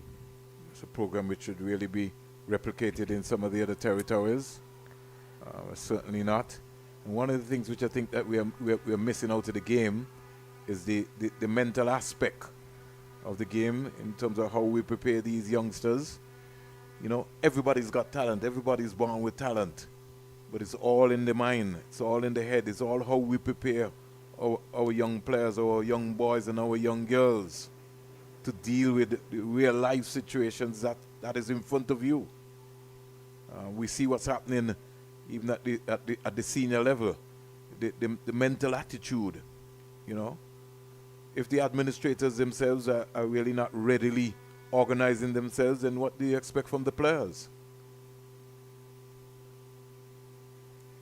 And of course, that brings to mind another familiar saying where you can have the aptitude, you need the right attitude in order to attain the desired altitude.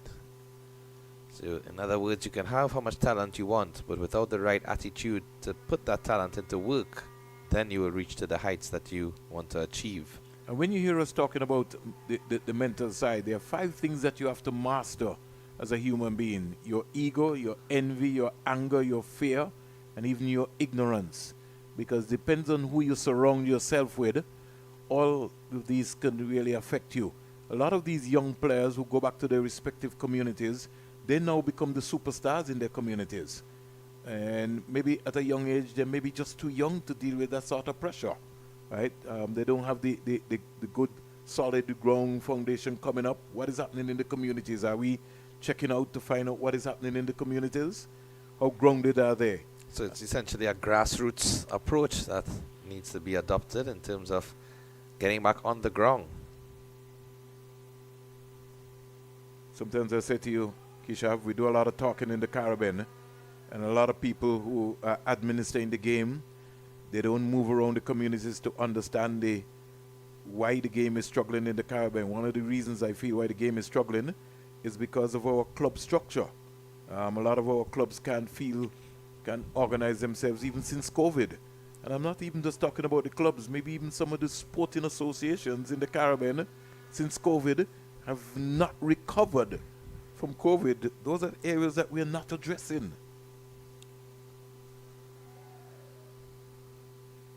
We have to find a new cadre of sports leaders who think business-wise and not just think about putting up, 6 stumps and saying that we're having a cricket game. It's just more than just having a cricket game. These guys are in Antigua and Barbados. Has anybody arranged for a tour? Has anybody arranged for Sir Richie Richardson or Andy Roberts to meet these guys or Curtly Ambrose? No, we haven't. Those are things that we have to do. In fact, I recall, as you mentioned, that the last game at the Sir Vivian Richards Stadium, Sir Curtly Ambrose was in attendance. Came to see one of his students yeah. because he was invited to Guyana for a fast bowling camp. And imagine that, he came there to see, he was invited by Guyana, not even his own home territory. That's what we're talking about. But even so, you on the off days when you have all of this talent here, you want really a sit-down forum where these guys get to talk to Richie Richardson, ask him questions. Not everybody will, but they'll get a picture. They'll be able to see some videos and understand what's happening. This is what you want. This is how you show respect. Make them believe. They maybe might have read about a Richie Richardson, about a Curtly Ambrose, but to see them in flesh is a whole different ball game. Yeah, and I think also many of these youngsters, of course, those legends that we are mentioning would have been some time ago. You just wonder if it is that they have different legends or icons that they look up to in the more recent version of the game. And as we keep noting the influence of T20 cricket, franchise cricket, which seems to have been dominating the game and, in my humble opinion, in some aspects, taken away from the traditional. It's not to say that you have to remain traditional, but when you look at Test cricket, for me, it's the most enjoyable format. It's where you learn the most. It's where you are able to adapt the most, and where you truly test yourself, as the name says. But I wonder if the governing body is thinking the way how you're thinking, because when you have 12 Test playing nations, for sure, it is not equal. Because you have the smaller countries. And then the amount of tests that they arrange as well. That's what we're talking about. So it's even disproportionate in terms of what we are granted as a region. So the governing body themselves, they're killing the sport. Yep. Which, they're dealing with economics, as you were talking about earlier. Bowling change. Yeah, well, I think it seems to be more of a business-like model now, where profit is the main purpose rather than passion. But even if profit is the main purpose, the money should be still evenly distributed across the board for all the test playing nations. When you look at the disparity as to what's taking place right now from the ICC match revenue area, India is getting at least about 33%. Yes, most of the sponsors are coming from India, but how you think West Indies cricket and Scotland and Ireland and Zimbabwe will survive without money?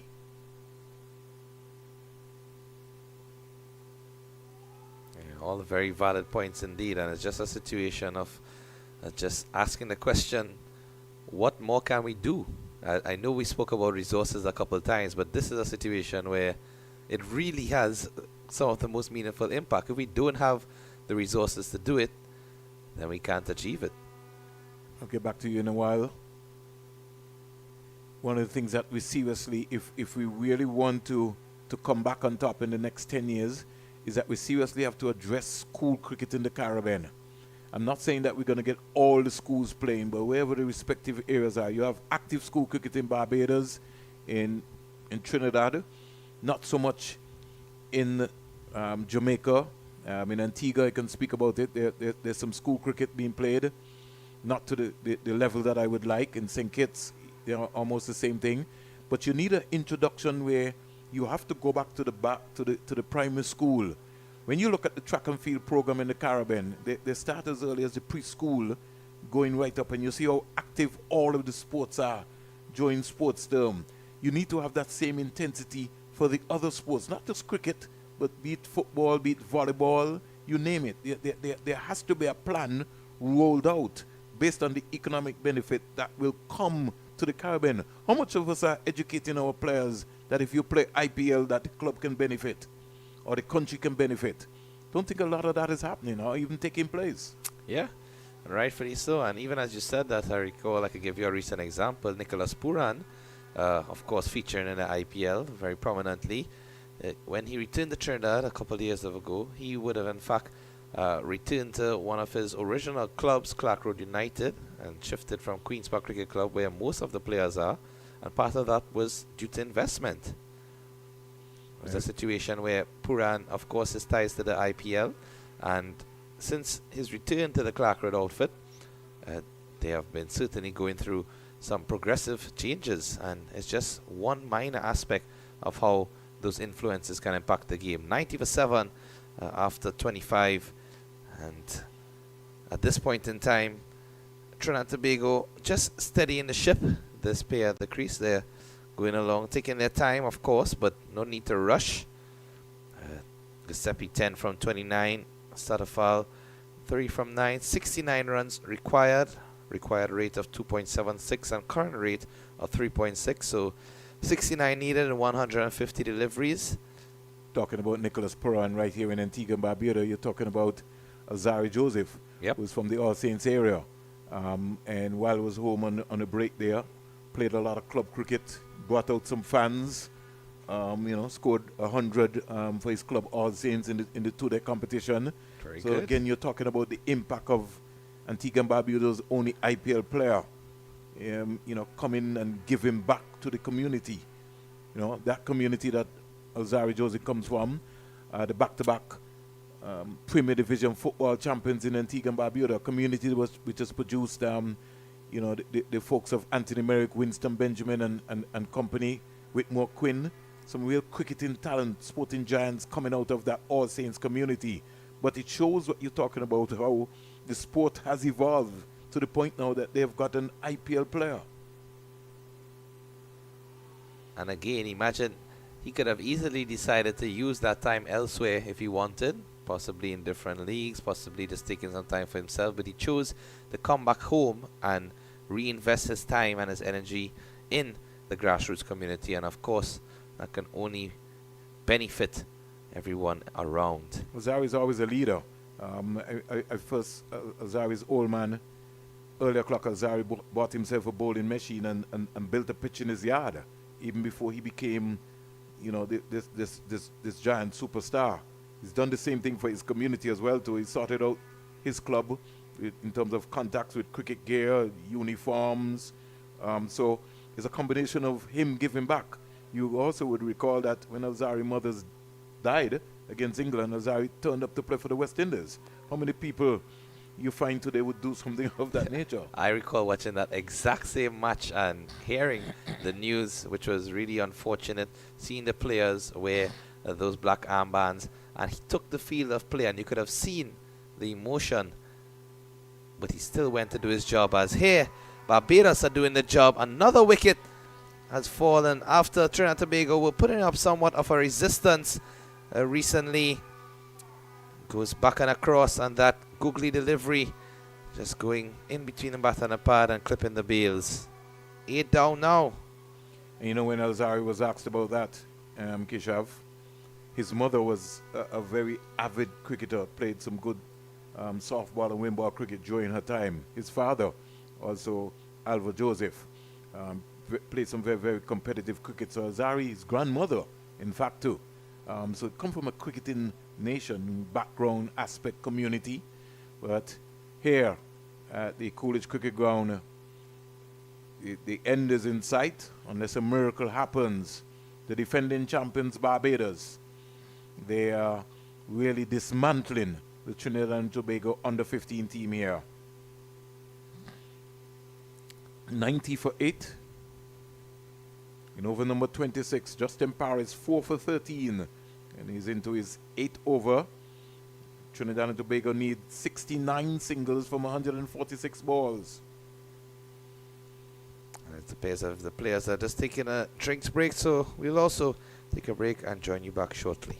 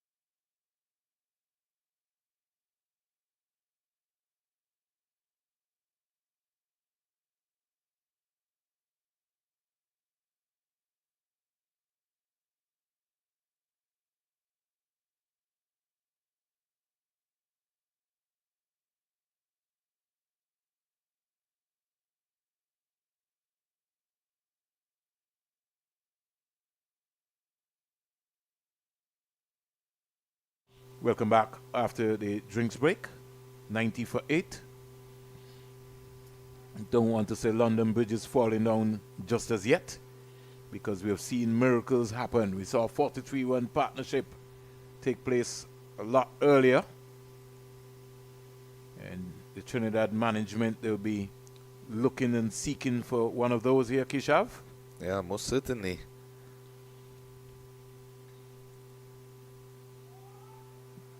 Tell me why he's coming round the wicket. Just come over the wicket. And the coaches seem to have this concept, and I've got this major debate, Kishav, with all of my commentator colleagues and the coaches. I don't care how much data they produce. It's just certainly not working. Some of the bowlers are just not comfortable. You know, you got to have mad skills. Most of these youngsters are not a Malcolm Marshall, the late Malcolm Marshall.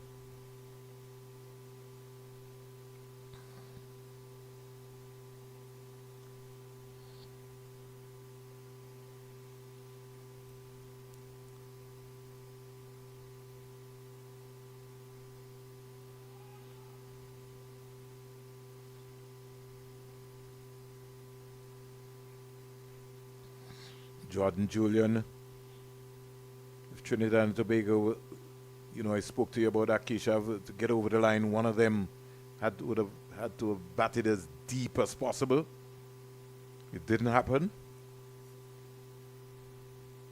It's a good delivery. But yes, you're definitely right about that.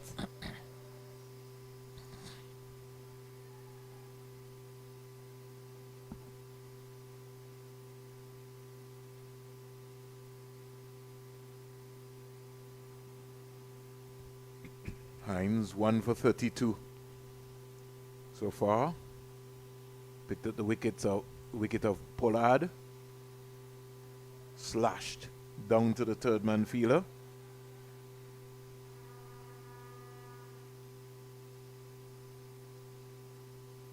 Over comes to an end. It's almost like a stroll in the park here for the defending champions Barbados. They just require 2 more wickets. Trinidad and Tobago requiring some 68 more runs. Deliveries not a pertinent factor. Still, only 27 overs have been completed. 23 overs remain, 138 deliveries. And the skipper, Paris, is going to continue. He's bowled really well thus far. Looking to see if we can pick up these last 2 wickets. Just received some confirmation news that South Africa, their A-team squad has been confirmed for the tour of the West Indies, and they'll be visiting the West Indies to play a mixture of 3 one-day matches and 2 four-day matches, all of which would be held at the Darren Sammy Cricket Ground in St. Lucia.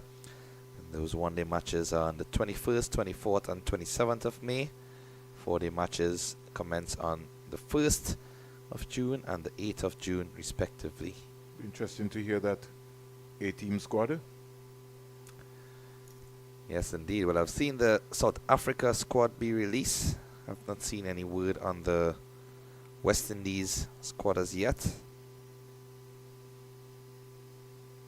Before the competition have been completed. So congratulations to the Ghana Happy Eagles.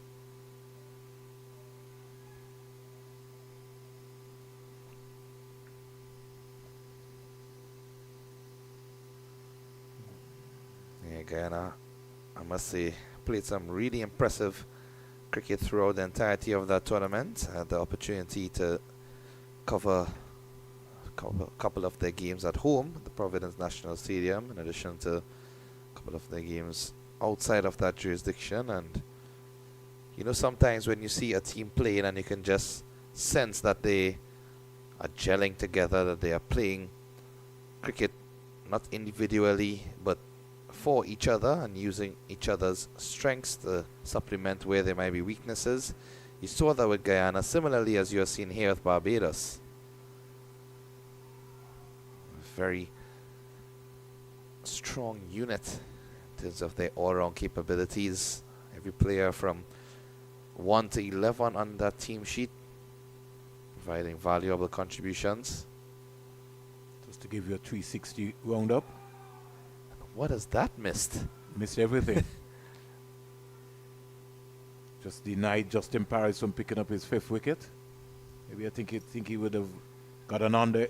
Oh, it's Byers. Leeward Islands are 68 for 4. They've lost Woods for 0, Powell for 10, Maku for 16, Edwards for 4. The captain Jack O'Nata is on 14 not out, and Kerry's Farrell is on 10. And that's in reply to Jamaica's score of 240 for 6 or 50 overs. We go down to the Antigua Recreation Ground and give you an update that the Windward Islands are 63 for 1 in 13.1 overs. And this is in reply to Guyana's total of 288 for 7 here at the Coolidge Cricket Ground. Trinidad and Tobago are 94 for 8 after Barbados was dismissed for 150 at all out. So Barbados may be scoring the lowest score of the day. Guyana 288, Jamaica 240. And I think we're going to have a good contest in the closeout of those games. Trinidad needs 65 singles. Of course, it's still not over. Until it's over. Mathematically speaking, and in theory, Trinidad and Tobago still have a chance to win this game. 2 wickets left. And Giuseppe 12 from 38, showing that he has what it takes to occupy some time at the crease. Yeah, Laurel Giuseppe. It's 12 from 38. He's really occupied. Spent a lot of time here. I just wish that some of the other top order batsmen could have applied, used his approach. And you just wonder, I mean, Trinidad and Tobago, they wouldn't want this game to get so close that they end up losing by 20 or 30 runs. Because again, if you look at the fielding innings, certainly a lot of singles that were given away from fielders being too deep or also just subtle misfields. But just in terms of the batting, if they were able to just occupy the crease and see out the bowling of Paris, which was, to me, the main troublesome factor. Thompson bowled well, but Paris was certainly giving them a lot of difficulty with his deliveries that were turning square both ways as he had his varieties on display. So it's that sort of situation where you see a strike bowler, you see someone that's doing things with the ball which is very difficult to counteract. You have to pay them their respects. If even you see out those 10 overs, you still have 40 overs apart from that to make this total. Yeah. Something which I would like to see happening for this group of young cricketers is a maybe all-star team being selected. Good catch there. Came off the pad of the chow. I know originally the last team that went to England, but maybe it's another area that we can examine so we can have more or less a motivating factor, an incentive for these young boys as well.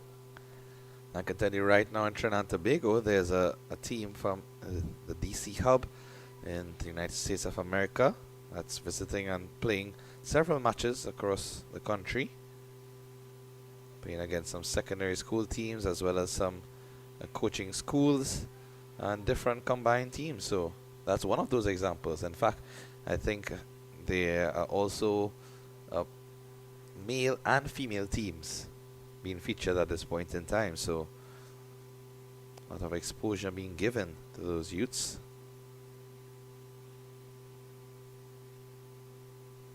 Even going back to I'll come back to you, Keshav, with an idea that I have. I'll take you way back when.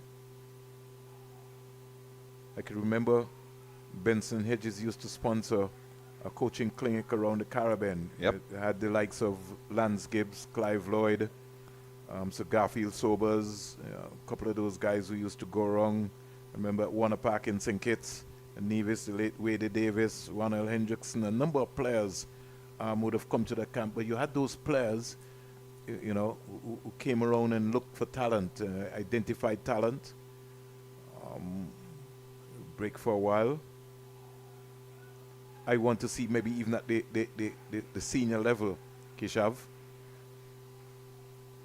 In order for West Indies to be successful at the test level, we need to find a cadre of opening batsmen. We realize Craig Brathwaite is going to be moving on, so we need to begin to groom 3-4 young opening batsmen. We need to have a batsman workshop, get some guys like Gordon Greenidge. It's great to see Desmond Haynes, but I want to see Desmond Haynes on the coaching field, be involved with the academy, talking to our youngsters. It was just only a couple of years ago, Keshav, that Desmond Haynes was in line to become the head coach of the West Indies team. Yep. Phil Simmons became the head coach. Yep. So if you have that caliber of personnel in the Caribbean, we had him as a selector. We don't need him as a selector. We need him to teach people how to bat in the Caribbean. He's a coach. He's a level 3 certified coach. Why is he not being used? It just bemuses me. You got Gordon Greenidge sitting down in Barbados, where other countries are using him. Why are we not bringing him around to talk to the Louise and to talk to the Tajan Ryan Shanda Paul? And if you don't want to use Desmond Haynes, just find somebody else. We're searching for fast bowlers. No shortage of choices in the Caribbean. Viv Richards is a mentor in the Pakistan Super T20 League.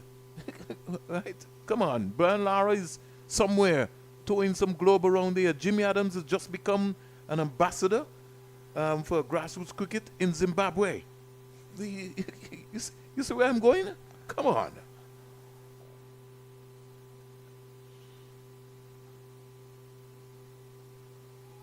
It really just makes you beg the question. I'm appealing to Conde Riley and company. I need to see one of these regional tournaments go back to Barbados. You give the young Barbadian players an opportunity. Their parents make some huge sacrifices to up and down the Caribbean. We have to invest. You've got to be able to find a way. Host the under-17 tournament. Get it into Barbados. Let some of these youngsters from the other islands get a chance to go to Barbados' rich history and see in terms of what's happening. And I know somebody's going to be talking about costs. Speak to the government. Speak to Mayor Motley. Let's get some funds invested. I think the BCA has enough money as well too. They could be able to host the under-17 tournament.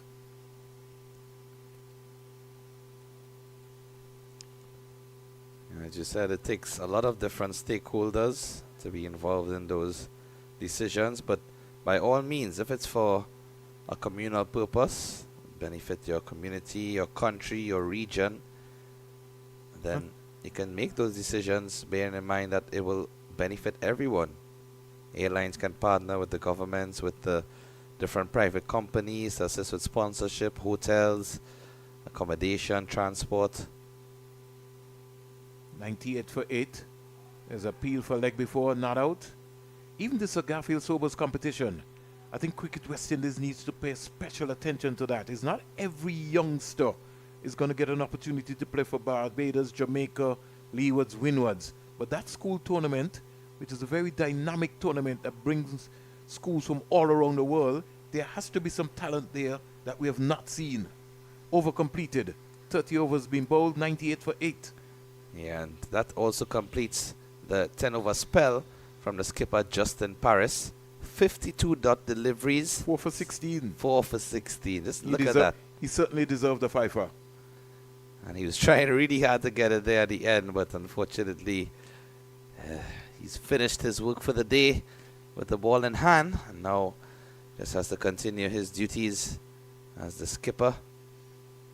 See Harding with the ball in hand from the opposite end, and with 2 wickets left, seeing that he has been one of the main wicket takers and causing most of the trouble for a Trinidad and Tobago team. You just wonder now who's going to step up and fill those shoes. Would it be one of the fast bowlers that had a wicket each? Would it be Johnson, Thompson?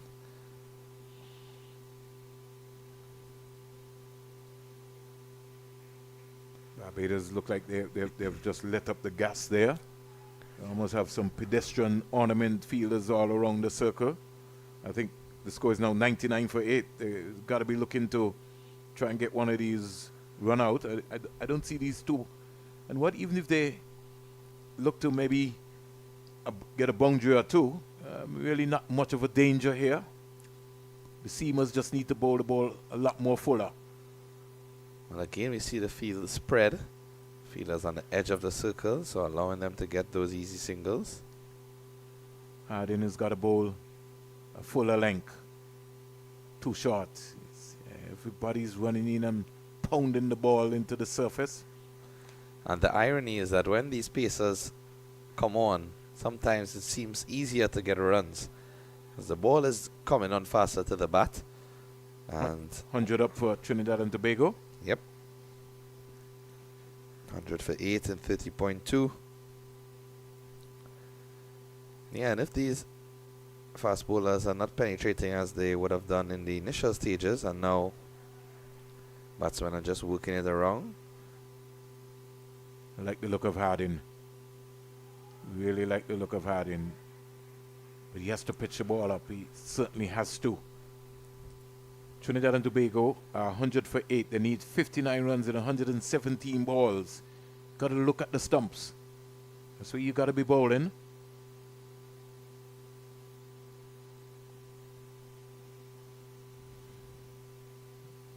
Yeah. You have to dismantle the stumps.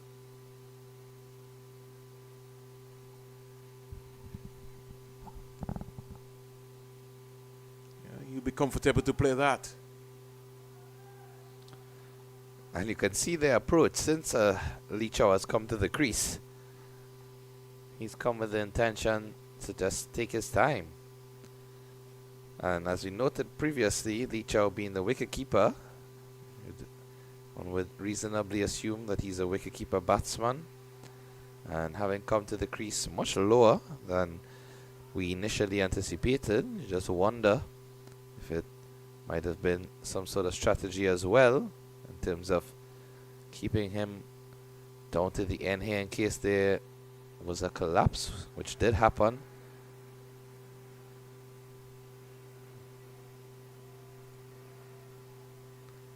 Driven down the ground. You get an easy single in the process. Now brings the target down to 58. And the partnership is just 11 from 29 balls. So maybe just frustrating Barbados under 15. Justin Paris won't want to overcompensate anything. But he's done his job. But his job is not done yet. He needs to get a W. And who will turn up and deliver for Barbados to get these 2 remaining wickets?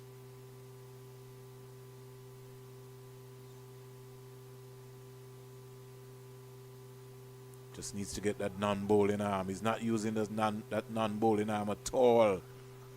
Zarel Hardin. It just seems to be leaving it dormant. Of course, using that non-bowling arm has several benefits to it. 31 completed, 101 for 8. What if Trinidad don't want to go to the beach? Which one of the 365 beaches is the question. As you mentioned that, if they win, you could take them over to Jolly Beach. They'll certainly enjoy that area. Maybe have to have some pizza. I was now going to ask you, what are some of the beaches you recommend? I know of the infamous Jolly Beach we visited. Is it Dickinson's Bay? Dickinson Bay, yeah. Yeah, we also visited Pigeon Point, which noticeably we also have one of that in Tobago, in our island, the Pigeon Point Beach. You know, we got Sailing Week kicking off next week as well too. So maybe sometime if you get a chance to go around Antigua tomorrow, you can get a visit over by Shirley Heights, go into the English Harbour area and go up to Shirley Heights. There's a band that plays there in the evening, and with Sailing Week, people are beginning to come in, some of the sailors. That'll be an exciting line for you. That sounds good. You can be able to enjoy that. Appreciate that advice for sure. As we're going to see a bowling change here. It's Sargent into the attack. Sergeant, or your sergeant is coming to the attack? Yeah, initially it looked as if it was going to be Parasuram, but yeah, but they changed that. Yep. Just wonder if they have brought on the sergeant to try and arrest these batsmen and limit the run scoring further. He's wearing a big number. He's expected to deliver number 10. Don't think a lot of people sometimes understand the numbers that they're wearing. The impact. Yeah, he's being considered the Maradona of this Barbados under 15 team, or the Lionel Messi maybe. Hope he's got some good soccer skills in his dinosaur. Almost got a wicket. And if he's bowling off spin with the number 10 on his back in a cricketing jersey, could be reminiscent of Ruston Chase. Yeah. Another pair of big shoes to fill. Yeah, but Barbados just need to get off the park. If I know Coach Waddy Eswick, that's what he would be saying. This is just too easy. And these two players are not players who look like they're going to give their hit away. Not interested.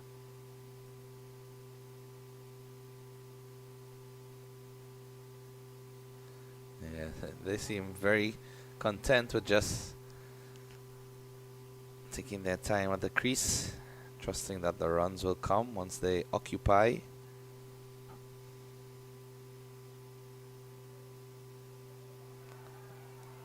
I think that is going down. Good decision there again by Donald Shekels. partnership is 12 from 35. So these two players have really used up a lot of deliveries. Or maybe struck him outside the line, possibly. So despite that wide, Sargent starts well. 32 bowled, 102 for 8. So I think now we are seeing the Captain Paris probably trying to use some different options to see if he can get these remaining 2 wickets. Let's see. It looks like he's gone for a seamer who we never thought we would see. He's gone for Prasad. Yep, the left-hander. Interesting to see if he bowls with the left hand or the right hand. Batted left-handed, as see a lovely pan shot here of the facilities at the Coolidge Cricket Ground.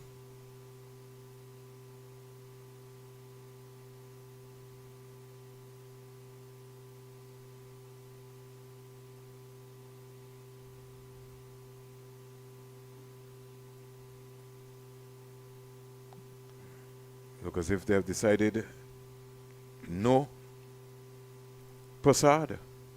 Well, he gave the umpire his hat, seemed set to take his run up, and then requested the hat back in return. And instead, is it going to be Brantford? Yes, it is. One of their leading wicket takers, Asher Brantford. So I guess I won't get a chance to see Prasad. I think that they could have possibly tried a maneuver or two, given the context of the game. By all means, see what he has to offer, if he might be required in any future games. Coach Roddy Eswick on the edge of the boundary there. So he maybe might have sent that message out. If I know him, he wants to get this game done and dusted with. This is always the hardest part. Yeah, finishing off the opposition. We've seen it even at the international level. At times when we look like we're on top and we still look like we're behind in the game. You know, we covered a lot of the academy games here, Kishav, at the Coolidge Cricket Ground. Yep. And the academy always put themselves into strong positions, but would just never really capitalize and really push that inner fight.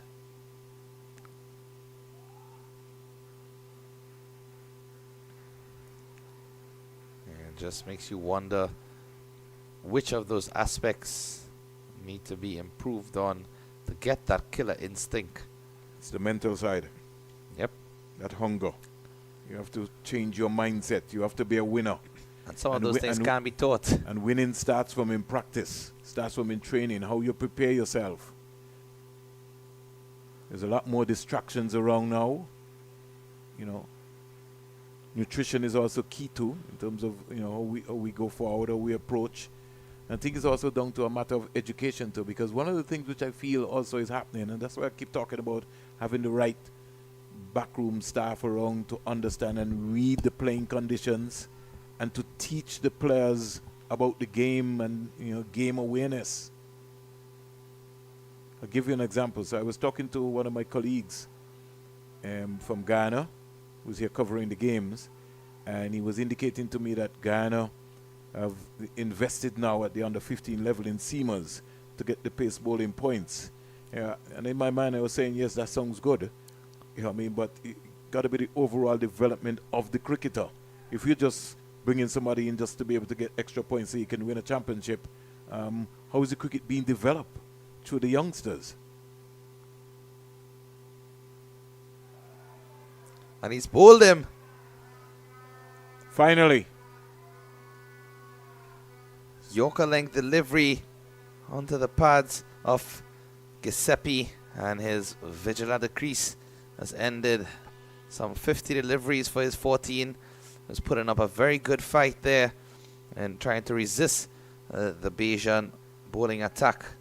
And unfortunately has to go back. Let's take a look at this one again. Fuller length, right? Yep. That's what they've been asking for. That's what he's talking about. You got to bowl that fuller length, pitched up. He lost it, played right around it. And if I could hit his pad, I believe, and went on to the off stump. But look where his head was. Yeah. he was falling over. But he did his job, and he might maybe gain some promotion in the next game.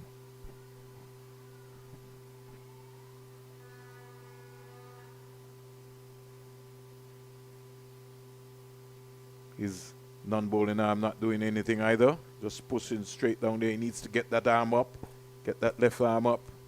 So many of the young seamers, it's an area that they have to work on so they can have a complete action.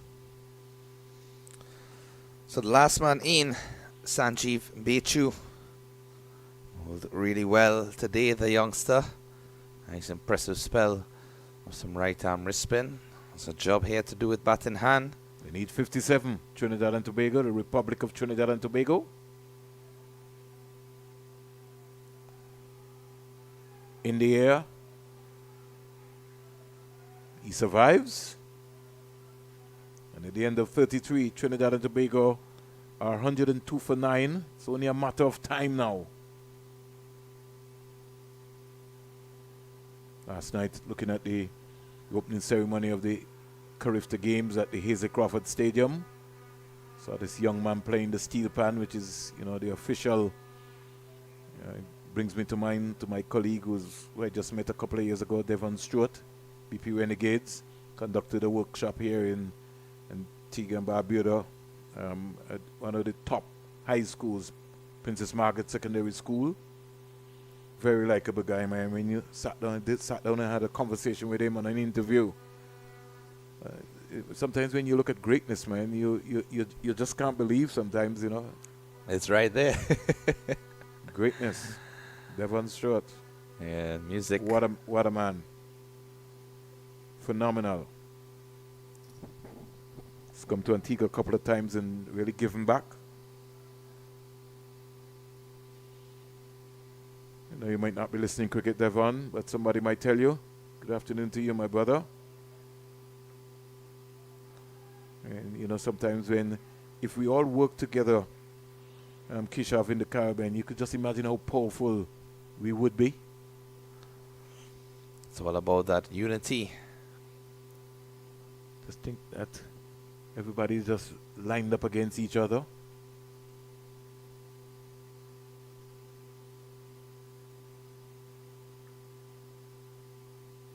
As we are seeing, Parasuram does get a chance with his first over. Second delivery, just touched off the legs for a couple. But as you said there, Vernon, is just a testament of all of those sayings that we have been hearing all the time: togetherness, unity.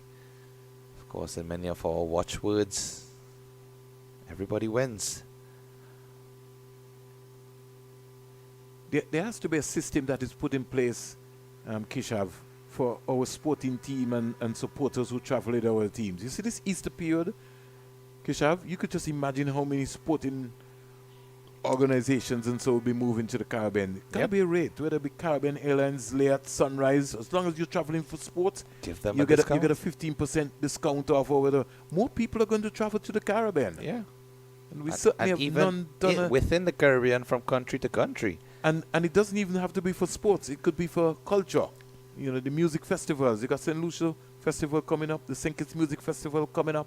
That's what we got to be thinking about doing, so that we can be able to engage and get folks to see the Caribbean. These youngsters, they'll be just locked away in Courtsland Hotel and the hotels where they're staying, but are they going to be given a tour to see Antigua and Barbuda? Those are the things that we have to be thinking about. And that's why I know, Kishav, that the youth tournaments have changed, because in the days of Northern Telecom tournament, you always had an opportunity. You would be able to go on an island tour depending on where the under-19 tournament was held. Yep. It's about getting that appreciation as we see that good work there from Parasuram. That's why we wanted to see a bit more from some of the other bowlers in terms of feeding off of their own bowling and showing that extra effort. 34 gone, 105 for 9.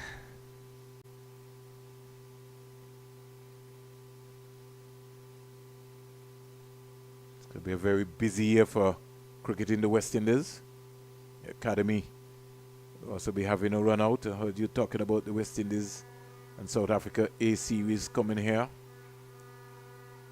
You also have the women's T20 coming up in Trinidad. So you have a lot of cricket action coming your way as well too. Yep. Then you have Australia visiting. Then we have the West Indies, Cricket West Indies under 19. Then we also have the girls under 19. And then you have the Cricket West Indies under 17 also in Trinidad and Tobago. St. Vincent is the under 19. The girls is in Trinidad and Tobago as well. See, and that's what I'm saying. Those gotta look to move those tournaments to Barbados. One or two of those tournaments, especially the under 17, maybe even the girls under 19. You know, you have to invest.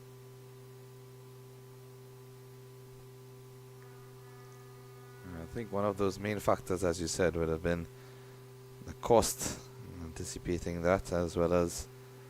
It's been mentioned as a cost, but I think that's a deterrent. I'm saying that you got to make sacrifices for your young players to get an opportunity to play in their country. Barbados is a powerhouse in sport. Who wouldn't want to play at the Kensington Oval? Meet Sir Garfield Sobers, meet Gordon Greenwich, meet Desmond Haynes. And I can tell you personally, for me, at least when I visited Barbados, it gave me a lot of a cricket passion and history. In fact, when I was doing my legal studies, I stopped playing cricket for a couple of years, and in the third year, I had to go to Barbados, and then everything just came back into place. I mean, a simple aspect as in their university, KFL, the 3Ws Oval, is located in the campus, very scenic. And everywhere across there, it's just cricket 24/7. One of those cricketing countries. I know in Antigua here as well. We have the University of the West Indies 5 Island campus. Yep. And during the preparation for this tournament, we brought officials from the University of the West Indies 5 Island campus to speak to the young cricketers from the leewards and the windwards to tell them about the opportunities that will be available for them even while they're playing. So, you know, a career path was being planned for them.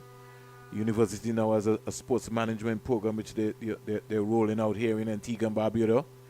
The government of Antigua and Barbuda also is very supportive and one of the main contributors to the University of the West Indies 5 Island campus right here in Antigua and Barbuda. And in fact, it's been dubbed the OECS University.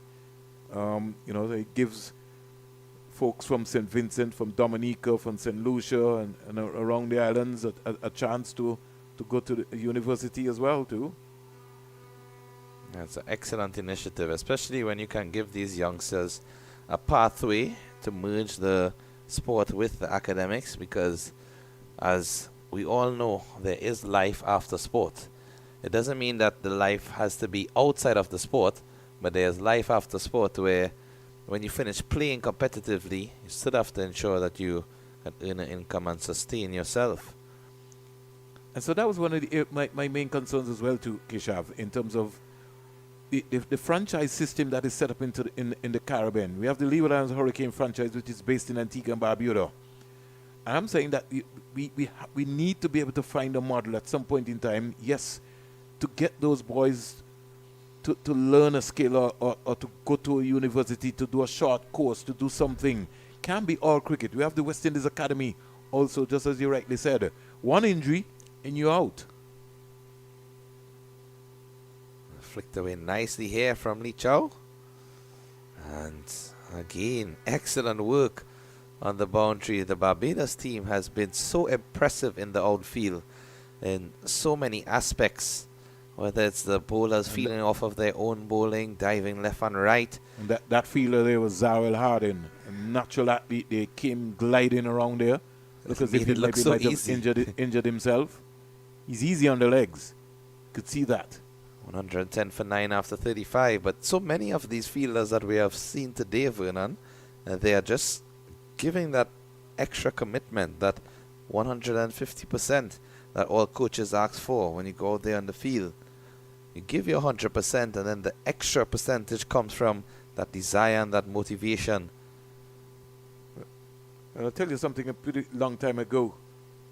Kishav, when I coached, and I was speaking to the Leeward Islands and Windward Islands the other day, and I said to them, I told them that a lot of them couldn't make my team. They asked me why. I said, because you can't feel. I don't care how much runs you make. You have to be able to feel. You know, that was one of my hallmarks as a coach. I didn't care how much runs you made. If you couldn't feel, you couldn't make my team. And I was very particular about that. My late colleague, Hayden Walsh Jr. and Walston Otto, yeah, that was our mantra. You had to be able to catch. You had to be able. You had to feel. Spent a lot of time on fielding. Yeah, feeling is really one of those aspects that can change the game in an instant. Often the least looked at, but never the least important. And catches win matches, as we all know. When you're feeling, you have to want the ball to come to you each delivery. That's what those coaches would have been preaching. I looked at our 4-day competition this year, and some of the franchises, some of the catches and some of the fielding was just deplorable. Based on what you saw, I mean, we were right here and we saw guys dropping simple catches. I'm not saying that they're not human and they can't drop catches, but we're talking about consistently. You know, got to enjoy feeling. We got to go back to those glory days. And I think our methods now is that we have people diving rather than staying on their feet and feeling the ball. We're natural athletes. Yep. You know, it's amazing. We're playing English-style cricket as compared to, and the English now is taking our roles. Everybody is taking how we used to play cricket and are playing it their way, the West Indian way. We've gone into a defensive way where it's almost like survival for us now. It's funny that you mentioned that because one of our fellow commentators in the series, Terry, was also speaking those same sentiments in terms of we have changed our approach to adapt to others while others have adapted to us. And what we need to do is to just bear in mind that the approach was part of our natural game. And yes, you have to modify. Yes, you have to include amendments for the transition of the game into this present time. But doesn't mean you have to lose your way. You can keep that normal style. And I'm going to ask you a political question just now, Kishav. I hope it's not about Trinidad and Tobago politics. No, it certainly won't be. West Indies or most franchises always produced a flamboyant player. And you came to the park because you wanted to see a number 3 batsman. Who are some of our flamboyant players that you could look at and you can say, I'm going to pin money to go and see them. And I'm going way back to the Kalicharan, to Brian, to Carl Hooper, to Sawan, you name it. We always produce somebody with flair, somebody who would make you get fans to come out. That's what we're not seeing from our West Indian cricketers these days. That person with that flair. And don't tell me about Puran. I'm talking about at the test level. Somebody who's come out and assert themselves. We're not seeing that. Well, for me personally, one of the persons who I would like to see at that test level who has shown me the flair and the ability, we haven't seen him for quite some while, but the name has been circulating recently as Shea Hope. Yeah, but I don't think Shea Hope, we got to be honest. Correct. I don't think Shea Hope is interested in playing test cricket. He isn't, but I'm just talking about the... And we need to own up to that to understand that. Yeah. There was a time... That's the reality. And we got to be honest. We're trying to force somebody to do something that they don't want to. I like the look of Casey Carty as well. I always thought, in my own honest terms, that I don't think we understood Kyle Mayers. Exactly. Kyle Mayers is the sort of person that we needed in a West Indies team who was going to be able to take the attack to the opposition. And I think too many of our players are just too defensive. Bowl him. Game done and dusted. The defending champions Barbados have just dismantled the Trinidad and Tobago under-15 team. The young man, he can't believe it, but he was beaten for pace. Even before he could get his bat down, he's still there standing in awe and asking himself, how did that hit my stump? Well, my son, it was sheer pace. And guess what, Kishav? You called it. It was just a matter of time. Game done and dusted. The defending champions Barbados. Look at the replay. Full length. Pitched up. On the money. Got that stump to come out of the ground. Any fast bowler's dream to see those stumps being uprooted, and unfortunately for Bechu, has to go, and that also will conclude the innings for Trinidad and Tobago, which means that Barbados under 15, they have won by some 42 runs in this encounter, and it really has been a very impressive display from the Barbados team by all aspects. Trinidad and Tobago, very impressive early on with the ball in hand. Some points in times in the game seemed as if it was getting away from them, but came back nicely to restrict the Barbados team to what would have been thought to be a reasonable total. And after a very strong start from the Trinidad and Tobago batsmen, at the stage they were 44 for 1 in this run chase within the first 10 overs, and just seems to have fallen off after some quick wickets. Excellent bowling spell from the skipper, Justin Paris. Didn't contribute with a bat in hand today, but really impressive bowling spell of 4 for 16 in his 10 overs. One of the main contributors for the Bajan team. And of course the fast bowlers, Branford, they're coming with 2 wickets at the end, and the likes of Harding and Hines 1 each. So the support as well from the Bajan team, and we are hearing all around, is truly amazing. What a game we have seen here today, Vernon. No half century scored, but it was a very keenly contested game in patches. And I think in the end, I think when Trinidad and Tobago looked back and realized they fell short by 42 runs. Remember, I did say to you that the young man, Jordan, go back to his name there very quickly.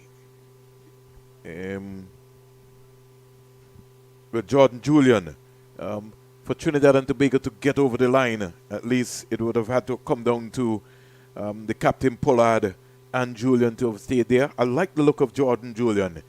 He's risky, he's stylish, and I think he's going to go places. In the end, Barbados, the defending champions, winning by some 42 runs. Trinidad and Tobago will have to go back to the drawing board, but I think they'll be a better team in the next couple of games. On behalf of my colleague Kishav today and all the folks, our cameraman who did an excellent job today, we certainly saw cricket at its highest level being played between two powerful nations in the Caribbean. In the end, the defending champions Barbados winning out.